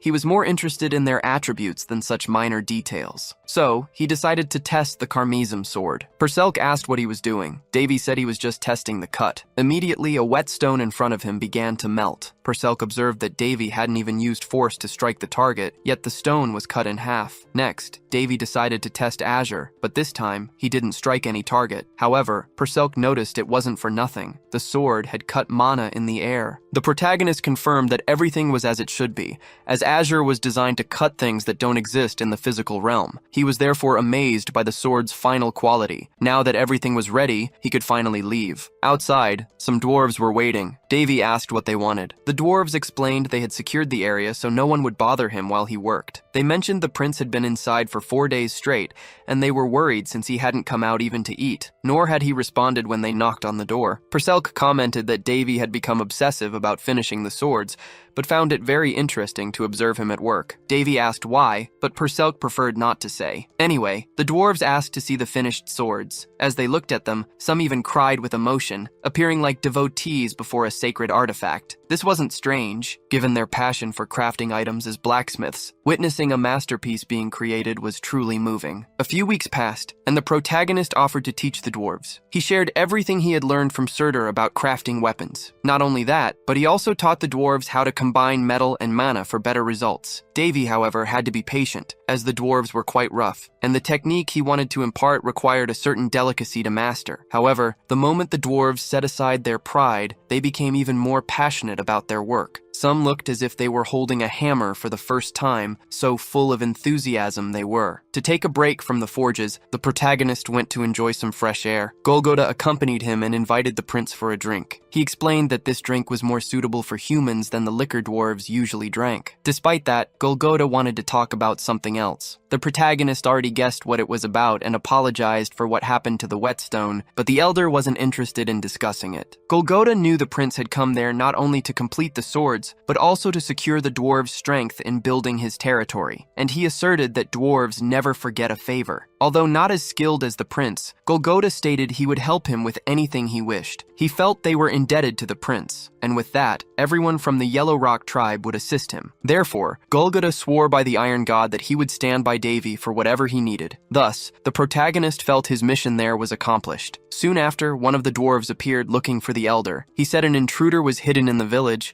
and they needed to deal with the problem. Golgoda was surprised by this information, but in the middle of their conversation, an object was thrown in his direction. However, the protagonist managed to intervene in time, preventing the elder from being hit. He noticed it was a red knife that had been thrown, finding it very strange. Meanwhile, in the queen's chambers, Her son Carlos was furious with Davy. After all, thanks to the protagonist, he had gone bald and couldn't stop involuntarily imitating animals. Every time he opened his mouth, Carlos would emit an unpleasant sound. Unable to control it, he took out his anger on the people and objects around him. Although he didn't know how, he was certain Davy had caused all of this, as everything had happened right after their last encounter. Carlos's maids ended up suffering at his hands. Believing everyone was laughing at him behind his back, he mercilessly attacked the women, claiming even they were underestimating him. His excessive rage caused Carlos to overreact, and innocent bystanders ended up getting hurt. However, someone watched what he was doing and seemed to enjoy the situation. Carlos demanded to know who was observing him. The mysterious man said he hadn't introduced himself yet. As he approached, he startled the maids but introduced himself as Paz, asking the prince to remember his name. He knew Carlos had been quite disappointed lately, but he had something that might be of interest. With that, Pace revealed himself to be a vampire. Not only that, but he showed that he had captured Shirley and had kept her prisoner all this time. Startled, Carlos asked what he wanted. Pace explained that someone had apparently played a trick on Carlos, but he would fix it right now. Immediately, the prince stopped making the strange sounds, and Pace told him to consider it a favor. Carlos said he still didn't know who he was dealing with, but Pace assured him he shouldn't worry about that. He only told the prince that he needed to form a contract with him, because that way he could deal with the human he hated so much. As tempting as the offer was, Carlos stated that his half-brother possessed a stigma, and moreover, someone was protecting him. Despite this, Pace declared that Davy was still just a human. Carlos asked if Pace wasn't human either. Pace replied that Carlos would find out sooner or later. He also mentioned that he had already sent one of his vassals after Davy, and most likely, he should have already eliminated the prince. Back with the protagonist, he dodged enemy attacks and realized that the thrown knives were not ordinary. Even Perselk came to the same conclusion. Davy noted that this was a blood knife, and he knew there was only one race with that ability. From afar, he spotted a creature and thought this monster had the power to use various different blood-based abilities. This power came from vampires who absorbed blood energy and used it to their advantage. The dwarves were frightened to see the monster. Unlike them, the protagonist was excited that a high-level creature had come so far to find him, and now he wanted to discover more about it. Amidst this, the creature used its power, which further scared the dwarves. The monster charged an ability and unleashed an energy blast that caused tremendous damage to the ground, sending the dwarves flying. But the protagonist used his abilities to create a shield around them. The creature approached immediately afterward, standing face to face with Davy. He, however, didn't understand this behavior. Even so,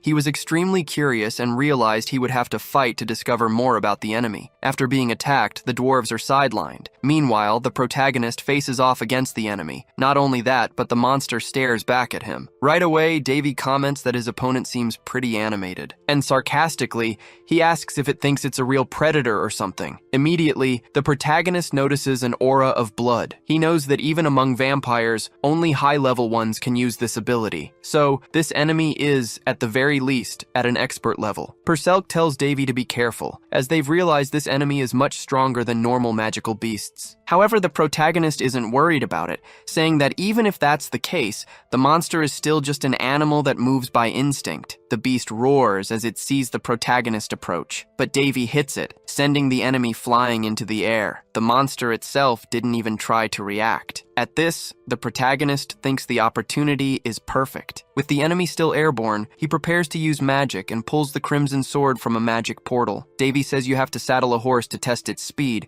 meaning you can only know if a weapon is good by testing it in combat. With that, the protagonist performs several consecutive strikes, and the enemy is left completely unable to react. A flashback shows that during the peak of the Murim's Central Plains, the high-ranking officials of that sect were corrupt. They restricted martial artists and caused people to starve. The protagonist stood before the man who unified the Murim under a single sword. However, the only thing he could think of him was that he seemed to be just any ordinary drunk. Regardless, the man left behind 88 sword forms. This swordsman joined forces with the sword god Harris and evolved them to suit his combat style. Back in the present, the protagonist says that a man always needs tools. He sees the enemy react to the damage it suffered and concludes that the sword is truly incredible. Perselk, however, warns that the monster isn't dead yet. Davy realizes that the monster's abilities are similar to those of a lich. The creature is hiding its immortality core nearby. It can regenerate infinitely, as long as the core isn't broken. The monster will also be destroyed if its main body is shattered into so many pieces that it can no longer revive,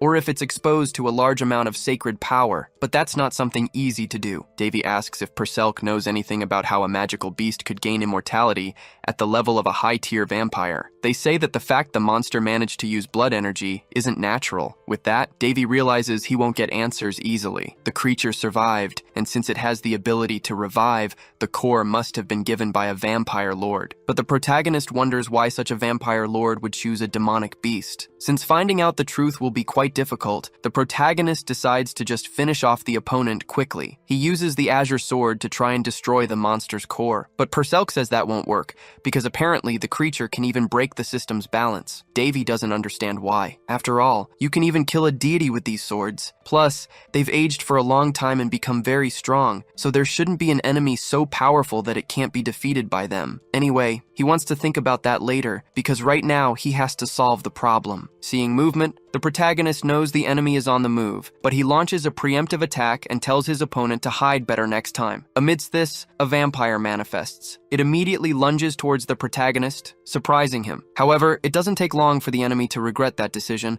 as he immediately realizes he's no match for the protagonist. Davy chases after the enemy, making him flee in fear of being caught. However, the protagonist has no intention of letting him escape. He then uses the Crimson Sword and throws rocks at the enemy. This blocks the vampire's escape path, leaving him nowhere to go. Davy, meanwhile, is toying a bit with his prey. He even thinks that if others saw him in this situation, they'd probably mistake him for the villain. The enemy doesn't understand what the protagonist is saying, and only thinks about getting out of there as fast as possible. However, when he tries to flee, Davy stops him. The vampire is immediately surprised by Davy's speed. Not only that, but besides stopping the enemy from fleeing, the protagonist says he can't just leave after what he's done. He then attacks the vampire, who narrowly avoids a direct hit. However, he still gets a cut and realizes that he's truly not facing just any opponent. The vampire thinks he belongs to the high nobility of his kind, and not only that, but he believes his race is superior to humans. He's facing a human who wasn't scared by the magical beast, and on top of that, after defeating it, is playing cat and mouse as if it's nothing. With this,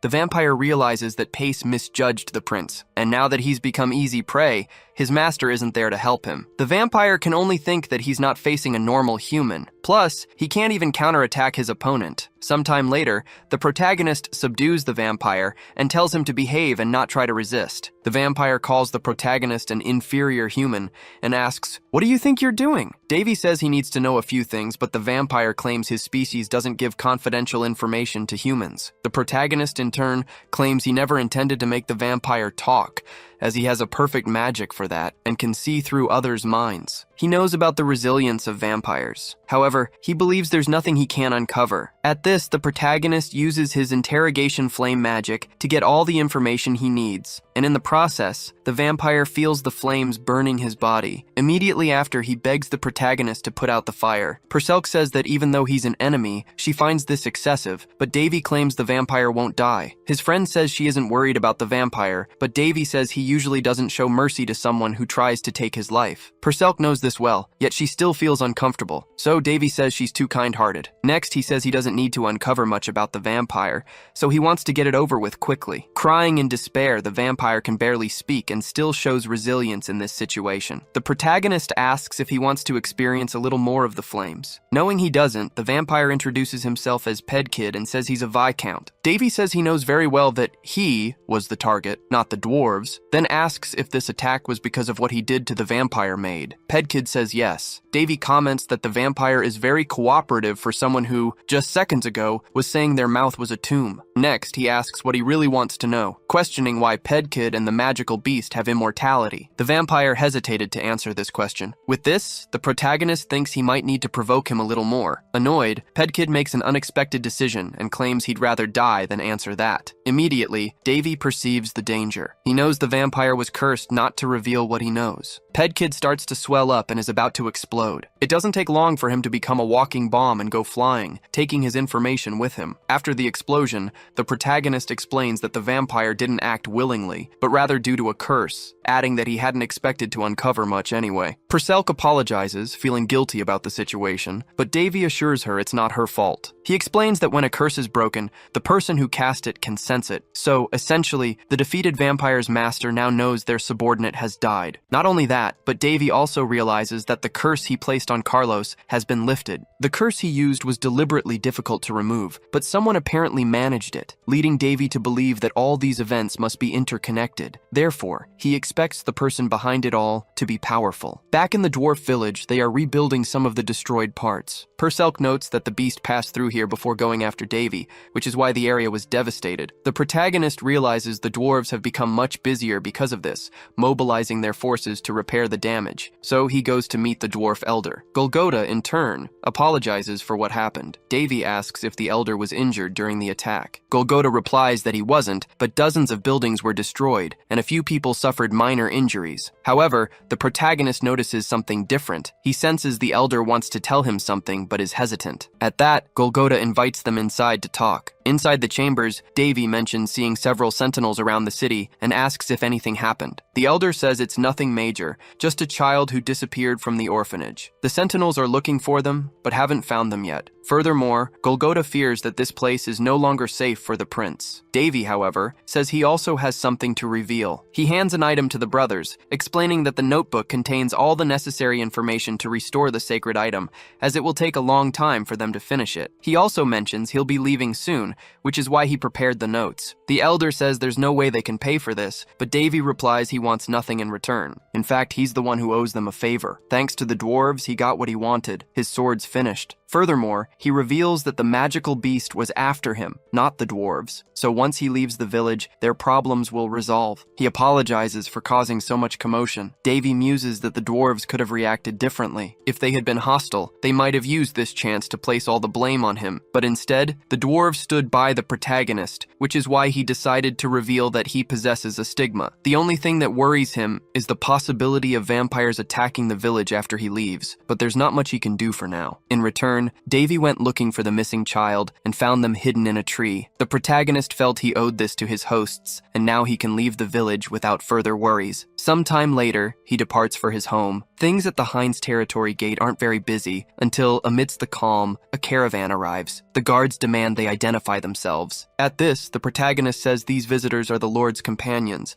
The guards quickly recognize him as the territory's saint, even though Davy claims he isn't one. Anyway, he's happy to be back home. After returning to Heinz, he became quite busy, as much had happened in his absence. Its population had grown significantly. Normally, this would be a problem, but not with him there. After all, the protagonist hadn't returned without reinforcements. He had previously explained the whole situation to Golda. The elder says the situation there is precarious, including the Lord's mansion, but this is his chance to repay him, so he promises to transform this place into a worthy home for the world's best blacksmith. Golda states that no one will follow a leader who can't take care of himself, so he'll start with Davy's residence before moving on to other renovations. Davy says he has a few things in mind he'd like to request, and he thinks the other dwarves will like them too. Seeing the Lord accompanied by dwarves, who are known for never leaving their lands, Monmiter wonders what the territory's leader did to convince them. Despite so many questions, the protagonist thinks the territory's reconstruction is going very well. Sometime later, he goes to rest in his new chambers. He comments that he'd rather be fighting a magical beast than managing so much. Now he understands why the kings of the Joseon dynasty died so young. Purcell says being a leader isn't easy,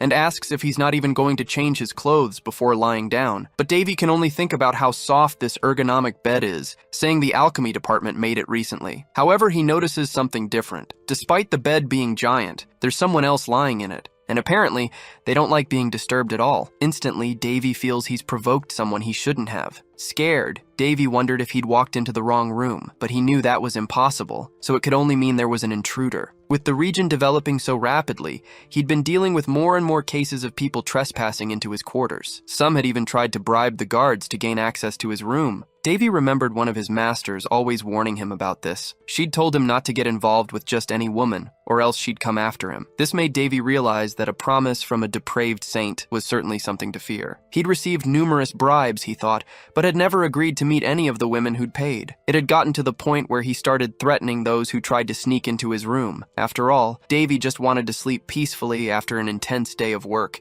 and didn't want any women bothering him. But now he saw that somehow, someone had managed to get in. Not only that, but he realized it was a child. What was going on? Who was this girl? The little girl simply said her name was Kaya. Davy was shocked. Not just him, but Purcell also knew this wasn't good. Davy became furious at the situation, imagining some enemy was using an innocent child to try and manipulate him. Furious, he called for Amy. The housekeeper approached, asking what her master needed. Davy demanded to know what this child was doing in his room. Amy, however, didn't know how to respond. Davy claimed he had warned her not to let anyone enter his quarters, even when he was away. However, Amy asked if the prince hadn't brought this child back from his trip. He said no, so if Amy didn't know who this child was, someone else must have secretly placed the girl there. He didn't like it one bit, calling it a bad joke. Amy apologized, saying she should have guarded his quarters better, and promptly took the girl away. She promised to find whoever was responsible for her right away. However, Kaya looked at Davy and called him Daddy. Both of them were left speechless. The shock was so great that Amy let go of the girl, and Kaya immediately ran towards Davy, hugging him tightly. Despite being called Daddy, Davy had no idea what was happening, but his problems were only just beginning, because then he was startled again as another girl appeared in his room. This one, however, seemed more frightened. A while later, Kaya was running around the quarters, and Amy tried to keep an eye on her. Upon checking the girl's status,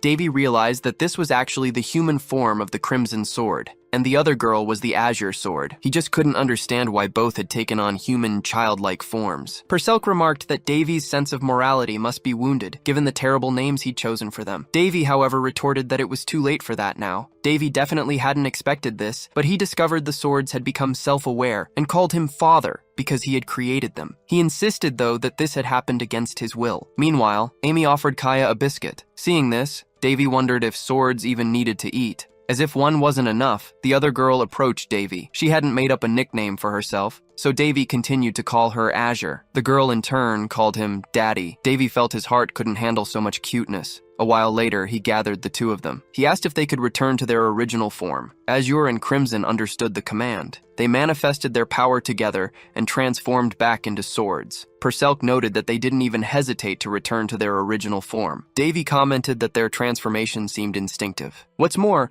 the density of power within the swords seemed to have increased, so the emergence of their consciousness had actually strengthened them. After that, he told them they could both return to their human forms. With this, he wondered if he should reveal it publicly. Purcell reminded him that the two were his daughters. Davy said they were technically adopted daughters, and he didn't want this to interfere with a future marriage or anything similar. While he pondered what to do, Amy appeared to speak with the prince. She announced he had just received a visitor. Davy asked if a guest had arrived without announcing their presence. The housekeeper said yes, but revealed it was his sister, Princess Winley. Winley is enchanted by the children as soon as she arrives, and asks her brother who these girls are. Davy tells her they are his adopted daughters. Winley is truly surprised by this information. She immediately comments that Davy always has something new every time she sees him. She mentions she was worried when she heard about his departure to an inhospitable territory, but was very happy to learn he had set up a business and was living very well. What's more, as soon as she arrived, she saw dwarves around town and was delighted, because she thought they never left their villages. Davy explains that they are all helping each other. He adds that he would like to welcome Winley more properly, but as she can see, things are quite hectic around here. She says it's no problem and is simply happy to see her brother content. Besides, she knows he's a busy guy. Davy thinks his sister is right. After all, he is having fun. He then invites Winley inside, while still attending to his family. Amy leads the other people who traveled with Winley. The protagonist notices something strange about this, but for now, he'll let the housekeeper deal with the others. Inside the house, Davy asks Winley how she found time to visit him, being so busy with her own territory. She explains that the number of nighttime attacks has decreased, so Varys has become a very peaceful territory recently. Unlike his territory, Varys is quite uninteresting. Actually, Winley says the reason for her visit is something else. She asks if her brother knows how to use the power of a stigma. She knows that despite her brother being a busy guy, he's the only one she can count on now. That's why she wants to know if he can help. The protagonist sees his sister crying and realizes she's in trouble. He quickly volunteers to help in whatever way necessary. A little while later, Winley falls asleep. Davy knows there's a considerable distance between the Varys and Hines territories, so she must be exhausted. After all, she traveled for several days without proper rest, just to speak with him. Winley had mentioned that a friend of hers was on the verge of death, with doctors and priests having given up trying to cure her. The protagonist knows that Patna is Winley's friend and personal bodyguard. She was hit by a poisoned arrow while defending the princess. His sister had fallen into a trap and was pursued by bandits, so if Patna hadn't been with her, Winley might have been hit by the arrow. Winley said a priest removed the poison from Patna's body, but after that, marks began to appear all over her body. Additionally, abnormal symptoms started manifesting in the bodyguard. Because of this, she has been suffering greatly and is basically dying slowly. Desperate for help, Winley decided that a priest wouldn't solve her friend's problem, so she tried to appeal to someone with greater authority. That's why she came to her brother, because he has a stigma, and she believes only he can help. Davy promised he would do everything he could, and after crying for a long time, Winley fell asleep. The protagonist hasn't left his sister's side since then. The children approach, and Kaya asks if Winley is sick. Davy says no, affirming that Winley just needs some rest, so now he wants to let her sleep. Kaya, however, doesn't want to leave Winley because she's grown attached to her. Purcell finds the affection of the two children for someone they barely know very sweet. Not only her, but the protagonist too. And without realizing it, he's getting used to this idea of being a father. He thinks that normally he would stop the children, but since they are full of energy, having them by Winley's side might even help his sister's recovery. A while later, the protagonist reconsiders the symptoms his sister described. Purcell asks what the problem is. He says these symptoms are familiar and he has a hunch that something is about to happen, but he doesn't know what it is. After this, he asks the butler to find the best and most trustworthy guilds in his territory. Davy states that things are about to get complicated, and he wants to be prepared. Purcell says this doesn't seem like a big problem. After all, he's used to seeing Davy turn any danger into an opportunity. Davy knows that well, but his concern is having a larger number of patients because based on the symptoms, only one illness comes to his mind. Purcell asks if there really is a disease that makes someone cough blood and causes blue marks all over the body. The protagonist says yes, but not on this continent. That's why he's worried and confused, not knowing its origin. The next day, Winley was playing with the children. Watching this from a distance, Davy thought that every action generates a reaction.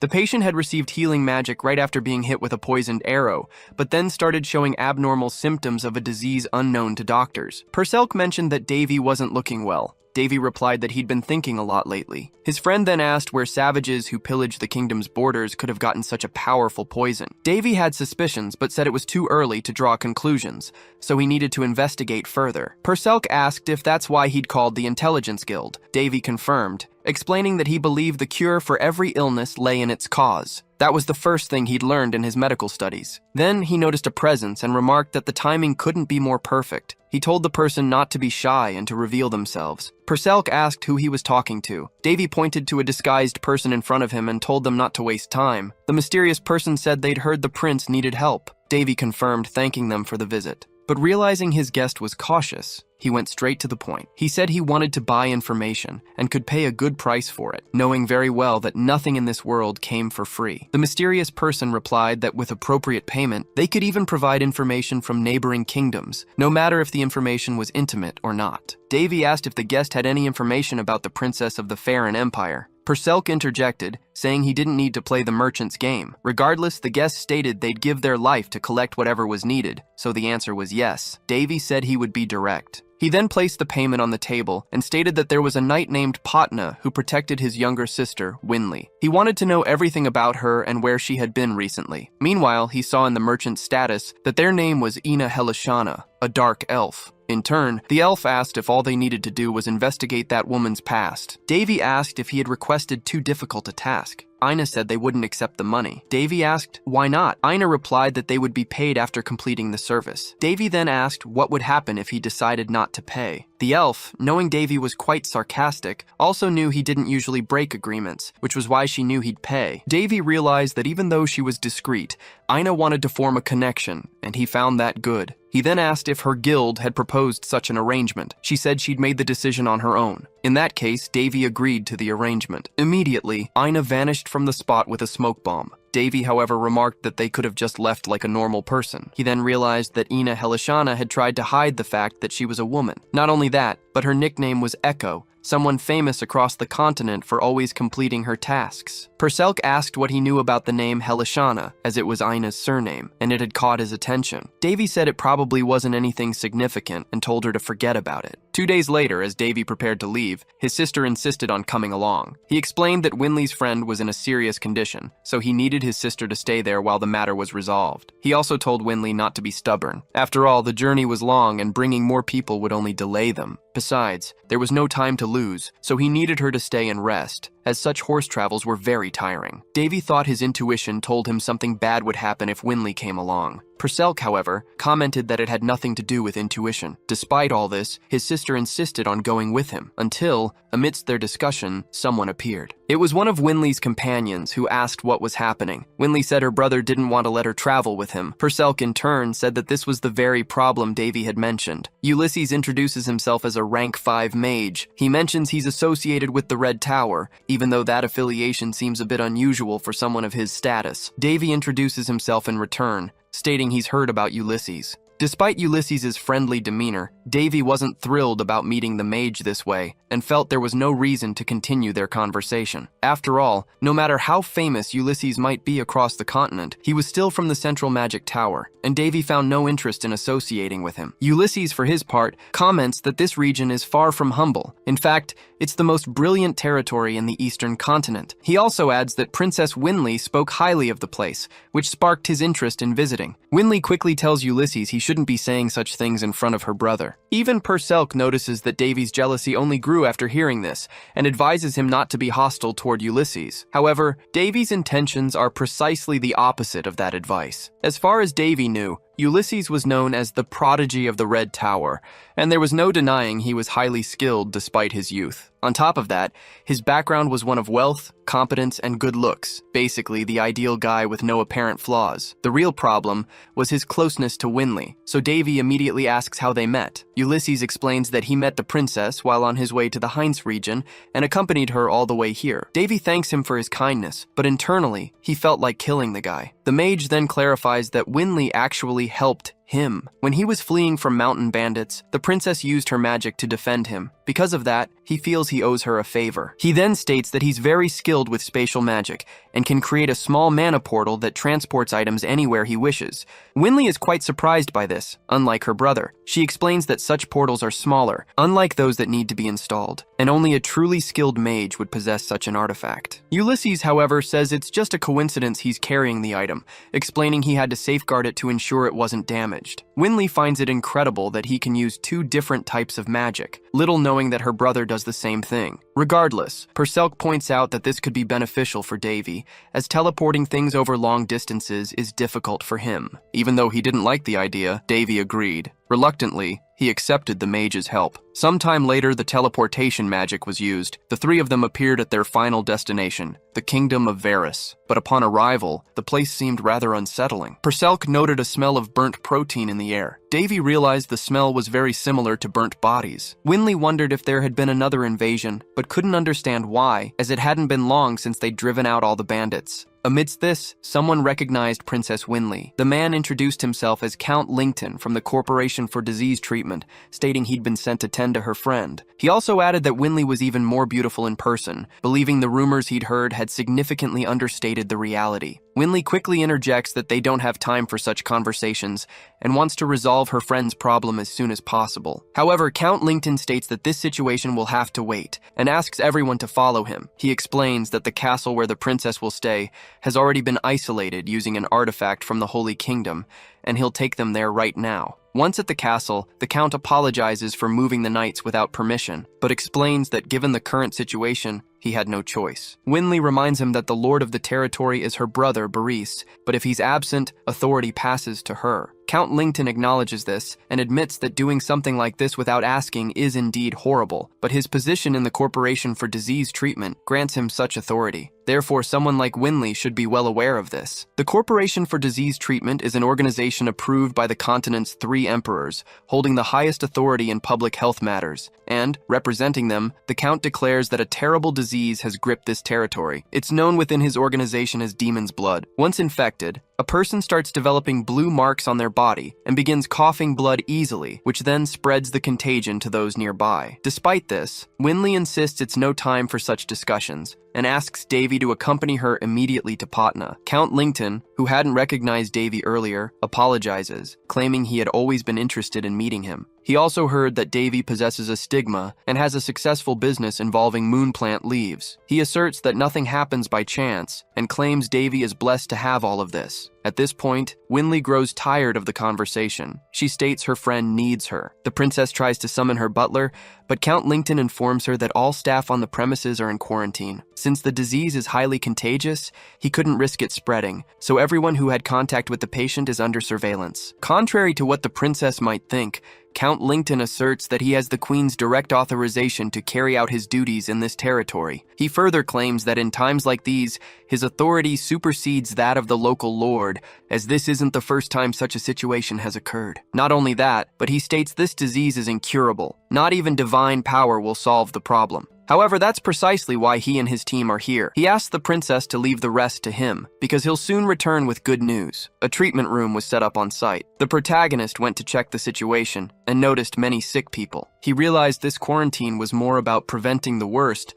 than actually curing patients, though it was still a plausible way to handle things. Purcell said he'd never seen anything so horrific in his life, and the smell of the place was unbearable. Meanwhile, the protagonist looked for his sister's friend. It didn't take long to find patient number 1, and she was in a terrible state. Upon seeing her, Davy said it was all caused by a flower. As far as he remembered, it was called a tostas flower, a rare plant that grows in extreme environments and contains a lethal poison. Davy checked Patna's temperature and said her brain cells would fry if this continued. Her body was in a very unstable condition. Her skin was cold like a corpse, but her organs were extremely hot. He had suspected this might be the case, but seeing the patient now, he concluded it would be more complicated than he'd imagined. However, the most intriguing thing was how this disease had reached this continent. Davy claimed the disease was lethal, caused by a virus called melting acceleration. Not only that, but he said the disease had prevailed in another world and was created with a specific goal, to be unlike any other known illness. Besides being highly contagious, it could kill millions through a single person. Last time, it took 10 years for a cure to be developed, and even though many people were saved, countless others had already died by then. With that, Davy said he needed to make antibiotics before it was too late. He picked up a scalpel from the nearby table and prepared to perform a removal, but before he could, he was stopped. A baron named Gorneo, an official from the disease organization, said it was a restricted area and asked what the protagonist was doing. He introduced himself as Prince Davy and said his presence should have already been reported. The baron said he was aware of the prince's arrival, but claimed this place was off limits even for royalty, so he asked Davy to leave. He added that Davy must already know a pandemic was spreading across the territory, and they had discovered the disease spread through the air. He then asked the prince to cover his face before he inhaled the contagious disease. He said he was aware the prince had a stigma, but affirmed it wouldn't protect him because a high priest had recently visited the kingdom and even he got infected. Suddenly, the baron saw someone screaming in pain and asked when that patient's condition had worsened. Gorneo told them to calm the patient down and then give him painkillers. One of the nurses prepared a syringe, but the protagonist claimed that if he gave that to the patient, it would kill him. He then asked to check the vial, and upon grabbing it, he said that was the problem. Davy tore open the patient's shirt, realizing the man's blood was clogging his lungs due to the virus. Therefore, he would have a cardiac arrest if this problem wasn't dealt with. With that, the protagonist prepared a scalpel and made a precise incision on the patient, relieving his pain. Not only that, but he continued with the medical procedures, leaving even the other nurses impressed. Davy was hyper-focused on the task until Gorneo interrupted him and asked why he had taken that person's life. He also said someone's life wasn't a toy, so he couldn't just do whatever he wanted. But then, the Baron noticed something. One of the nurses said the patient's pulse had returned to normal. Gorneo was surprised by this information and realized the prince hadn't killed the man, but helped him. After being released, Davy asked to borrow something. He took one of the vials from the area and told the nurses they just needed to stop the bleeding and stitch the wound, but warned them not to use painkillers on patients with these symptoms, as it would kill them. With that, he said his work there was done. But before leaving, he addressed Baron Gorneo, saying that people blessed with the stigma were immune to diseases. Therefore, he couldn't be compared to someone like the High Priest. A while later, the protagonist returns to Winley, but he doesn't like seeing her alone with Ulysses. Anyway, he wants to know if she has any news about Boris, but Winley replies that the situation where her twin isn't looking good. Davy says the situation at the treatment center isn't much different, but he believes people are doing their best. Ulysses mentions he's gathered some information. He says that currently, 2 officials from the disease treatment center have been sent to Varys, Count Linton, and Baron Gorneo. By the way, these titles are a thing of the past, as they are now officials of the disease treatment center. Ulysses also lays out the treatment center's hierarchy, revealing they have a president, 3 directors, and 15 officials. Below them are knights and doctors, but Davy notices that the 3 directors are actually the emperors. The president, meanwhile, is Valshas, the Pope of the Holy Kingdom. And while external wounds are easy to treat, this world is quite vulnerable to diseases. However, the 15 officials are still a secret because they are extremely skilled in medicine, and the group fears losing such important people. Nonetheless, upon receiving authority from the 3 emperors and the Pope, what Count Lington said makes sense. They are greater than royalty at this moment. Moreover, opposing this is the same as opposing the 3 empires and the Pope. Therefore, anyone who tries will be considered a traitor. And even if they don't like the situation, there's nothing they can do about it. In addition, they are accompanied by the Knights of Destruction, whose captain is Count Collio, the same count from the eastern territory of the Randis Kingdom, one of the royal knights. Ulysses heard he retired a few years ago, but for him to be here means the situation is serious,